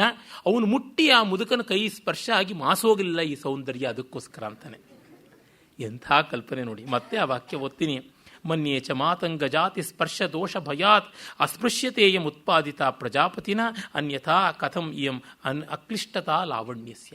ಹೀಗಲ್ವಾದರೆ ಈ ಸೌಂದರ್ಯ ಬಾಡಿ ಹೋಗ್ಬಿಡ್ತಾ ಇತ್ತು. ಮುಟ್ಟಿದ್ರೆ ಬಾಡೋಗುತ್ತೆ. ಪಾರಿಜಾತದ ಹೂವಿದ್ದಂತೆ, ಜಾಜಿಯ ಹೂವಿದ್ದಂತೆ. ಏನು ಮೂರ್ತಿಯರು ಹೇಳ್ತಾರಲ್ಲ, ಪಾರಿಜಾತವನ್ನು ಜಾಜಿಯನ್ನು ಕಟ್ಟಿ ಮುಡಿಯುವವರು ಕ್ರೂರ ಕರ್ಮಿಗಳು ಅಂತ ಹೇಳ್ತಾರೆ ಅವರು ಹೂವುಗಳು ಪ್ರಬಂಧದಲ್ಲಿ. ಅವುಗಳು ಹಾಗೆ ಗಿಡದಿಂದ ಬೀಳೋಕ್ಕೆ ಮುನ್ನ ಬೊಗಸೆಯಲ್ಲಿ ಇಟ್ಟು ಹಾಗೆ ಪರಮಾತ್ಮನ ಪಾದಕ್ಕೆ ಹಾಕಬೇಕು. ಜಾಜಿ ಹೂಗಳನ್ನು ಸೋಂಕಿಯೂ ಸೋಂಕದಂತೆ ತೊಟ್ಟಿನಲ್ಲಿ ಮಾತ್ರ ದಳದಲ್ಲಿಯೂ ಒಂದಿಷ್ಟೂ ಮುಟ್ಟದೆ ಅವುಗಳನ್ನು ಹಾಗೆ ಒಂದು ಚಂದವಾದ ಒಳ್ಳೆ ಮಖಮಲ್ಲನ್ನು ಹಾಸಿದ ಹರಿವಾಣದ ಮೇಲೆ ಇಟ್ಟು ತುಂಬ ತುಂಬ ಅಲ್ಪಾಲ್ಪವಾಗಿ ಹಿಮಬಿಂದುಗಳಂಥ ನೀರಿನ ಸೇಕ ಮಾಡಿ ಅದನ್ನು ಕೊಠಡಿಯ ಮೂಲೆಯಲ್ಲಿ ಇಡಬೇಕಷ್ಟೇ. ಅವನು ಮುಟ್ಟೋದು, ಹಿಸುಕೋದು, ಹೊರಳಿಸೋದು ಎಲ್ಲ ಮಾಡಿದ್ರೆ ಸರ್ವನಾಶ ಅಂತ. ಮತ್ತೆ ಹೇಳ್ತಾನೆ, ನಹಿ ಕರತಲ ಸ್ಪರ್ಶ ಕ್ಲೇಶಿತಾನಾಂ ಅವಯವಾನಾಂ ಈದೃಶೀ ಭವತಿ ಕಾಂತಿ. ಕೈ ಮುಟ್ಟಿ ಮಾಸಿದರೆ ಇಂಥ ಸೌಂದರ್ಯ ಬರುವುದಿಲ್ಲ ಅಂತಾನೆ. ಇದು ಬಾಣಭಟ್ಟನ ಕಾವ್ಯಕ್ಕೂ ಅಷ್ಟೆ. ವಿಸ್ತರಿಸಿದಷ್ಟು ಅದರ ಸೌಂದರ್ಯ ಮಾಸಿ ಓದೀತೋ ಏನೋ. ನಾವೇ ಮತ್ತೆ ಮತ್ತೆ ವಾಕ್ಯಗಳ ಮೇಲೆ ವಾಕ್ಯಗಳನ್ನು, ವಾಕ್ಯಖಂಡಗಳ ಮೇಲೆ, ಪದಗಳ ಮೇಲೆ, ಪದಾಂಶಗಳ ಮೇಲೆ, ವರ್ಣಗಳ ಮೇಲೆ, ವರ್ಣಾಂಶಗಳ ಮೇಲೆ ಮನೋಲಹರಿಯನ್ನು ಹಾಗೆ ಹೀಗೆ ಹೊರಳಿಸಿಕೊಂಡು ನೋಡಬೇಕು. ಆಗ ಅವಳು ಬಂದು ಬಾಗಿ ನಮಸ್ಕಾರ ಮಾಡ್ತಾಳೆ. ನಮಸ್ಕಾರ ಮಾಡಿದಾಗ ಅವಳ ಕಿವಿ ಮೇಲೆಲ್ಲ ಇಟ್ಕೊಂಡಿದ್ದಂಥ ಅಶೋಕಾದಿ ವೃಕ್ಷಗಳ ಕೆಂಪು ಚಿಗುರು ಜಾರಿ ಬಿತ್ತು ಅಂತ ಕವಿ ಹೇಳ್ತಾರೆ. ರಾಜಾನಮೀಷತ್ ಅವಗಲಿತ ಕರ್ಣ ಪಲ್ಲವಾವತಂಸ ಪ್ರಗಲ್ಭವನಿತೇವ ಕನ್ಯಕಾ ಪ್ರಣನಾಮ. ಎಷ್ಟು ಸಹಜ ನೋಡಿ. ಹೂ ಮುಡ್ಕೊಂಡಿದ್ದೋ, ಸಿಕ್ಕಿಸ್ಕೊಂಡಿದ್ದೋ, ನಮಸ್ಕಾರ ಮಾಡಿ ಬಗ್ಗಿ ಎಳುವಾಗ ಉದುರೋಗುತ್ತೆ. ಅದನ್ನು ಗಮನಿಸ್ತಾನೆ. ಎಷ್ಟು ಮೈನ್ಯೂಟ್ ಡೀಟೇಲ್ಸು ಬಿಡೋದಿಲ್ಲ ಪುಣ್ಯಾತ್ಮ. ಆಗ ಅವಳು ಬಂದು ಹೇಳ್ತಾಳೆ, ದೇವ ವಿದಿತ ಸಕಲ ಶಾಸ್ತ್ರಾರ್ಥ ರಾಜನೀತಿ ಪ್ರಯೋಗ ಕುಶಲ, ನೀನು ಎಲ್ಲವನ್ನ ಬಲ್ಲವಂತ. ವೇದಿತ ಗೀತಶ್ರುತೀನಾಂ ಕಾವ್ಯ ನಾಟಕ ಆಖ್ಯಾಯಿಕಾನಾಂ ಪ್ರಭೃತೀನಾಂ ಅಪರಿಮಿತಾನಾಂ ಸುಭಾಷಿತಾನಾಂ ಅಧ್ಯೇತ ಸ್ವಯಂಚ ಕರ್ತ ಪರಿಹಾಸ ಆಲಾಪ ಪೇಶಲ ವೀಣಾ ವೇಣು ಮುರಜಾದೀನಾಂ ಅಸಮಶ್ರೋತ ನೃತ್ಯ ಪ್ರಯೋಗ ದರ್ಶನ ನಿಪುಣ ಚಿತ್ರಕರ್ಮಣಿ ಪ್ರವೀಣ ದ್ಯೂತ ವ್ಯಾಪಾರೇ ಪ್ರಗಲ್ಭ ಪ್ರಣಯ ಕಲಹ ಕುಪಿತ ಕಾಮಿನಿ ಪ್ರಸಾದನೋಪಾಯ ಚತುರ. ನೀನು ಆ ವಿದ್ಯೆ ಬಲ್ಲವನು, ಈ ವಿದ್ಯೆ ಬಲ್ಲವನು, ಅದು ಬಲ್ಲವನು, ಇದು ಬಲ್ಲವನು ಅಂತೆಲ್ಲ ಹೇಳ್ತಾ ಮುನಿದ ಸುಂದರಿಯ ಕೋಪವನ್ನು ಇಳಿಸಬಲ್ಲ ಜಾಣ್ಮೆಯೇ ನಿನಗೆ ಅಂತರಂಗದಲ್ಲಿಯೇ ಬಂದಿದೆಯಲ್ಲ ಅಂತ ಹೇಳ್ತಾಳೆ. ಪ್ರಣಯ ಕಲಹ ಕುಪಿತ ಕಾಮಿನಿ ಪ್ರಸಾದನೋಪಾಯ ಚತುರ ಅಂತ. ನಮ್ಮ ಅಲ್ಲಸಾನಿ ಪೆದ್ದನ ಸಹೋದ್ಯೋಗಿ ಆಗಿದ್ದವನು ನಂದಿ ತಿಮ್ಮನ ತನ್ನ ಪಾರಿಜಾತಪಹರಣದ ಒಂದು ಆಶ್ವಾಸದ ಕೊನೆಯಲ್ಲಿ ಹೇಳ್ತಾನೆ, ಪ್ರತಿವರ್ಷ ವಸಂತೋತ್ಸವ ಕುತುಕಾಗತ ಸುಕವಿ ನಿಕರ ಗುಂಫಿತ ಸೂಕ್ತಿ ಶ್ರುತಿರೋಮ ಅಂಚ ವಿಶಂಕಿತ ಚತುರ ಅಂತಃಪುರ ವಧು ಪ್ರಸಾದನ ರಸಿಕಾ ಅಂತ. ಇಡೀ ಕಂದ ಪದ್ಯ ಒಂದು ಸಮಾಸ. ನನಗೆ ತುಂಬ ಇಷ್ಟವಾದ ಪದ್ಯಗಳಲ್ಲಿ ಒಂದು. ಕೃಷ್ಣದೇವರಾಯ ನೀನು ಎಂಥವನು ಅಂದರೆ, ಪ್ರತಿ ವರ್ಷವೂ ವಸಂತೋತ್ಸವದಲ್ಲಿ ಕಾವ್ಯ ವ್ಯಾಸಂಗ ವಿದ್ಯಾ ವಿನೋದ ಗೋಷ್ಠಿ ಇರುತ್ತದೆ. ಆಗ ಬಂದ ಮಹಾಕವಿಗಳು ತಮ್ಮ ರಸವತ್ ಪದ್ಯಗಳನ್ನು ಓದಿದಾಗ ನಿನಗೆ ರೋಮಾಂಚ ಆಗುತ್ತದೆ. ಆ ರೋಮಾಂಚ ಅಂತಃಪುರಕ್ಕೆ ಹೋದಾಗಲೂ ಉಳಿದಿರುತ್ತೆ ಮುಳ್ಳಂದಿ ಇದ್ದಂಗೆ. ಅದನ್ನು ನೋಡಿ ನೀನು ಮತ್ತಾವಳನ್ನೋ ನೋಡಿ ರೋಮಾಂಚಿತನಾದೆ ಅಂತ ಕೋಪಗೊಂಡು ಶಂಕಿಸಿ ಅಧಿಕ್ಷೇಪ ಮಾಡುವ ಅಂತಃಪುರ ಸುಂದರಿಯರ ಕೋಪವನ್ನು ಇಳಿಸುವ ಜಾಣ್ಮೆಯನ್ನು ಚೆನ್ನಾಗಿ ಮೈಗೂಡಿಸಿಕೊಂಡವನೇ ನನ್ನ ಕಾವ್ಯ ಕೇಳು ಅಂತರ್ಥ. ಅಂದರೆ ಎಷ್ಟು ಸಂಕೀರ್ಣತೆಯ ಚಿತ್ರಣ ನೋಡಿ. ಈ ಸಂಕೀರ್ಣತೆಯನ್ನು ಅನುಭವಿಸುವ ಮನಸ್ಸು ಒಂದಿರುತ್ತೆ. ಪ್ರತಿವರ್ಷ ವಸಂತೋತ್ಸವ ಕುತುಕಾಗತ ಸುಕವಿ ನಿಕರ ಗುಂಫಿತ ಸೂಕ್ತಿಶ್ರುತಿ ರೋಮಾಂಚ ವಿಶಂಕಿತ ಚತುರಾಂತಃಪುರ ವಧು ಪ್ರಸಾದನ ರಸಿಕ. ಅಷ್ಟು ದಂಡಾಕಾರದ ಸಮಾಸದ ಸೊಗಸು ಅದು ಈ ಬಾಣಭಟ್ಟನ ಪ್ರಸಾದ. ಗಜತುರಗ ಪುರುಷ ಸ್ತ್ರೀ ಲಕ್ಷಣಾಭಿಜ್ಞ ಪ್ರಾಣಿ ಪಕ್ಷಿ ಮಾನವಾದಿಗಳ ಲಕ್ಷಣಗಳು ನಿನಗೆ ಗೊತ್ತಿದೆ. ಸಕಲ ಭೂತಲ ರತ್ನಭೂತೋ ಎಂ ವೈಶಂಪಾಯನೋ ನಾಮ ಶುಕ. ಈ ಮೂರು ಲೋಕಗಳ ರತ್ನ ಸಾರವಾಗಿರ್ತಕ್ಕಂಥದ್ದು ಈ ವೈಶಂಪಾಯನ ಅನ್ನುವ ಗಿಳಿ. ಸರ್ವರತ್ನಾನ ಮುದದಿವರೇವೋ ಭಾಜನಂ. ಎಲ್ಲ ರತ್ನಗಳಿಗೆ ಸಮುದ್ರ ಹೇಗೋ ಹಾಗೆ ನೀನೇ ಈ ರತ್ನ, ಈ ಶುಕರತ್ನಕ್ಕೆ ಸ್ವಾಮಿ. ಹಾಗಾಗಿ ತದೇಮ ಆತ್ಮೀಯ ಕ್ರಿಯತಾಂ. You make it yours. ಆತ್ಮೀಯ ಕ್ರಿಯತಾಂ. ಸ್ವೀಕರೋತು ಭೋ ಭವಾನ್ ಅಲ್ಲ, ತದಿದಂ ಆತ್ಮೀಯಂ ಕ್ರಿಯತಾಂ. ಆತ್ಮೀಯ ಕ್ರಿಯತಾಂ ಅಂತ. ಆಗ ಪಂಜರ ತೆಗೆದ ತಕ್ಷಣ ಗಿಣಿ ಮುಂದೆ ಬರುತ್ತೆ. ಅದು ಬಂದು ಬಲಗಾಲ ಎತ್ತಿ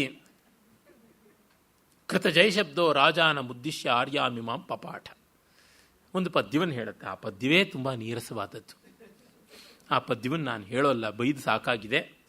ಇವತ್ತು ಮತ್ತೆ ಬಾಣಭಟ್ಟನ ಬೈಬೇಕಾಗಿಲ್ಲ. ರಾಜನ ಹೊಗಳುತ್ತೆ, ನೀನು ಶತ್ರು ಸಂಹಾರ ಮಾಡಿದವನಾಗಿದ್ದೀಯಾ ಅಂತ.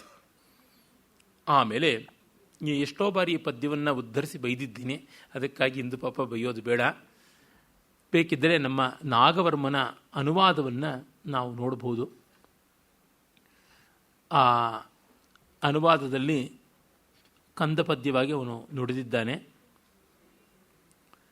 ವೀರರ ವೀರ ವಿಮುಕ್ತಾಹಾರಂ ಭವದರಿ ವಧೂಸ್ತನ ದ್ವಿತಯಂ ಕಣ್ಣೀರಿಂ ಮಿಂದ್ ಎದೆಗಿರ್ಚಿಂದೋರಂತಿರೆ ಬೆಂದು ಚರಿಸು ತಿರ್ಪುದು ತಪಮಂ. ನಿನ್ನ ವೈರಿ ಸ್ತ್ರೀಯರ ಸ್ತನಗಳು ಮುತ್ತಿನ ಹಾರಗಳು ಯಾವುದೂ ಇಲ್ಲದೆ ಕಣ್ಣೀರಿನಲ್ಲಿ ಮಿಂದು ಎದೆಗಿಚ್ಚಿನಲ್ಲಿ ಬೆಂದು ತಪಸ್ಸು ಮಾಡೋ ತರಹ ಇದೆ ಅಂತ ಹೇಳ್ಬಿಟ್ಟು ಹೇಳ್ತಾನೆ. ಅಂದರೆ ನಿನ್ನ ವೈರಿಗಳೆಲ್ಲ ನಾಶವಾಗಿದ್ದಾರೆ, ಅವರ ಸ್ತ್ರೀಯರೆಲ್ಲ ವಿಧವೆಯರಾಗಿದ್ದಾರೆ, ಕಣ್ಣೀರು ಇಡ್ತಾ ಇದ್ದಾರೆ ಅಂತಷ್ಟೇ ಅರ್ಥ. ನೀನು ದೊಡ್ಡವನು ಅನ್ನೋದಕ್ಕೆ ನಿನ್ನ ಶತ್ರುಗಳು ಸಣ್ಣವರು ಅಂತ ಹೇಳಬೇಕಲ್ಲ. ಅದು ಅವ್ರನ್ನ ಹೇಳೋದಿರಲಿ, ಅವ್ರ ಹೆಂಡತಿಯರನ್ನು ಬೈಬೇಕಲ್ಲ ಪಾಪ. ಇರಲಿ. ಆಗ ಅವನಿಗೆ ಆಶ್ಚರ್ಯವಾಗಿಬಿಡುತ್ತೆ. ಹೇಳ್ತಾನೆ ಕುಮಾರಪಾಲಿತ ಅಂತಕ್ಕಂಥ ಆತ್ಮೀಯನಿಗೆ, ಶ್ರುತಾ ಭವದ್ಭಿ ಅಸ್ಯ ವಿಹಂಗಮಸ್ಯ ಸ್ಪಷ್ಟತಾ ವರ್ಣೋಚ್ಚಾರಣೆ ಸ್ವರೇ ಚ ಮಧುರತ. ಗಿಣಿಗಳು ಸ್ಪಷ್ಟವಾಗಿ ಧ್ವನಿ ಇರೋಲ್ಲ, ದಪ್ಪನಾಲಿಗೆ ಅಕ್ಷರಗಳು ಹೇಳಿದ್ರೆ ಎಲ್ಲ ಕೀರ್ಲಾಗಿ ಕಾಣಿಸುತ್ತೆ, ಕೇಳಿಸುತ್ತೆ. ಆದರೆ ಇಷ್ಟು ಸ್ಪಷ್ಟವಾಗಿದೆ, ಇಷ್ಟು ಮಧುರವಾಗಿದೆ. ಪ್ರಥಮಂ ತಾವದ್ ಇದಮೇವ ಮಹದಾಶ್ಚರ್ಯಂ. ಇದು ತುಂಬ ಆಶ್ಚರ್ಯ. ಮೊದಲು ಗಿಣಿ ಮಾತಾಡೋದು. ಯದಯಂ ಅಸಂಕೀರ್ಣ ವರ್ಣ ಪ್ರವಿಭಾಗಂ ಅಭಿವ್ಯಕ್ತಾಂ ಮಾತ್ರಾನುಸ್ವಾರ ಸಂಸ್ಕಾರ ಯೋಗಾಂ ವಿಶೇಷ ಸಂಯುಕ್ತಾಂ ಗಿರಮುದ್ದೀರೈತಿ. ಇದು ಮೊದಲಿಗೆ ವರ್ಣೋಚ್ಚಾರಗಳನ್ನೆಲ್ಲ ಸ್ಪಷ್ಟವಾಗಿ ಮಾಡುತ್ತದೆ, ಆಮೇಲೆ ಹೊಸದಾಗಿ ಪದ್ಯ ರಚನೆ ಮಾಡಿ ಹೇಳುತ್ತದೆ. ಇದೇನು ತಿರಶ್ಚೋಪಿ ಮನುಷ್ಯಸ್ಯೇವ ಸಂಸ್ಕಾರವತೋ ಬುದ್ಧಿಪೂರ್ವ ಪ್ರವೃತ್ತಿ. ಅದೇನು ಆಶ್ಚರ್ಯ ಅಂತ ಹೇಳ್ಕೊಳ್ತಾನೆ. ಪ್ರಾಯಣೆ ಪಕ್ಷಿಣಃ ಪಶವಶ್ಚ ಭಯಾಹಾರ ಮೈಥುನ ನಿದ್ರಾ ಸಂಜ್ಞಾ ಮಾತ್ರವೇದಿನೋ ಭವಂತಿ. ಪ್ರಾಣಿಗಳಿಗೆ ಕೇವಲ ಆಹಾರ ನಿದ್ರಾ ಭಯಮೈಥುನಾನಿ ಅಷ್ಟೇ ಉಂಟು, ಇದೇನು ಅಂತ ಅಂದುಕೊಂಡು ಇದು ಏನಾದರೂ ಬೇರೆ ಇರಬಹುದೇನೋ, ಇದು ಜಾತಿಸ್ಮರ ಜನ್ಮಾಂತರ ಸಂಕ್ರಾಂತವಾದ ಪುಣ್ಯವೋ ಎಂಥದ್ದೋ ಗೊತ್ತಿಲ್ಲ ಅಂತ ಅಂದುಕೊಂಡು ಇರಲಿ, ಈಗ ಸ್ನಾನಕ್ಕೆ ಹೋಗಿ ಬಂದು ಆಮೇಲೆ ಇದನ್ನು ಮಾತಾಡಿಸೋಣ ಅಂತ ಅಂದುಕೊತಾನೆ. ಮತ್ತೆ ಅಂತಃಪುರಕ್ಕೆ ಕಳಿಸ್ಕೊಡ್ತಾನೆ. ವಿಶ್ರಮ್ಯತಾಂ ಇತಿ ಸ್ವಯಮೇವ ಅಭಿದಾಯ ತಾಂ ಚಾಂಡಾಲ ಕನ್ಯಕಾಂ ವಶಂಪಾಯನಃ ಪ್ರವೇಶ್ಯತಾಂ ಅಭ್ಯಂತರಂ. ಆ ಗಿಳಿಗೆ ಅಂತಃಪುರ ಪ್ರವೇಶ ಸಿಗುತ್ತೆ. ಪಾಪ ಇವಳು ಹೊರಗಡೆ ಉಳಿತಾಳೆ, ಚಂಡಾಲ ಕನ್ಯೆ. ಆಮೇಲೆ ತಾಂಬೂಲ ಕರಂಕ ವಾಹಿನಿ ಅವಳಿಗೆ ಹೇಳ್ತಾನೆ ಅಂತಃಪುರಕ್ಕೆ ತೆಗೆದುಕೊಂಡು ಹೋಗು ಅಂತ. ರಾಜನಿಗೆ ವೀಳ್ಯದೆಲೆ ಮಡಚಿಕೊಡೋಕ್ಕೇನೆ ಒಬ್ಬರು ಇರ್ತಾರೆ, ಅದು ಅವರಿಗೆ ಸ್ಪೆಷಲ್ ಕೆಲಸ, ಸ್ಪೆಷಲ್ ಆಗಿರ್ತಕ್ಕಂಥ ಟ್ರೈನಿಂಗು ಎಲ್ಲ ಇರ್ತದೆ. ಈಗಿನ ಕಾಲದಲ್ಲಿ ಈ ಒಂದು ಬೀಡ ಕಟ್ಟುವವರಿಗೆ ಎಷ್ಟು ಟ್ರೈನಿಂಗ್ ಇದ್ದರೆ ರಾಜನ ಪಕ್ಕದಲ್ಲಿ ನಿಂತು ಅದನ್ನು ಮಾಡಬೇಕು ಅಂದರೆ ಯಾವ ಎಟಿಕೇಟ್ ಇರಬೇಕು, ಎಂಥದ್ದು, ಅವೆಲ್ಲ ಒಂದು ಸೊಫಿಸ್ಟಿಕೇಟೆಡ್ ಆರ್ಟ್. ಆಮೇಲೆ ಒಂದಷ್ಟು ತನ್ನ ನಿತ್ಯದ ಕೆಲಸಗಳೆಲ್ಲ ಆದಮೇಲೆ ಊಟ ಮುಗಿದ ಮೇಲೆ ಬರಮಾಡಿಕೊಳ್ತಾನೆ. ಅದು ವಿಸ್ತೃತವಾಗಿ ರಾಜ ಏನು ಸ್ನಾನ ಮಾಡ್ದ, ಹೇಗೆ ಅಲಂಕಾರ ಮಾಡಿಕೊಂಡ, ಅದೆಲ್ಲವೂ ಬರುತ್ತದೆ. ನಾನು ಆ ಭಾಗವನ್ನು ಪಕ್ಕಕ್ಕಿಡ್ತಾ ಇದ್ದೀನಿ. ಅದಾದ ಮೇಲೆ ಅವನು ಊಟ ತಿಂಡಿ ಮುಗಿಸಿಕೊಂಡು ಬಂದು ಕಂಚುಕಿಗೆ ಹೇಳ್ತಾನೆ ಆ ಒಂದು ಪಕ್ಷಿಯನ್ನು ತಂದು ಕೊಡು ಅಂತ. ಆಗ ಕಂಚುಕಿ ಬರ್ತಾನೆ. ಅವನು ಹೇಗಿದ್ದ ಅಂತ ಆ ಕಂಚುಕಿ ಅಂತಃಪುರದ ಮ್ಯಾನೇಜರ್, ಅವನು ಅಂತಃಪುರ ನಾಯಕ, ಅಂತಃಪುರ ಚರೋ ವೃದ್ಧ. ಸಿತ ಕಂಚುಕ ಅವಚ್ಛನ್ನ ವಪುಷಾ ಜರಾಧವಲಿತ ಮೌಲಿನ ಗದ್ಗದ ಸ್ವರೇಣ ಮಂದಮಂದ ಸಂಚಾರಿಣ ವಿಹಂಗ ಜಾತಿ ಪ್ರೇಮ್ಣ ಜರತ್ಕಲಹಂಸೇನೇವ. ಅವನು ಬೆಳ್ಳಗಿರುವ ವಸ್ತ್ರ ತೊಟ್ಟಿದ್ದಾನೆ, ಉದ್ದವಾದ ನಿಲುವಂಗಿ, ತಲೆಯೆಲ್ಲ ಬೆಳ್ಳಗಾಗಿದೆ, ಗಡ್ಡ ಎಲ್ಲ ಬೆಳ್ಳಗಾಗಿದೆ, ತಲೆ ಹಿಂಗಿಂಗೆ ಅಲ್ಲಾಡ್ತಾ ಇದೆ, ಕಂಠವೂ ಕೂಡ ತೊದಲುತ್ತಾ ಇದೆ. ನೋಡಿದ್ರೆ ಮೈ ಬೆಳ್ಳಗಿರ್ತಕ್ಕಂಥ, ತಲೆ ಹೊಯ್ದಾಡ್ತಕ್ಕಂಥ ಕ್ರೇಂಕಾರ ಸ್ವರವನ್ನು ಗದ್ಗದವಾಗಿ ಮಾಡುವ ಹಂಸವೋ ಎಂಬಂತೆ ತೋರ್ತಾ ಇದ್ದಾನೆ. ಪಕ್ಷಿ ಜಾತಿಯ ಪ್ರೇಮದಿಂದ ಇವನೇ ಪಕ್ಷಿಯಾದಂತೆ ಕಾಣುತ್ತದೆ. ಈ ಪಾಪ ವೃದ್ಧ ಕಂಚುಕಿ ಬಂದು ಆ ಪಕ್ಷಿಯನ್ನು ತಂದು ಮುಂದೆ ಇಡ್ತಾನೆ. ಬಂದು ಮುಂದೆ ಇಟ್ಟಾಗ ಹೇಳ್ತಾನೆ, ಭವತಾ ಕಿಂಚಿತ್ ದಶನ ಜಾತಂ ಕಚ್ಚಿತ್ ಅಭಿಮತಂ ಆಸ್ವಾದಿತಂ ಅಭ್ಯಂತರೇ ಭವತಾ ಕಿಂಚಿತ್ ದಶನ ಜಾತಂ. ಏನಪ್ಪ ನಿನಗಿಷ್ಟವಾಗೋದೇನಾದ್ರು ತಿಂದಿಯಾ ಅಂತಃಪುರದಲ್ಲಿ ಅಂತ ಕೇಳ್ತಾನೆ. ನೋಡಿ, ಕಚ್ಚಿತ್ ಅಭಿಮತಂ ಆಸ್ವಾದಿತಂ, ಅಭಿಮತಂ ನಿನಗಿಷ್ಟವಾದದ್ದು, ಅದರ ಚಾಯಿಸ್ತಾನೆ ಬೇಕು, ಎಲ್ರಿಗೂ ಮೈ ಚಾಯಿಸು. ಅಭ್ಯಂತರೇ ಭವತಾ ಕಿಂ ಅಶನ ಜಾತಂ, ಏನಾದ್ರು ಸಿಕ್ತಾ? ಆಗ ದೇವ ಕಿಂ ನವಾನ್ ಆಸ್ವಾದಿತಂ, ಸ್ವಾಮಿ, ಯಾವುದನ್ನು ತಾನೇ ನಾನು ತಿನ್ನಲಿಲ್ಲ. ಆ ಮತ್ತ ಕೋಕಿಲ ಲೋಚನ ಛವಿ ನೀಲಪಾಟಲ ಕಷಾಯ ಮಧುರ ಪ್ರಕಾಮಂ ಆಪೀತೋ ಜಂಬೂಫಲರಸಃ. ನಾನು ಊಟ ಮಾಡದೆ ಅಂತ ಒಂದು ಸಣ್ಣ ತುಣುಕು ಇದು ಎಷ್ಟು ಚೆನ್ನಾಗಿ ಹೇಳುತ್ತದೆ. ಆ ಮತ್ತ ಕೋಕಿಲ ಲೋಚನ ಛವಿರ್ ನೀಲಪಾಟಲ, ಮದ ಬಂದ ವಸಂತಕಾಲದ ಗಂಡು ಕೋಗಿಲೆಯ ಕಣ್ಣಿನ ಬಣ್ಣದಲ್ಲಿ ಇರುವ ಕೆನ್ನೀಲಿಯ ದ್ರಾಕ್ಷಾರಸವನ್ನು ನಾನು, ಜಾಂಬೂಫಲ ರಸ, ನೇರಳೆ ರಸವನ್ನು ನಾನು ಕುಡದೆ. ತುಂಬ ಜನಕ್ಕೆ ಕೋಗಿಲೆ ಕಾಗೆ ಒಂದೇ, ವಸಂತ ಸಮಯ ಪ್ರಾಪ್ತೆ ಕಾಕ ಕಾಕ ಪಿಕ ಪಿಕ ಹೌದು. ಆದರೆ ತುಂಬ ಜನಕ್ಕೆ ಕಣ್ಣು ಮೂಗು ಎಲ್ಲ ಒಂದೇ ಕಾಣುತ್ತದೆ. ಆದರೆ ಅದು ಹಾಗಲ್ಲ. ಎಷ್ಟು ದಿವ್ಯವಾದ ಬಣ್ಣ ಇರುತ್ತದೆ ಕೋಗಿಲೆ ಕಣ್ಣಿಗೆ ಅನ್ನೋದು ನೋಡಿ ಗೊತ್ತಾಗಬೇಕು. ನಾನು ನೋಡಿದ್ದೀನಿ, ನಮ್ಮ ಮನೆ ಎದುರಿನ ಮರದಲ್ಲಿಯೇ ಕೋಗಿಲಿನ ಕಣ್ಣಲ್ಲಿ ಕಣ್ಣಿಟ್ಟು ನೋಡಿ, ಅದು ವಸಂತ ಕಾಲದಲ್ಲಿ ಗಂಡು ಕೋಗಿಲೆ ಕೂಗುವಾಗ ಕುಹೂರವ ಮಾಡುವಾಗ ಅದು ಕಣ್ಣು ಹೊಳೆಯುತ್ತೆ, ಕೆನ್ನೀಲಿ ಬಣ್ಣದಲ್ಲಿ ಹೊಳೆಯುತ್ತೆ. ಅಂದರೆ ಅದನ್ನು ಬಾಳಭಟ್ಟೆ ಎಷ್ಟು ಚೆನ್ನಾಗಿ ಗಮನಿಸಿ ಆಸ್ವಾದ ಮಾಡಿರಬೇಕು. ಹಾಗಿರ್ತಕ್ಕಂಥ ನೇರಳೆ ಹಣ್ಣಿನ ರಸ ಕೊಡದೆ ಅಂತ. ಪ್ರಾಯಶಃ ಡಯಾಬಿಟಿಕ್ ಆಗಿರಬೇಕು ಪಾಪ ವೈಶಂಪಾಯನ. ಹರಿನಖರ ಭಿನ್ನ ಮತ್ತ ಮಾತಂಗ ಕುಂಭ ಮುಕ್ತ ರಕ್ತಾರ್ದ್ರ ಮುಕ್ತಾಫಲತ್ವಂಶಿ ಖಂಡಿತಾನಿ ದಾಡಿಮ ಬೀಜಾನಿ. ಇನ್ನು ದಾಳಂಬರೆ ಬೀಜಗಳನ್ನು ತಿಂದಿದ್ದು. ಅದು ಎಂಥದ್ದು ದಾಳಂಬರೆ ಬೀಜ? ಅನೇಕ ಅವಧಾನಾದಿಗಳಲ್ಲಿ ಈ ವಾಕ್ಯವನ್ನು ನಾನು ಮತ್ತೆ ಮತ್ತೆ ಮರುಕಳಿಸಿಕೊಂಡಿದ್ದೀನಿ. ಆನೆಗಳ ಕುಂಭಸ್ಥಳದಲ್ಲಿ ಮುತ್ತುಗಳು ಇರುತ್ತವೆ ಅಂತ ಕವಿ ಕಲ್ಪನೆ, ಕವಿ ಸಮಯ. ಅದರಲ್ಲೇನೂ ಸ್ವಾರಸ್ಯ ಇಲ್ಲ, ಅದು ಹಸಿ ಸುಳ್ಳು ಅಷ್ಟೇ. ಆದರೆ ಅದನ್ನು ಬಳಸ್ಕೊಂಡಿರೋದು ನೋಡಿ. ಹರಿನಖರ ನಖ ಭಿನ್ನ, ರೋಷತಪ್ತವಾದ ಸಿಂಹದ ಸೆಳ್ಳುಗರಿಂದ ಸೀಳಲ್ಪಟ್ಟ ಆನೆಯ ಕುಂಭಸ್ಥಳ, ಅದರಿಂದ ಮುತ್ತುಗಳು ಚಿಮ್ಮಿ ಬಂದರೆ ರಕ್ತಸಿಕ್ತವಾದ ಮುತ್ತುಗಳು ಯಾವ ಬಣ್ಣದಲ್ಲಿರುತ್ತವೋ ಆ ಬಣ್ಣದಲ್ಲಿರೋ ದಾಳಿಂಬರಿ ಬೀಜ ಅಂತ. ನೀವು ಒಳ್ಳೆ ಮಾಗಿದ ದಾಳಿಂಬರಿ ಬೀಜವನ್ನು ಪಳ್ಳನೆ ಒಡೆದಾಗ ಅವು ಚಿಲ್ಲನೆ ಚಿಮ್ಮುತ್ತವಲ್ಲ, ಅದನ್ನು ನೋಡಿದಾಗ ಈ ಕಲ್ಪನೆ ಬರಬೇಕು. ನಲಿನ ದಲ ಹರಿಂತಿ ದ್ರಾಕ್ಷಾಫಲ ಸ್ವಾದೂನಿ ಚ ಚೂರ್ಣಿತಾನಿ ಸ್ವೇಚ್ಛೆಯ ಪ್ರಾಚೀನ ಆಮಲಕಿ ಫಲಾನಿ. ತಾವರೆ ಎಲೆ ಹಾಗೆ ಹಸರಾಗಿರ್ತಕ್ಕಂಥ, ದ್ರಾಕ್ಷಿಯ ಹಣ್ಣಿನಂತೆ ಸವಿಯಾಗಿರ್ತಕ್ಕಂಥ ಒಣಗಿಸಿದ ನೆಲ್ಲಿಕಾಯಿಗಳನ್ನು ನಾನು ಕಚ್ಚಿ ಪುಡಿ ಮಾಡಿ ತಿಂದೆ ಅಂತ ಹೇಳುತ್ತೆ. ಅದಕ್ಕೆ ಆರೋಗ್ಯದ ಬಗ್ಗೆ ಬಹಳ ಕಾನ್ಷಿಯಸ್ನೆಸ್. ಅಜರ ಅಮರ ಆಗಬೇಕು ಅಂತಂದರೆ ಆಮಲಕ ಬೇಕು ಅಂತ ಹೇಳ್ತಾರೆ. ಆ ಜರ ವೈರಿ ಅಂತಲೇ ಆಮಲಕವನ್ನು ಆಯುರ್ವೇದ ಶಾಸ್ತ್ರಗಳಲ್ಲಿ ಹೇಳ್ತಾರೆ. ನೇರಳೆ ಹಣ್ಣಲ್ಲಿ ಮೊರಬ್ಬ ಇತ್ಯಾದಿಗಳನ್ನು ಮಾಡಿಕೊಂಡು, ನೆಲ್ಲಿಕಾಯಿನಲ್ಲಿ ಮಾಡಿಕೊಂಡು ತಿನ್ನುವುದು ತುಂಬ ಉತ್ತಮ ಅಂತ. ತ್ರಿಫಲಾಚೂರ್ಣದಲ್ಲಿ ಒಂದು ಬರ್ತಲ್ಲ, ಹರಿತಕಿ ಭಲ್ಲಾತಕಿ ಆಮಲಕ್ಕಿಂತ, ಅದರಿಂದ ಅವು ವಾರ್ಧಕ್ಯವನ್ನು ದೂರ ಮಾಡುತ್ತದೆ ಅಂತ. ಅದಕ್ಕೆಲ್ಲ ಫಿಗರ್ ಕಾನ್ಷಿಯಸ್ ಇಷ್ಟೆಲ್ಲ ಓದಿ ಅಪ್ಲೈ ಮಾಡ್ಕೊಳ್ಳದೆ ಇದ್ದರೆ ಏನು ಪ್ರಯೋಜನ ಪಾಪ. ಕಿಂ ಪ್ರಲಪಿತೇನ ಬಹುನ, ಹೆಚ್ಚೇನು ಹೇಳೋದು ಸ್ವಾಮಿ. ಇಲ್ಲಿ ನೋಡಿ ಆ ಗಿಣಿಯ ರಸಿಕತೆ. ಸರ್ವಮೇವ ದೇವೀಭಿ ಸ್ವಯಂ ಕರತಲೋಪನೀಯಮಾನಂ ಅಮೃತಾಯತೆ. ಆ ಅಂತಃಪುರ ಸುಂದರ ಸ್ತ್ರೀಯರು ಕೈ ಮೇಲಿಟ್ಟು ಕೈಯಿಂದಲೇ ತಿನ್ನಿಸಿದರೆ ಯಾವುದು ತಾನೇ ಅಮೃತವಾಗೋದಿಲ್ಲ. ಬಾಣಭಟ್ಟನ ಯೂತ್ಫುಲ್ ಕಲರ್ಸು ಗಿಣಿಗೆ ಬಂದೇ ಬಂದಿದೆ. ಹೇಳಿ ಕೇಳಿ ಬಾಣ ತನ್ನನ್ನೇ ಈ ವೈಶಂಪಾಯನಾಗಿ ಚಿತ್ರಣ ಮಾಡಿಕೊಂಡಿದ್ದಾನಲ್ಲ. ಹುಟ್ಟಿದಾಗಲೇ ತಾಯಿಯನ್ನು ಕಳ್ಕೊಂಡು, ಬೆಳೀತಾ ಇದ್ದಂಗೆ ತಂದೆಯನ್ನು ಕಳ್ಕೊಂಡು, ಚಾಪಲದಿಂದ ಹಾರಿ ಅಲ್ಲಿ ಬಿದ್ದು ಇಲ್ಲಿ ಎದ್ದು 100 ಕೆರೆ ನೀರು ಕುಡಿದು ಬಂದಂಥದ್ದು ಆ ಗಿಣಿ. ಸಕಲಶಾಸ್ತ್ರ ಕೋವಿದ ರಾಜಸ್ಥಾನಕ್ಕೆ ಬಂದದ್ದು. ಹಾಗೇ ಇವನು ನೆನ್ನೆ ತಾನೇ ನಾನು ಹೇಳಿದ್ದೆ, ಕೃಷ್ಣ ಅಂತಕ್ಕಂಥ ಹರ್ಷವರ್ಧನನ ಆತ್ಮೀಯನ ಮೂಲಕವಾಗಿ ರಾಜಸ್ಥಾನಕ್ಕೆ ಬಂದು ಹರ್ಷನೆದುರಿಗೆ ಚೀಮಾರಿ ಹಾಕಿಸ್ಕೊಂಡ್ರು, ಹಿಂಜರಿಯದೆ ತನ್ನನ್ನು ತಾನು ಸಾಬೀತು ಮಾಡಿಕೊಂಡಿದ್ದು. ಅದರ ಹೆಚ್ಚು ಕಡಿಮೆ ಚಿತ್ರಣವೆಲ್ಲ ಇಲ್ಲಿ ಬಂದಿದೆ. ಆಸಕ್ತರು ಬಾಣಭಟ್ಟನ ಸ್ವಾರಸ್ಯವನ್ನು ಅರ್ಥ ಮಾಡಿಕೊಳ್ಳೋದಕ್ಕೆ ಕನ್ನಡ ಬಲ್ಲವರು ಆಚಾರ್ಯ ಹಜಾರಿ ಪ್ರಸಾದ್ ದ್ವಿವೇದಿಯವರು ಬಾಣಭಟ್ಟಿಕಿ ಆತ್ಮಕಥಾ ಅಂತ ಹಿಂದಿಯಲ್ಲಿ ಬರೆದ ಒಂದು ಕಾದಂಬರಿ ಉಂಟು. ಅದನ್ನು MS ಕೃಷ್ಣಮೂರ್ತಿ ಅಂತ ಕನ್ನಡಕ್ಕೆ ಅನುವಾದ ಮಾಡಿದ್ದಾರೆ. ಕೇಂದ್ರ ಸಾಹಿತ್ಯ ಅಕಾಡೆಮಿ ಅದು ಪ್ರಕಾಶನ ಮಾಡಿದೆ. ಅದನ್ನು ಓದಿದ್ರೆ ತುಂಬ ಸ್ವಾರಸ್ಯ ಗೊತ್ತಾಗುತ್ತೆ. ಅಲ್ಲಿ ಎಷ್ಟೋ ಬಾಣನ ವರ್ಣನೆಗಳು ಹಾಗಾಗೇ ತೆಗೆದುಕೊಂಡಿದ್ದಾರೆ, ಟಿಪ್ಪಣಿಯನ್ನು ಕೊಡ್ತಾರೆ. ಆಮೇಲೆ ಹೀಗೆ ಏವಂ ವಾದಿನೋ ವಚನ ಮಾಕ್ಷಿಪ್ಯ ನರಪತಿ ಬ್ರವೀತ್, ಇದಿನ್ನೂ ಓವರಾಗಿ ಮಾತಾಡ್ಬಿಡುತ್ತೆ ಅಂತ ಆ ಮಾತನ್ನು ಅಲ್ಲಿಗೆ ನಿಲ್ಲಿಸಿ, ಆಸ್ತಾಂ ತಾವತ್ ಸರ್ವಂ, ಇರಲಿ ಅದೆಲ್ಲ ಅಪನೀತ ಕುತೂಹಲಂ, ನಮ್ಮ ಕುತೂಹಲ ಕೆರಳಿದೆ, ಅದನ್ನು ಇಳಿಸು. ಆ ವೈದಯಿತು ಭವಾನ್ ಆದಿತಃ ಪ್ರಭೃತಿ ಕಾರ್ತ್ಯೇನ ಆತ್ಮನೋ ಜನ್ಮ ಕಸ್ಮಿನ್ ದೇಶೆ.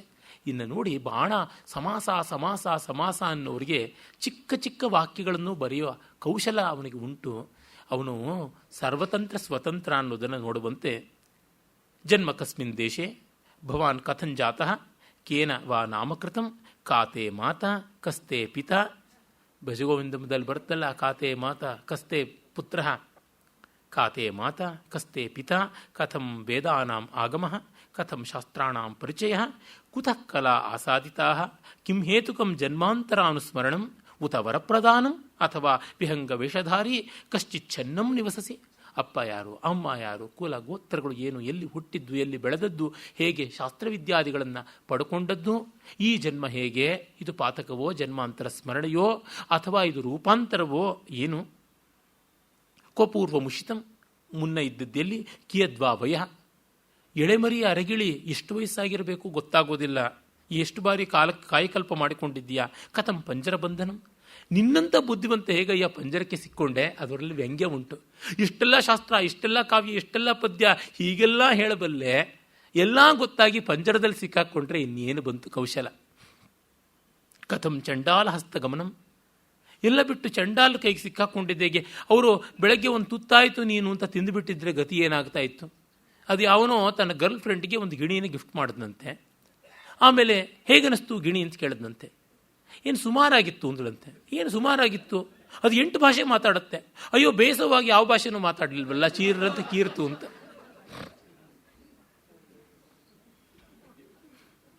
ಆಗ ವೈಶಂಪಾಯನ ಹೇಳ್ತಾನೆ, ಪೃಷ್ಠೋ ಮುಹೂರ್ತಮಿವ ಧ್ಯಾತ್ವ, ಒಂದು ಕ್ಷಣ ಕಣ್ಣು ಮುಚ್ಚಿ ಧ್ಯಾನ ಮಾಡ್ತಂತೆ. ಪಾಪ ಅದು ಎಲ್ಲ ಬಲ್ಲದ್ದಾಗಿದ್ದರೂ ತನ್ನ ಕತೆ ಹೇಳ್ಕೊಳ್ಬೇಕು ಅಂದರೆ ಒಂದು ನೋವಿರುತ್ತಲ್ಲ. ಕವಿ ಮಹಾಕವಿ ಆಗೋದಿಲ್ಲಿಯೇ.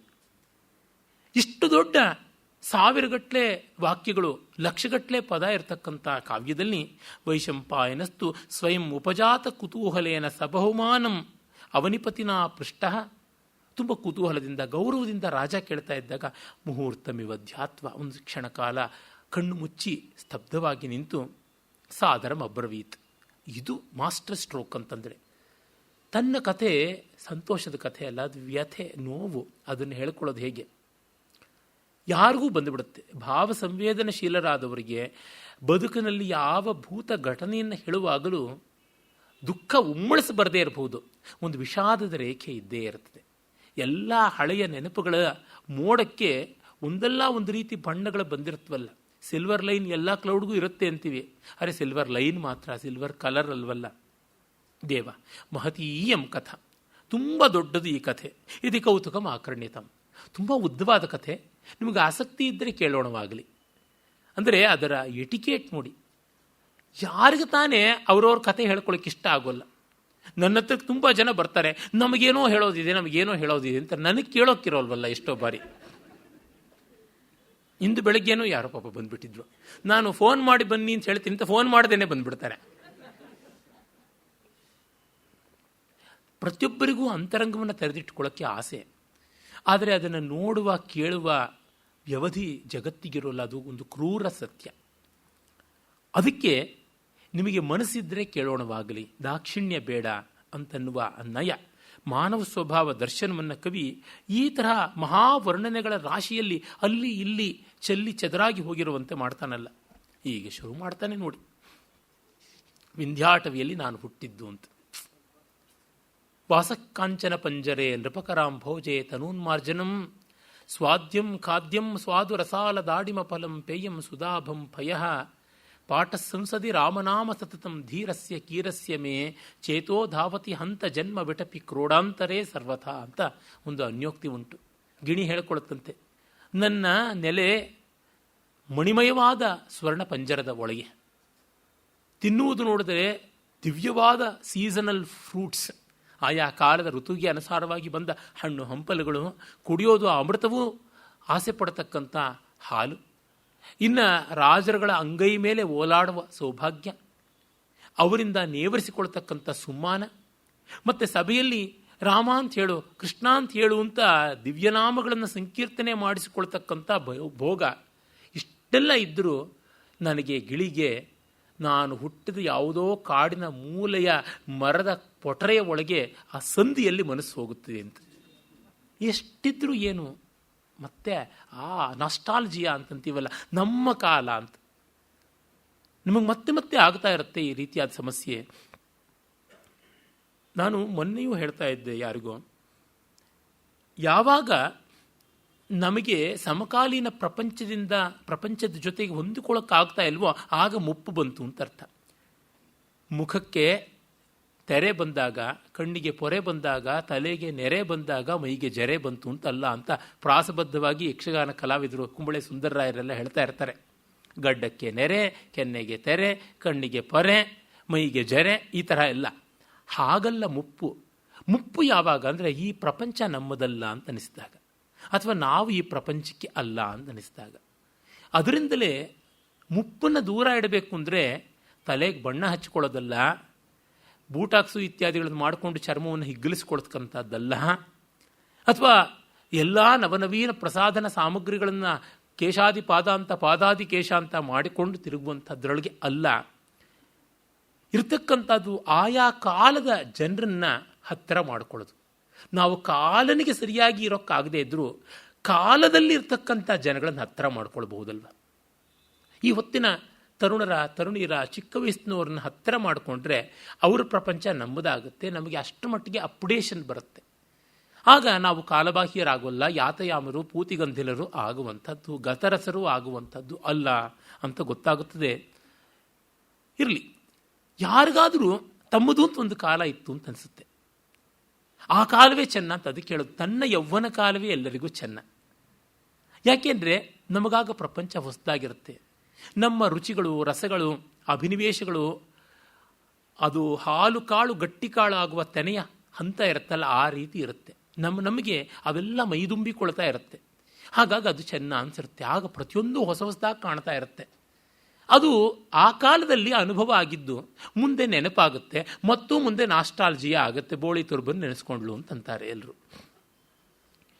ಈ ಗಿಳಿ ಆ ರೀತಿಯಾದ ಒಂದು ಲೋಕಕ್ಕೆ ಕರೆದುಕೊಂಡು ಹೋಗುತ್ತದೆ. ಬಾಣಭಟ್ಟ ಯಾಕೆ ನಮಗಿಷ್ಟು ಇಷ್ಟವಾಗ್ತಾನೆ ಅಂದರೆ ಆ ನಾಸ್ಟಾಲ್ಜಿಯಾನ ಪ್ರತಿಯೊಬ್ಬರೂ ಇಟ್ಕೊಂಡಿರ್ತಾರೆ. ಎಷ್ಟು ಅಪ್ಡೇಟ್ ಮಾಡ್ಕೊಳ್ಳೋಕೆ ಸಾಧ್ಯ? ಏನೇ ಆಗಲಿ ನಮ್ಮಿಂದ ಅದು ಅತ್ಯತಿಷ್ಠ ದಶಾಂಗುಲ, 10 ಅಂಗುಲ ಮುಂದೆಯೇ ಇರುತ್ತದೆ ಕಾಲ ಅನ್ನುವಂಥದ್ದು. ನಾವು ಅದ್ರ ಹಿಂದೆ ವಿ ಆರ್ ಚೇಸಿಂಗ್ ಟೈಮ್ ಅಷ್ಟೇ, we are not reaching it. ಅದರಿಂದ ಈ ದಿವ್ಯವಾದ ಲೋಕಕ್ಕೆ ನಮ್ಮನ್ನು ಕವಿ ಕರ್ಕೊಂಡು ಹೋಗ್ತಾನೆ, ಅದು ದೊಡ್ಡದು. ಈಗ ವಿಂಧ್ಯಾಟವಿ ಭಾರತದ ಸಾಂಸ್ಕೃತಿಕ ಪ್ರಾಕೃತಿಕವಾದ ಹೆಗ್ಗುರುತು ಅಂತ ಅನ್ಬೋದು. It's A great event, it's A great phenomena, it's A great manifestation of Indian culture ಅಂತ ಅನ್ಬೋದು. ಭಾರತಕ್ಕೆ ಒಡ್ಯಾಣದಂತೆ ಆ ಕಡೆಯಿಂದ ಈ ಕಡೆವರೆಗೂ ಆ ವಿಂಧ್ಯಾಟವಿ ಹಬ್ಬಿದೆ. ವಿಂಧ್ಯ ಪರ್ವತ ಶ್ರೇಣಿ, ಅದರ ಮಧ್ಯದಲ್ಲಿ ಅಮರಕಂಟಕ ಅಂತ ಕರೆಯುವ ಆಮ್ರಕೂಟದಿಂದ ಇತ್ತ ಕಡೆ ಗುಜರಾತಿನ ಕಚ್ಚದವರೆಗೂ ಕೂಡ ನರ್ಮದಾ ನದಿ ಹಬ್ಬಿದೆ. ಪೂರ್ವದಿಂದ ಪಶ್ಚಿಮಕ್ಕೆ ಹೋಗ್ತಾ ಇದೆ, ಪಶ್ಚಿಮ ಮುಖಿಯಾಗಿ ಹರಿದಿದೆ. ಭಾರತೀಯ ಸಂಸ್ಕೃತಿ ಹರ್ಕೊಂಡು ಹೋದಂತೆ ಅದು ಕಾಣಿಸುತ್ತೆ. ನರ್ಮದಾ ಪರಿಕ್ರಮ ಈ ಥರದ್ದನ್ನೆಲ್ಲ ಅದಕ್ಕೆ ಮಾಡ್ತೀವಿ. ಆ ಒಂದು ನರ್ಮದಾ ನದಿ ಮೊದಲಾದ ಅನೇಕ ನದಿಗಳ ತವರಾದ ಹಿಮಾಲಯದ ದಟ್ಟವಾದ ತಪ್ಪಲುಗಳಲ್ಲಿ, ವಿಂಧ್ಯ ಪರ್ವತದ ದಟ್ಟವಾದ ತಪ್ಪಲುಗಳ ಕಾಡುಗಳು, ಕೀಕಾರಣ್ಯ, ಅದನ್ನು ಭವಭೂತಿ, ಬಾಣಭಟ್ಟ ಮೊದಲಾದ ಮಹಾಕವಿಗಳ ಅಜರಾಮರ ಮಾಡಿದ್ದಾರೆ. ಕಾಳಿದಾಸ ಆ ವಿಂಧ್ಯಾಟವಿಯ ಪ್ರದೇಶದ ಕೆಲವು ಭಾಗಗಳನ್ನೇ ತನ್ನ ಮೇಘದೂತದಲ್ಲಿ ಆಚಂದ್ರಾರ್ಕ ಮಾಡಿದ್ದಾನೆ. ಆ ಕಾಡುಗಳ ಪುಣ್ಯವೇ ಪುಣ್ಯ. ಕಾಳಿದಾಸ, ಬಾಣ, ಭವಭೂತಿ ಅಂತ ಮಹಾಕವಿಗಳೆಲ್ಲ ಅದನ್ನು ತಮ್ಮ ಪ್ರತಿಭಾ ನೇತ್ರಗಳಿಂದ ಕಟಾಕ್ಷಿಸಿದ್ದಾರೆ. ಅದನ್ನು ಕವಿ ಬಾಣಭಟ್ಟ ಮಾಡಿಕೊಟ್ಟಂತೆ ಮತ್ತಾರೂ ಮಾಡಿಲ್ಲ. ಅಸ್ತಿ ಪೂರ್ವಾಪರ ಜಲನಿಧಿ ವೇಲಾವಲಗ್ನ ಮಧ್ಯದೇಶಾಲಂಕಾರ ಭೂತ ಮೇಖಲೇವ ಭುವಃ ವನ ಕರಿ ಕುಲ ಮದ ಜಲ ಸೇಕ ಸಂವರ್ಧಿತೈ ಅತಿ ವಿಕಚ ಧವಲ ಕುಸುಮ ನಿಕರ ಮತ್ಯುಚ್ಛತೆಯ ತಾರಕಾಗಣಮಿವ ಶಿಖರ ಪ್ರದೇಶ ಸಂಲಗ್ನ ಮುದ್ವಹದ್ಭಿ ಪಾದಪೈ ಉಪಶೋಭಿತ ಮದ ಕಲ ಕುರರ ಕುಲ ದಶ್ಯಮಾನ ಮರಿಚ ಪಲ್ಲವ ಕರಿ ಕಲಭ ಕರ ಮೃದಿತ ತಮಾಲ ಕಿಸಲಯ ಆಮೋದಿನಿ ಮಧು ಮದೋಪರಕ್ತ ಕೇರಳಿ ಕಪೋಲಚ್ಛವಿನ ಸಂಚರದ್ವನದೇವತಾ ಚರಣಾಲಕ್ತಕ ರಸರಂಜಿತೇನೇವ ಪಲ್ಲವ ಚಯೇನ ಸಂಚಾದಿತ ಶುಕ ಕುಲ ದಲ ದಲಿತ ಶುಕ ಕುಲ ದಲಿತ ದಾಡಿಮೀ ಫಲದ್ರವಾರ್ದ್ರೀಕೃತ ತಲೈಹಿ ಅತಿಚಪಲ ಕಪಿಕಂಪಿತ ಕಕ್ಕೋಲಚ್ಯುತ ಪಲ್ಲವ ಫಲ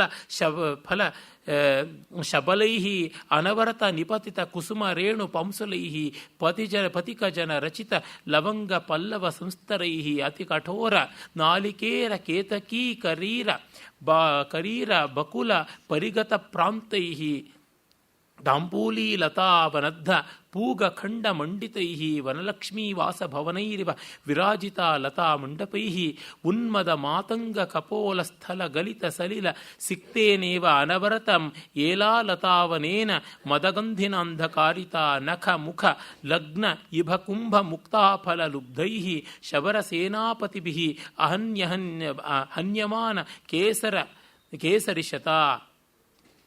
ಮುಂದೆ ಬರುತ್ತೆ ವಿಂಧ್ಯಾಟವಿ ನಾಮ ಅಂತ ಬರ್ತತೆ. ಪುಷ್ಪವತ್ಯಪಿ ಪವಿತ್ರ ವಿಂಧ್ಯಾಟವಿ ನಾಮ ಅಂತ 3ನೇ ಪೇಜ್ ಆದಮೇಲೆ ಬರುತ್ತೆ. ಇಲ್ಲಿ ಒಂದು ಕಾಡಿನ ದಟ್ಟವಾದ ಮರಗಳ ಚಿತ್ರಣ ಕೊಡ್ತಾ ಇದ್ದಾನೆ. ಗಂಗಾಧರೇಶ್ವರ ತುರುಮರಿ ಅಂತ ಒಬ್ಬರು ಬಾಣಭಟ್ಟನ ಕಾದಂಬರಿಯ ಕಥೆಯನ್ನು ಸಂಗ್ರಹ ಮಾಡಿಕೊಟ್ರು ಕನ್ನಡದಲ್ಲಿ ಸರಳ ಗದ್ಯದಲ್ಲಿ. ಅದು ನನಗೆ 7ನೇ ತರಗತಿಯಲ್ಲಿ ವಿಂಧ್ಯಾಟವಿ ಅಂತ ಪಾಠ್ಯಪುಸ್ತಕದಲ್ಲಿ ಒಂದು ಆಗಿತ್ತು, ಕಟ್ಟ ಕಡೆಯ ಗದ್ಯ ಪಾಠವಾಗಿತ್ತು. ನಾನು 7ನೇ ಕ್ಲಾಸಲ್ಲಿದ್ದೆ, 5ನೇ ಕ್ಲಾಸಿಂದಾನೇ ಆ ಪಾಠ ಓದ್ತಾ ಇದ್ದೆ. ಇನ್ಯಾವುದು ಓದ್ತಾ ಇಲ್ಲ. ಮೊದಲನೇ ಪಾಠನೇ ಮುದ್ದಣ ಮನೋರಮೆರ ಸಲ್ಲಾಪ ಅಂತ. ಅದು ರಾಮಾಶ್ವಮೇಧದ ಮೊದಲ ಆ ಒಂದು ಭಾಗವನ್ನು ಸಂಗ್ರಹ ಮಾಡಿ ಹೊಸಗನ್ನಡದಲ್ಲಿ ಅನುವಾದ ಮಾಡಿದ್ದು. ಅದು ನನಗೊಂದು ಸ್ವಲ್ಪ ಇಷ್ಟ, ತುಂಬ ಇಷ್ಟವಾಗಿದ್ದು ವಿಂಧ್ಯಾಟವಿದು. ಆ ಅರ್ಥದಲ್ಲಿ ನನಗೆ ಕಾಳಿದಾಸನಿಗಿಂತ ಮುಂಚೆ ಒಂದು ರೀತಿಯಲ್ಲಿ ಬಾಣಭಟ್ಟನ ಆಕರ್ಷಣೆ ಆಯಿತು ಅಂತ ಅನ್ನಬೇಕು. ಇದ್ದು ಎಂದು ಅದು ಯಾವ ಪುಣ್ಯಾತ್ಮರು ಪಾಠ್ಯಕ್ರಮದಲ್ಲಿ ಅದನ್ನು ಅಳವಡಿಸಿದ್ರೋ ಅವರಿಗೆ ನನ್ನ ಅಂಜಲಿಬದ್ಧ ಪ್ರಣಾಮಗಳನ್ನು ಸಲ್ಲಿಸ್ತೀನಿ. ರುಚಿಯನ್ನು ಕಲ್ಪಿಸಿಕೊಡೋದು ಅಂದರೆ ಹಾಗೆ. ಆಮೇಲೆ ನಾನು ಆ ಪ್ರೌಢಶಾಲೆಯಲ್ಲಿದ್ದಾಗಲೇ PUC ವಿದ್ಯಾರ್ಥಿಗಳಿಗೆ ಕನ್ನಡದ ಪಾಠ್ಯಪುಸ್ತಕದಲ್ಲಿ ವೈಶಂಪಾಯನೆಂಬ ಗಿಳಿಯ ವೃತ್ತಾಂತ ಅಂತ ಅದರದ್ದೇ ಮತ್ತೊಂದು ಭಾಗ ಇತ್ತು. ಹಾರೀತಾದಿಗಳೆಲ್ಲ ಬಂದು ಅದನ್ನು ತೆಗೆದುಕೊಂಡು ಹೋಗೋದು, ಅದನ್ನು ನಾನು ಓದ್ಕೋತಾ ಇದ್ದೆ. ನನಗೆ ಗೊತ್ತಿಲ್ಲ ಇದು ಕಾದಂಬರಿಯ ಭಾಗ ಮತ್ತೊಂದು ಅಂತೆಲ್ಲ. ಆ ಹೊತ್ತಿನಲ್ಲಿಯೇ ಬನ್ನಂಜೆ ಗೋವಿಂದಾಚಾರ್ಯರು ಬಾಣಭಟ್ಟನ ಕಾದಂಬರಿಯನ್ನು ಸೊಗಸಾಗಿ ನಿಜವಾದ ರಸಮಯವಾದ ಹೊಸಗನ್ನಡ ಹಸನುಗನ್ನಡದಲ್ಲಿ ಸಂಗ್ರಹವಾಗಿ ಅನುವಾದ ಮಾಡಿದ್ದಾರೆ. ಅದನ್ನು ಅವರು ಹೇಳಿಲ್ಲ, ಅದೊಂದು ಲೋಪ. ಎಷ್ಟೋ ಶ್ಲೇಷಗಳನ್ನು, ಎಷ್ಟೋ ಈ ಪರಿಸಂಖ್ಯಾದ್ಯ ಅಲಂಕಾರಗಳನ್ನು ಅನುವಾದ ಮಾಡದೆ ಬಿಟ್ಟಿದ್ದಾರೆ. ಯಾಕೆಂದರೆ ಅನುವಾದಾತೀತವಾದದ್ದು ಒಂದಷ್ಟು ತುಂಬ ಟಿಪ್ಪಣಿಗಳನ್ನು ಕೊಡಬೇಕು, ಅದಕ್ಕೆ ಬಿಟ್ಟಿದ್ದಾರೆ. ಆದರೆ ಅದು ಎಲ್ಲಿಯೂ ಪ್ರಸ್ತಾವನೆಗೊಂಡಿಲ್ಲ. ಪೂರ್ಣ ಅಂತ ಭ್ರಮೆ ಆಗಿಬಿಡ್ತದೆ. ತುಂಬ ಸೊಗಸಾದ ಕನ್ನಡ, ಒಳ್ಳೆಯ ಕಾವ್ಯದ ಕನ್ನಡ ಹೇಗಿರಬೇಕು ಅನ್ನೋದಕ್ಕೆ ಅದೊಂದು ಆದರ್ಶವಾಗಿ ಕಾಣಿಸುತ್ತದೆ. ಅದರ ಸಂಗ್ರಹ ನಾನು ಕಸ್ತೂರಿಯ ಪುಸ್ತಕ ವಿಭಾಗದಲ್ಲಿ ಓದಿದ್ದೆ. ಬುಕ್ ಸೆಕ್ಷನ್ ಅಂತ ರೀಡರ್ಸ್ ಡಿಜೆಸ್ಟ್ ಏನಿದೆ ಅದರಂತೆಯೇ ಕಸ್ತೂರಿ ರೀಡರ್ಸ್ ಡಿಜೆಸ್ಟ್ನ ಕನ್ನಡ ರೂಪ ಅಂತ ಹೇಳ್ಬೋದು.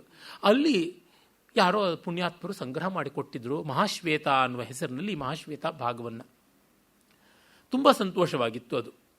ಆಮೇಲೆ 10 ಮಕ್ಕಳ ಕಥೆ ಅಂತ ಅದೇ ಬನ್ನಂಜಿಯವರದೇನೆ ಮತ್ತೊಂದು ದಶಕುಮಾರ ಚರಿತ್ರದ ಸಂಗ್ರಹ, ಅದು ಕೂಡ ಕಸ್ತೂರಿಯಲ್ಲೇ ಬಂದಿತ್ತು. ಅವುಗಳಿಂದಾಗಿ ಈ ಕಾವ್ಯಗಳಿಗೆ ಇವುಗಳಿಗೆ ಒಂದು ಪ್ರವೇಶ ಸಿಕ್ತು. ಎಷ್ಟು ರಸ್ಯವಾದದ್ದು ಅನ್ನೋದಕ್ಕೆ ನೋಡಿ ಅಲ್ಲಿಯ ಕಾಡಿನ ವರ್ಣನೆಯನ್ನು ಮಾಡುವಾಗ ಹೇಳ್ತಾನೆ. ಎತ್ತರೆತ್ತರವಾದ ಮರಗಳು ಇದ್ದುವು. ಅಲ್ಲಿ ಈ ಕಾಳು ಮೆಣಸಿನ ಬಳ್ಳಿಗಳಲ್ಲಿದ್ದ ಕಾಳು ಮೆಣಸು, ಎಳೆ ಮೆಣಸು ಒಂಥರ ನವರಾದ ಖಾರದಲ್ಲಿರುತ್ತೆ. ಕುರರ ಪಕ್ಷಿಗಳು ಅದನ್ನು ಕಚ್ಚಿ ತಿಂತಾ ಇದ್ವು. ಆ ರೀತಿಯಾದ ಚಿಗುರುಗಳು, ಕಾಯಿಗಳಿಂದ ಕೂಡಿರತಕ್ಕಂಥ ಕಾಳು ಮೆಣಸಿನ ಬಳ್ಳಿಗಳಿದ್ವು. ಮತ್ತು ಆನೆಗಳು ತಮಾಲ ವೃಕ್ಷಗಳನ್ನು ಮುರಿದು ತಿಂತಾ ಇದ್ರು. ಆ ಒಂದು ಮುರಿದಾಗ, ಸಲ್ಲಕ್ಕಿ ತಮಾಲಾದಿಗಳನ್ನು ಮುರಿದಾಗ ಅವುಗಳ ಒಂದು ಕಷಾಯ ತಿಕ್ತ ಕಟುಕಂಪು ಬರುತ್ತಲ್ಲ, ಕಟು ವಾಸನೆ ಅದು ಇತ್ತು. ಮತ್ತು